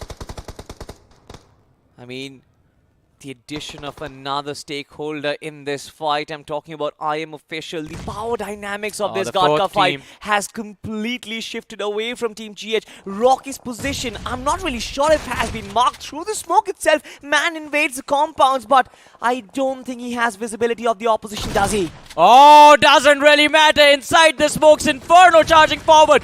Takes a shotgun to the face. And it's going to be IM on the wrong end of the stick. Rocky still taking the fight. Has the numbers advantage to work with now. Turning things around. The players of IM are extremely low. Burning as well down to the Molotov of Lucifer. Look at that. His helmet is gone. His armor is gone as well. Not enough HP to work with. Smurf is the only healthy man from the side of IM Official. And Rocky, he's still being an absolute menace to the players of IM. Lucifer has been knocked out. Rocky finally taken care of. Draken in the distance. What can he do to bring his team back into this fight? They still have an opportunity to survive and make sure that IM Officials are going to be finished off. Lining up the nade. Will it connect? No. Oh, the second one does. Oh, does it? It does. What happened? It cleans up IM Officials, as a matter of fact. Wait, what? It was from Hyper, as a matter of fact. Team GH have been given a lifeline. They survived to fight another day, but for how long will Draken be able to hold on to? Of course, services from Rocky in that situation were immaculate. What a silent assassin in that situation. Through the smoke, man just went in and completely obliterated the opposition. Talk about silent assassins. There's one more man who's sitting silently. That is Spider Jord. Oh, and MJ as well. Right behind the players of Glitch as well. If they just tunnel vision on the players of Insane, then MJ will have the opportunity to secure extra points for his team. And he's not alone. There's one more man from the side of Revenant still waiting in the back lines.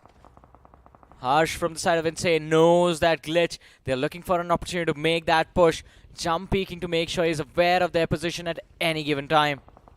Team Insane, this has been a massive switch up, especially from that debacle in the previous game. They are focusing on keeping all of their players alive, and I think they've done a very good job in avoiding this unusual collision that we have seen so far. But now GlitchX Reborn are in the middle of a puddle, quite literally, because they are completely struck. While this bowl kind of protects their position, with Insane being at the right exit of it, I think they are in a death trap. But look at this. Wow, the timing of this rotation. Team Insane are finally focusing, are finally making the entry into Gatka. I think there's only one team that can stop them, and that's going to be Team Hyper. Well, Hyper can stop them in their tracks, but so can Spider. And he does that with a DBS. Takes down one man. Is looking for the next, and the second knock from Spider is going to be there. Team Insane, a massive blunder from their side. Spider, a phenomenal job from his end. 6 eliminations secured by this man. Last 2 bullets left in that shotgun. Is going to look for more ammo in that DBS, because if if there's any weapon in the game, Salty, that can save him from demise in a situation like this, it is the DBS. It will be the DBS which can sing the songs of death, but on the other side, even Team NON has sort of made an entry into this fight. GH is still holding on. Team Insane had entered. There is Glitch X Reborn in the mix of things as well. 6 teams, 15 players, make that 14 right now as Mock 77 has been taken down as well. It's going to be an absolute endgame of a fight in this one. And I think Spider-Jord is sort of has done a good job isolating himself from the entire commotion, because man will not participate up until the final circle. He has just completely shattered Insane's chances of winning this game all alone. That is what Spider has done. In the meanwhile, the Glitch taking a massive hit. They made it to the top 6, but I don't think they can go any further. They're stuck on that southeastern edge. But talk about being stuck, and Drake, and he lines up the spray. Not enough accuracy to take down both of them. Clown turning around in the nick of time, and accurate enough to just line up his crosshair upon Draken. Draken is going to drop, and along with him, GH drop out from this game. A golden opportunity that has sort of missed from his arms as well. But on the other side, look at this, Aryan. And I think the entirety of Team Hyper are sort of well poised to win this game. They know this game is in their hands already. They're just trying to use the verticality to get more information out of it. Spotted Chris OP, spotted the likes of Insane as well. They know what needs to be done.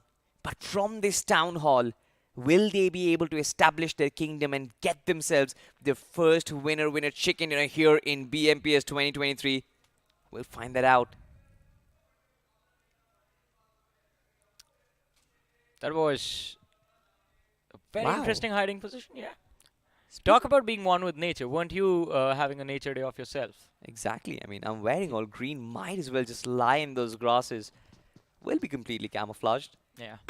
Players wouldn't be spotting me Oh, out. not good enough, apparently, Salty. I mean, Still gets picked off. if I was in his position, I would have done that. I'm a hell of a camper myself, but that doesn't really matter. Inside of these pros, I think they are just too accurate to spot anyone and everyone. I think Hyper, they've spotted Insane moving over there. Yes, and Dark Lord has taken a lot of damage from the blue as well. So Hyper, all they need to do is take Harsh down. Dark Lord extremely low. Harsh knocked out. And I believe Dark Lord has fallen as well. Down to the top 3 teams we go. NON, they are still here. Hyper is still here. And guess who else has made it into the top 3? It is Spider-Jord from the side of 4 Aggressive Man, who has been hiding in that one compound, letting everyone else fight. And he's going to let the players of NON take on the players of Hyper as well. Oh, that nade damage. It was so close. Oh, no. Could have been the knock. But I'm looking at Spider-Jord. The blue zone is going to force him out of that compound. How many first aid he does have, I'm not really sure. Aryan might be the last line of defense for Team Hyper, because there is so much action happening. NON are constantly pushing barriers and progressing forward. It was Hyper. They're trying to spot and stop Spider as well, along with the players of NON, but Spider goes down. We're down to the top 2 teams, ladies and gentlemen. A 4v3 situation developing. 3 players from the side of NON. Hyper still with all 4 players intact. And it is going to be an interesting scenario, because Hyper, they're pushed in a corner. Brilliant utility usage put on display by the players of NON. But still, that double story, that rooftop, that high ground advantage can do wonders for the lads of Hyper. And along with that is the fact that they have control of the final endgame circle. Exactly. An extra player, the added topography, the circle advantage. It seems like the stars have aligned for Team Hyper, but Team NON will be looking to kind of pull off the unthinkable. Wait, what is he doing? The Buggy from Sui just goes on a rampage right now, while the rest of the players from Team Hyper, instead of holding on, they've actually tried to invade, and they've been successful for it. They find the first frag. Rizzer actually moves on for the next one as well, and they clean up Team NON in a matter of a flash. Decision making at its absolute best, but what an execution! This has been a performance. Hyper Legends with 8 finishes, a winner chicken dinner, Johnny. I kind of thought it was okay. For a second, I felt initially that it was all about Hyper in that final circle, but in that final fight, I felt NON they had a fighting chance. Not like this, man. Not I like actually this. thought NON almost had it in the bag. I thought they would have a few more utility left. Maybe had saved a nade Yeah. or a Molotov to just flush the players of Hype out of from that building, and maybe then they would go for a push. But Hype, oh my god. I think they just got too frustrated Yeah. from everyone. Just having kept them in that one building, because Hyper was in that building for a good 5-6 minutes. I think they just got frustrated from being knocked down in that building, and they were like, can't take this anymore. So he was like, I'm out, I'm the first one to leave. Just takes the buggy out, bolts it, and the players from the side of NON just get distracted by him. Exactly, and you would be dismantled. Like, it's a very intense 4v3 action. You expect Yeah. utility. The general trend of timeline would be you expect utility, you expect the first player flooding in, but man just walks in with the buggy and he's like, I mean, hats off to Sui. That was a gamble. The man wasn't afraid to take it. So, kudos to the lads from Hype and Sue for that impressive win. But I guess let's relive the moments, because Absolutely. that wasn't the only hilarious moment in this game. This game gave us a lot of them. Absolutely. I think we started off with This- Joker Top G finding that one little shot from the revolver. And then this one, right? This entire fight against MG, My that God. was so chaotic. He just had that one last round in that pistol, and he got that knock. Wow. Yeah, I mean, players have been lucky, especially with their final few bullets, but not really MGZ. Yeah, MGZ not really the case with them. But well, this was also another interesting moment. Hyderabad Hydra is just charging upon the players of Dragon Esports, and then not even 2 seconds later, Revenant Esports, they do the same thing, and Hyderabad Hydra, as they are on the receiving end this time. Joker Top G, he's been phenomenal. He tried his level best to make sure his team walked away with extra points, but I said this on day one when we had a Gutka circle on our angle. Those trenches, they might look like, alright, cover from both sides, but Yeah. as soon as you try to come out or there's another team stuck in the trenches with you, it becomes very difficult to survive. Exactly, and I think that kind of resulted in Team Revenant's demise as well. A similar storyline, but speaking of storyline, I mean, we've seen Rocky in the past. The legend says that man in KGF just went into enemy territory and completely finished Yeah. them off. I think this was a similar move. Yeah, this was it. I mean, instead of the Kalashnikov that Rocky Bhai Yeah. had, this man uses the DBS. Yeah, and I think it kind of made it wonder. But to be honest, could have actually survived that fight and helped Team GH hold on to it as well. Dreakin also could have done potentially a lot. Yeah. Spider Jord, you've got to give it to this particular player and his individual brilliance. I mean, for 4 a.m. I think it was revenge from the side of Sue. My apologies to interrupt you, but Sue was, you remember, he got knocked on the rooftop first, Yeah. then he took a leap onto the ledge of the first floor, Yeah. and then he got knocked down again because the nade actually just went through the windows and was just enough in the damage radius to take down Sue. I think he just got very upset for that nade, and he just came back for revenge. He's like, I'm gonna get back, I'm gonna heal up, let me get my hands on a vehicle, I'll show you guys. He was like, all right, bring my keys. Bring Yeah. my keys and I'll show them who's the boss. And I Where think are the keys? that move was actually pretty important because no matter how much we actually laugh about it, I think that distraction was the most important key about the fact that it completely dismantled their concentration. Meanwhile, the rest of the two players flooding their compound. Yeah, I mean, while Sue went from the right-hand side of that building and just dragged all of the players' attention with him, the other players from the side, from his team, dropped down from the left side, and they penetrated those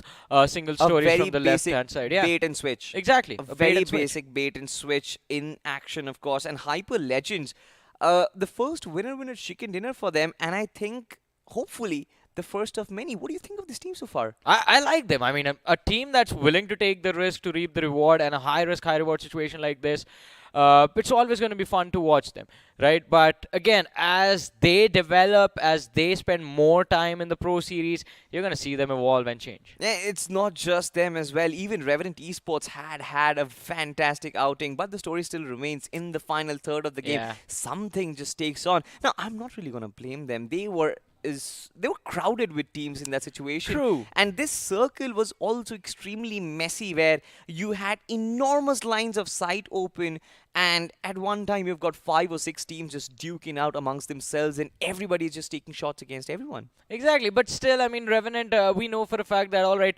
in this game at least, they compensated for the lack of placement points with the early finishes that Yeah. they had. So the balance that Revenant was looking for is still there in terms of the aggregate. But the question is, today, 8 more teams are added to the overall ranking. Well, kind of, because yesterday the teams from Group 10 did not really get to play their matches. Today, on the other hand, they did get to play 3 games. So those teams are going to climb up on the rankings. And as those teams join the overall rankings for Group Red, I wonder how many teams from the top 8 are going to take a hit. Last time, when we had a similar situation in Group Blue, only one team took a hit because only Blind was performing. Today, that wasn't the case. It definitely wasn't the case, and I think teams who kind of could not perform yesterday also had sort of a comeback. So I'm pretty sure teams at the very top, there's going to be a lot of pressure. And this is a competition you like. I think every single week there is going to be competition and some ruthless battles for those much coveted bonus points that we talk about at the end of the week, isn't it? The best part of a tournament is that even after the matches are done, you still can't tell where the teams are going to end up in the overall rankings. And that is all thanks to the bonus points. Another variable. Funnily enough, I think we never were able to tell the teams in the overall standings throughout the BGIS as well, because even that tournament was absolutely cutthroat, and I think BMPS sort of just won up that because of the involvement of the blue and the red teams. But now, having said that, I think just one more day remains before the bonus points are awarded. I think we will have a picture more or less of where the teams will end. Do you think the #1 spot has been solidified? I don't think so, actually. I don't think so. I think Hydra is yet to be challenged, but there are going to be teams that are going to be getting close. Because we expected Insane to be able to pull off similar moves. They have slowed down today quite a bit. Revenant Esports, Vintage were the next in line. And in this game, Revenant was shut down. In the previous game, Vintage was shut down. So there is still an opportunity, though, but tomorrow all of these 3 teams, they're going to have to drop some big numbers in the matches that they played. And we know the worst case scenario is you have 1 game remaining tomorrow. The best case, 2 matches. Absolutely. I think there will not be any case of 3 games back-to-back, 2 matches at max, and making the most out of it will be the situation for every single team. And I believe there's just one group that has 2 matches left. That is Group 10. All right, then. Group number 10, I think, will be the biggest stakeholders tomorrow. But for now, though, of course, as we're still waiting for the point standings, we have a few things to discuss. I mean, today was such a haywire day, to be exact, because we saw some very random things starting off with that nade itself that we call the snacks nade. How many times have we seen that being pulled off in this one as well? Not a lot, but at least one. I can remember one instance where they still tried that nade. And I don't think it was an attempt to replicate it. I think it just happened by mistake. And I think even Snacks' nade was a one lobbed by mistake. I think he wanted to throw it outside, actually, towards the opposition. But as Arka sort of so rightly pointed out, that sometimes it happens with thumb play, especially. Players have this tendency of just completely lowering down their transparency. It's technical stuff. We'll discuss it later. We have the MVP of the game, Spider Jot, 7 eliminations and 77.7% contribution. The man was able to hit the jackpot in this match. Absolutely. I mean, speaking of the jackpot, I think his agility and his athleticism has to be given credit because his movement was so good. You've got Chris OP from GlitchX as well with 4 finishes. This wasn't really a bad game for GlitchX Reborn. Consistent performances throughout in the 3 games that they've played. But they're still missing in terms of the finish numbers. I mean, not ideal, but they're still making it work. You've got Insane Harsh 05 with 3 finishes, but with all that being said and done, I think let's just transition into the point standings and understand the overall picture. You've got Hyper with 23 points and 4 Aggressive Men with 19 points. This does change the power dynamic because Insane and Revenant, I don't think they're dominating any further. Yeah, Insane definitely not. I think 12. Okay, maybe a little. 12 points is quite decent. Revenant, maybe there's going to be a drop from the side of Revenant. Just 2 position points, 6 eliminations, though all thanks to those early eliminations. Glitch, I'm actually quite... this is a decent run from the side of Glitch, but we have seen them do better. And I wonder if we are ever going to see that OG Glitch Reborn lineup in front of us with Ralph, Chris, Duke, Roman all together. As much as information I have, I think Duke is just unable to participate because Ah, of damn. finals, because of exams, something which I have dealt with for a Oh, wow. long time. I mean, So then good luck for him. good luck for him, but let's just move on to the next page and find out where exactly the teams do stand. Do we have some big names? TWOB. We the have a world- lot. The world of battle. I mean, this team was Yeah. this team was considered to be one of the big names inside of Group Red, Yeah. but they haven't really shown signs of life. And it's not just TWOB. I mean, we have even bigger names on the second page of the rankings. We have Hyderabad Hydras with just 4 points. Now, 4 points in one game, and you dominate the next few games, then it's fine. Hyderabad Hydras consistently have been on the second page of the rankings. Marcos Gaming 0 today has not really been their day. It was a massive dip in performance, and even in this game, they just got destroyed super early by 4 horsemen. Then one outlier is Genesis. What is going on with Genesis? I mean, today has not been their day. When we started the day, we saw Genesis in the top 8 of the overall leaderboard. I think they're going to be on the second or the third page of the leaderboard now. Has to be, right? I mean, this has been the case. Now, considering a format like this, right, where every single team plays at least a game or 2 games back to back at max, or possibly even 3 games if your luck is nice. But for Genesis, I think that consistency is lacking because they played a game yesterday, they got a chicken dinner, but then they had to wait. And today, when they play, I think that momentum is gone. It was a fresh start, and the team could not ride on the tide with the victory itself. And that is a massive switch up. And I think this kind of tests every single pro team out there. There's one more team that I haven't been able to figure out yet, and that is I Am Official. Even in this game, I believe they had like 2 or 3 points, and that is not going to be enough. I Am Official still will be in the bottom 3 of the overall leaderboard. Improvements are definitely going to be needed, but I don't think there are enough game left. There are not really a lot of games left, to be honest. For sure, still about 12 games remain for every single team. No, for this week. For this week, if you're talking about, they're not really a lot of games, to be honest. And of course, for the ones who haven't really performed in week number 1, I asked this Arka the other day. I want to ask you as well, what should be the strategy for week 2? How do you kind of come back from that setback? I mean, see, if you have 1 game left tomorrow, just don't even think about strategies. Just think about dropping... not dropping, but getting as many kills, as many finishes as possible inside of the matchup. And you have to make sure that you are completely focused on that one thing, because finish points at the end of the day, not at the end of today, but at the end of tomorrow will be the only saving grace that you can have. On the other side, if you have 2 games remaining, then you can try and play for placements in both of them, but definitely finishes are going to be required along with that. I think on a mental perspective as well, I think finding those finish points is going to be very, very important, because it gives you a little bit of a confidence. Now, for sure, in terms of rotation, in terms of finding position points, it's great, but when you win duels, when you beat down teams, you know that, all right, fine, you've got what it takes to survive in this tournament. At this point, like I said, for teams who are in the back end of the 6th and the 5th page of the overall standings, they do not have any hopes, and they are not competing for the bonus points. Compete for your own mentality, compete for your own momentum is what I think will be the case. Or a few points, maybe for the future weeks. Or a few points for the later weeks, of course. But I want to ask you, of course, what do you think? Who do you think is going to be at the number 1 spot in Group Red? Because, of course, in Group Blue, I think Hydra, they are willing to find their partner. They're willing to find their arch nemesis. And I think we still haven't had one. We're not sure who is going to be at the number 1 spot. Me and Johnny, we just discussed. So maybe you have a little bit of an information. All right, let's do our predictions as well while we're on air. We're going to do this live, ladies and gentlemen. Salty, what do you think? Revenant. Damn, that was my pick.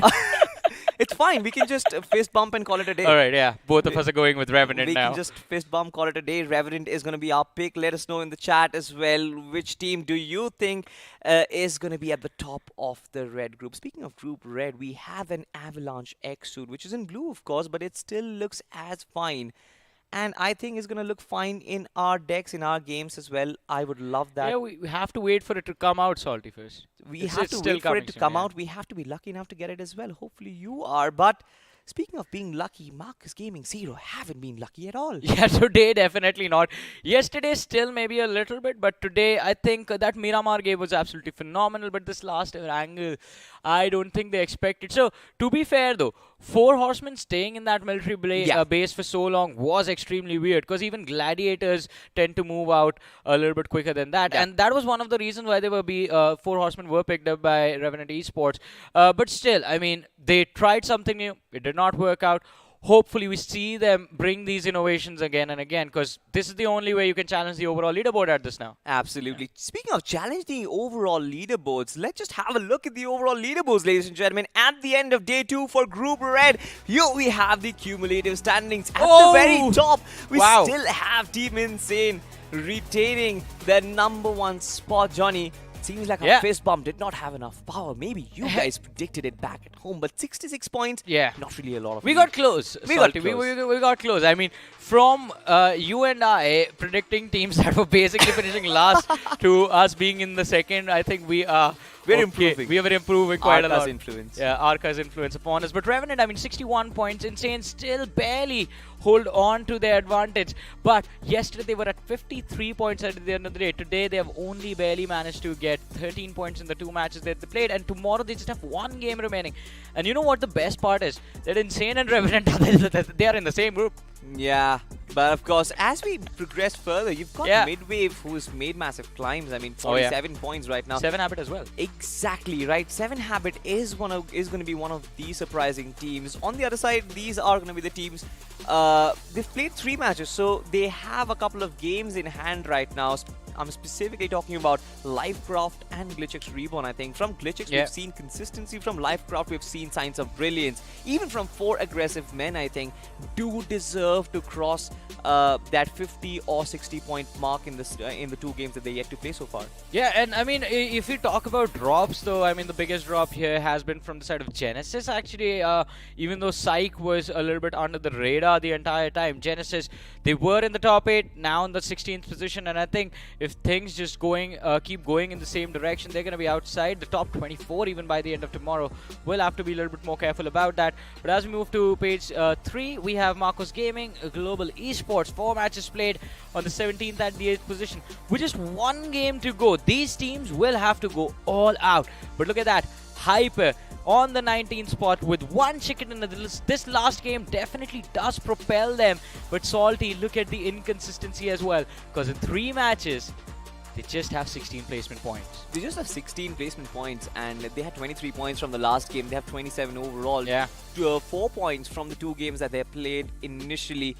And then, of course, in this one, you've got some big names which definitely hurt. I mean, from the 25th position onwards, ladies and gentlemen, this is where I call the danger zone, where you don't get any bonus points whatsoever. And you've got some big names in the form of Newman, in the form of Dragon Esports, in the form of OR. I want to know your thoughts, Johnny. Like, what lies ahead for these teams? I have no idea what lies ahead of them, because they just have 1 more day left tomorrow, and after that the bonus points definitely will change everything.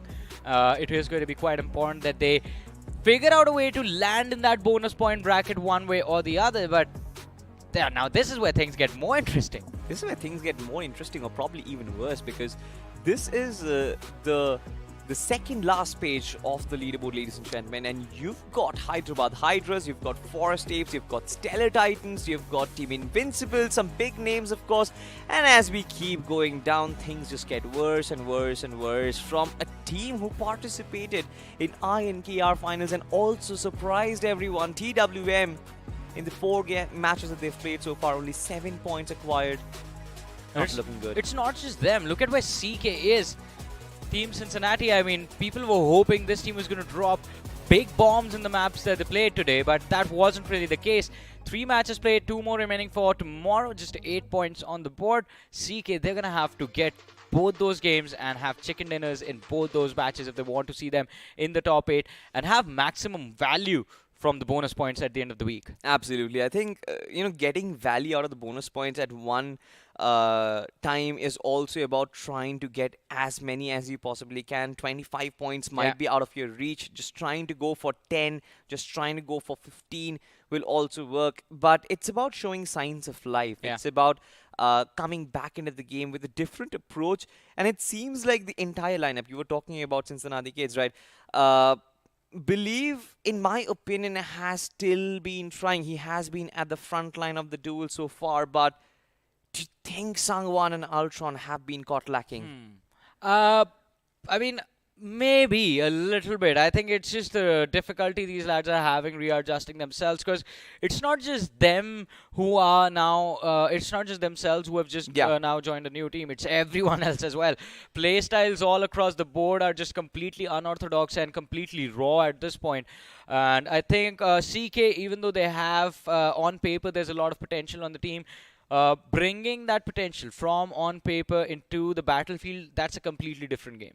Yeah, it certainly is, right? And I think the testament to that fact lies in the overall standings, where we have seen some very underdog teams like the likes of Seven Habits you just mentioned, right? In the first page, and how wonderfully they've been playing so far. It seems like they've done their research. They are very clear with the kind of approach they want to come here at BMPS with. But speaking of approach itself, right, now the fact that we are almost in the concluding stages of week 1, we are going to have the reshuffle as well.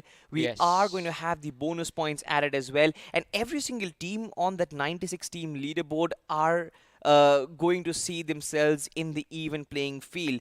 I want to know your thoughts on what to expect from week 2 onwards. Is there going to be any sort of changes in approaches or in terms of gameplay so far? I mean, so teams at the bottom, they're going to go all in. You're going to see a lot of aggression from them. Oh, yes. Teams at the top, they're going to try and protect themselves for as long as possible. So their pace that you're seeing right now, and this includes everyone, by the way. This includes Revenant, this includes Hydra from Group Blue as well. All the teams within the top 16 bracket, they will do whatever it takes to make sure that they remain in that bonus point bracket. Plus, due to those bonus points, it is going to be difficult for the teams who are finishing the week with those 0 bonus points from, I believe it is from 28 to 40, all the way to 48, where teams get nothing for bonuses.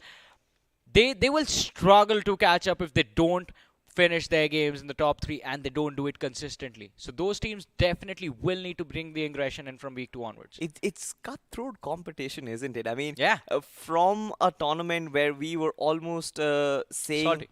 It's the Pro Series, bro. That certainly is the Pro Series, of course, right? And I was saying the fact that since we transitioned from where we were almost cutting down 50% of the lobby every single time, I think cutting down from 96 to 16, it's mentally tough for us as well. I'm pretty sure it's extremely tough for the players over there as well. But this is why it is exactly called the Pro Series. Only pros can handle the pressure. But speaking of the pressure, the ones who have been able to do it the best out of it all, I'm talking about the top 5 players, ladies and gentlemen. Let's just have a look at them. You've got Apollo at the top of things. 14 finishes, still leading the charts. Yeah, still leading the charge, but the other teams have caught up to him. You have Godbot from the side of GS with 13 eliminations. Jonathan there on the 3rd with 12. Insane Dark Lord on the 4th with 11. And Spider Jord. This man is just amazing. 9 eliminations on that 5th spot. You know, I think Godbot was sort of, in my opinion, the find of BGIS, to be honest. And the fact that he's still consistently performing for GS just goes to show that this man is not a one-season wonder. He can carry that thing forward. Not just him. The entirety of GS, I think your words fit the entire team perfectly. They were a find of BGIS. And while everyone expected, all right, it's just one tournament, maybe once they move to the next officials, we are going to see them struggle. No, that's not the case. This team is built different. They prepared themselves for the Pro Series, and that is the reason they are consistent over here as well. Talking about preparation, for sure, right?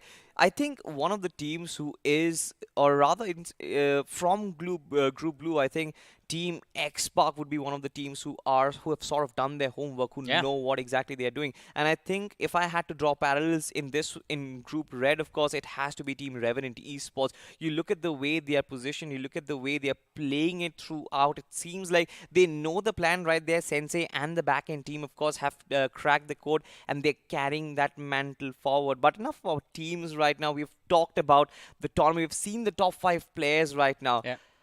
With 1 crore rupees on the line, I still wonder who are going to be the top 16 teams qualifying.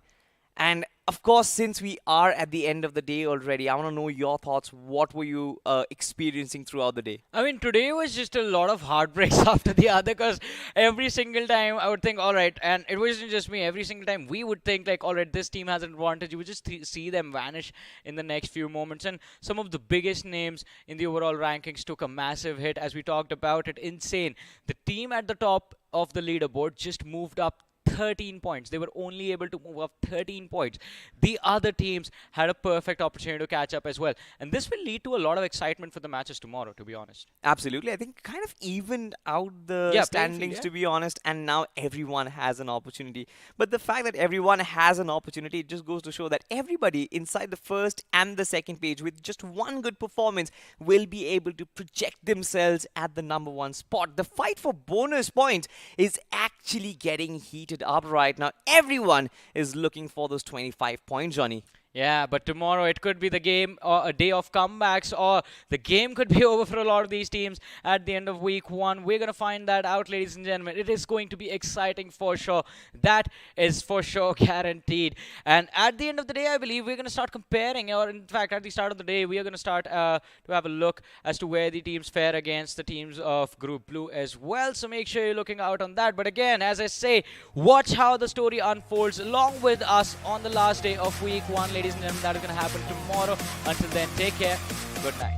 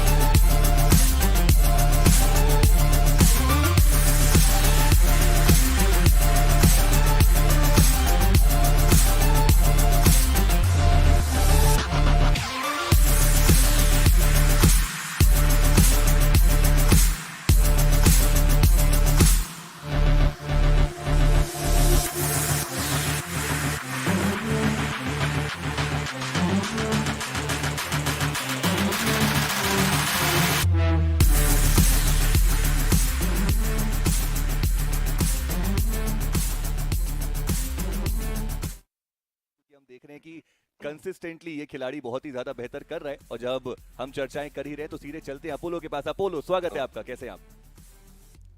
Hello guys, hello hello. Hello, हम तो बहुत ही ज्यादा बढ़िया है और आपको देख के और भी ज्यादा बढ़िया हो गए। मैं आपसे जानना चाहूंगा कि यही वो टीम्स है, लगभग यही वो खिलाड़ी है जिनके अगेंस्ट आप एक बार BGIS के अंदर भी खेल चुके हैं, अब आप लोग BMPS के अंदर इन लोग के साथ खेल रहे हैं। कुछ चेंजेस जो आपको कंपटीशन के अंदर, मेंटालिटी के अंदर, माइंडसेट के अंदर देखने को मिल रहा है बाकी की खिलाड़ियों की तरफ से? नहीं, काफी अब तो इजी लॉबी होगी और ऐसा लगता है, तो बस इतना ही बोलूंगा। ओके वो बोलने के बाद बोल रहे ओ माय गॉड, ये मैंने क्या बोल दिया ब्रो। बगल में सेंसे तो नहीं बैठे हैं? ओह, बगल वाले को भी दिखाना चाहते हैं। स्क्वाड गोल, पूरी स्क्वाड इधर बैठी हुई है। ये सुनने के लिए बैठे हैं क्या बोल रहा है ये। खैर अपोलो, मैं आपसे जानना चाहूंगा कि जैसे आपने बताया भी कि बहुत ज्यादा इजी लॉबी हो चुकी है, तो आपने अपनी टीम में कुछ बदलाव होते हुए देखा है जो कि हमने BGIS और पूरे INKR में हमने नहीं देखा? अब टीम और एग्रेसिव हो गई है, इतनी बोलूंगा। ओके, टीम एग्रेसिव हो गई है। जी हाँ, काफ़ी अच्छे तरीके से वो देख भी रहे हैं। आप खुद ही जिस तरीके से फिनिशर निकाल रहे हैं वो भी बहुत ज़्यादा कमाल का है। लेकिन मैच के अंदर के सवाल में ज़्यादा पूछता हूँ, तो उसी तरीके से अगर मैं आपसे जानना चाहूँ, आज का कुछ टारगेट था? क्योंकि आप देखिए अभी दूसरे स्थान पे हमें ओवरऑल देखने को मिल रहे हो, तो सिचुएशन क्या लगता है कि आप अपने टारगेट को कंप्लीट कर पाए हो या फिर नहीं? नहीं है, टारगेट तो हमारा ये था कि एक चिकन मार ले, बट अभी तक हो नहीं पाया वो जी। जैसे चिकन मारेंगे हम हैशटैग बना देंगे। चलिए अपोलो, मेरे ख्याल से मैं सिर्फ एक एडवाइस आपको दे सकता हूँ, सेंसे को आप सबसे पहले फिनिश कर दीजिए अपने ग्रेनेड से, उसके बाद इट माइट बी पॉसिबल कि वो चिकन आपके पास नजर आए। चलिए राजू, देखो क्या बोल रहे हैं। अब मैंने कुछ नहीं कहा। हाय सेंसे, बाय सेंसे। बोल रहे थे मैं पहले मारना पड़ेगा। चलिए बहुत बहुत शुक्रिया अपोलो और पूरी टीम हमारे साथ जुड़ने के लिए। सेंसे कुछ कहना चाहेंगे लेकिन हम उनको इग्नोर कर देंगे। मिलेंगे आपसे बहुत जल्दी, तब तक के लिए अपना ख्याल रखिए, बाय बाय।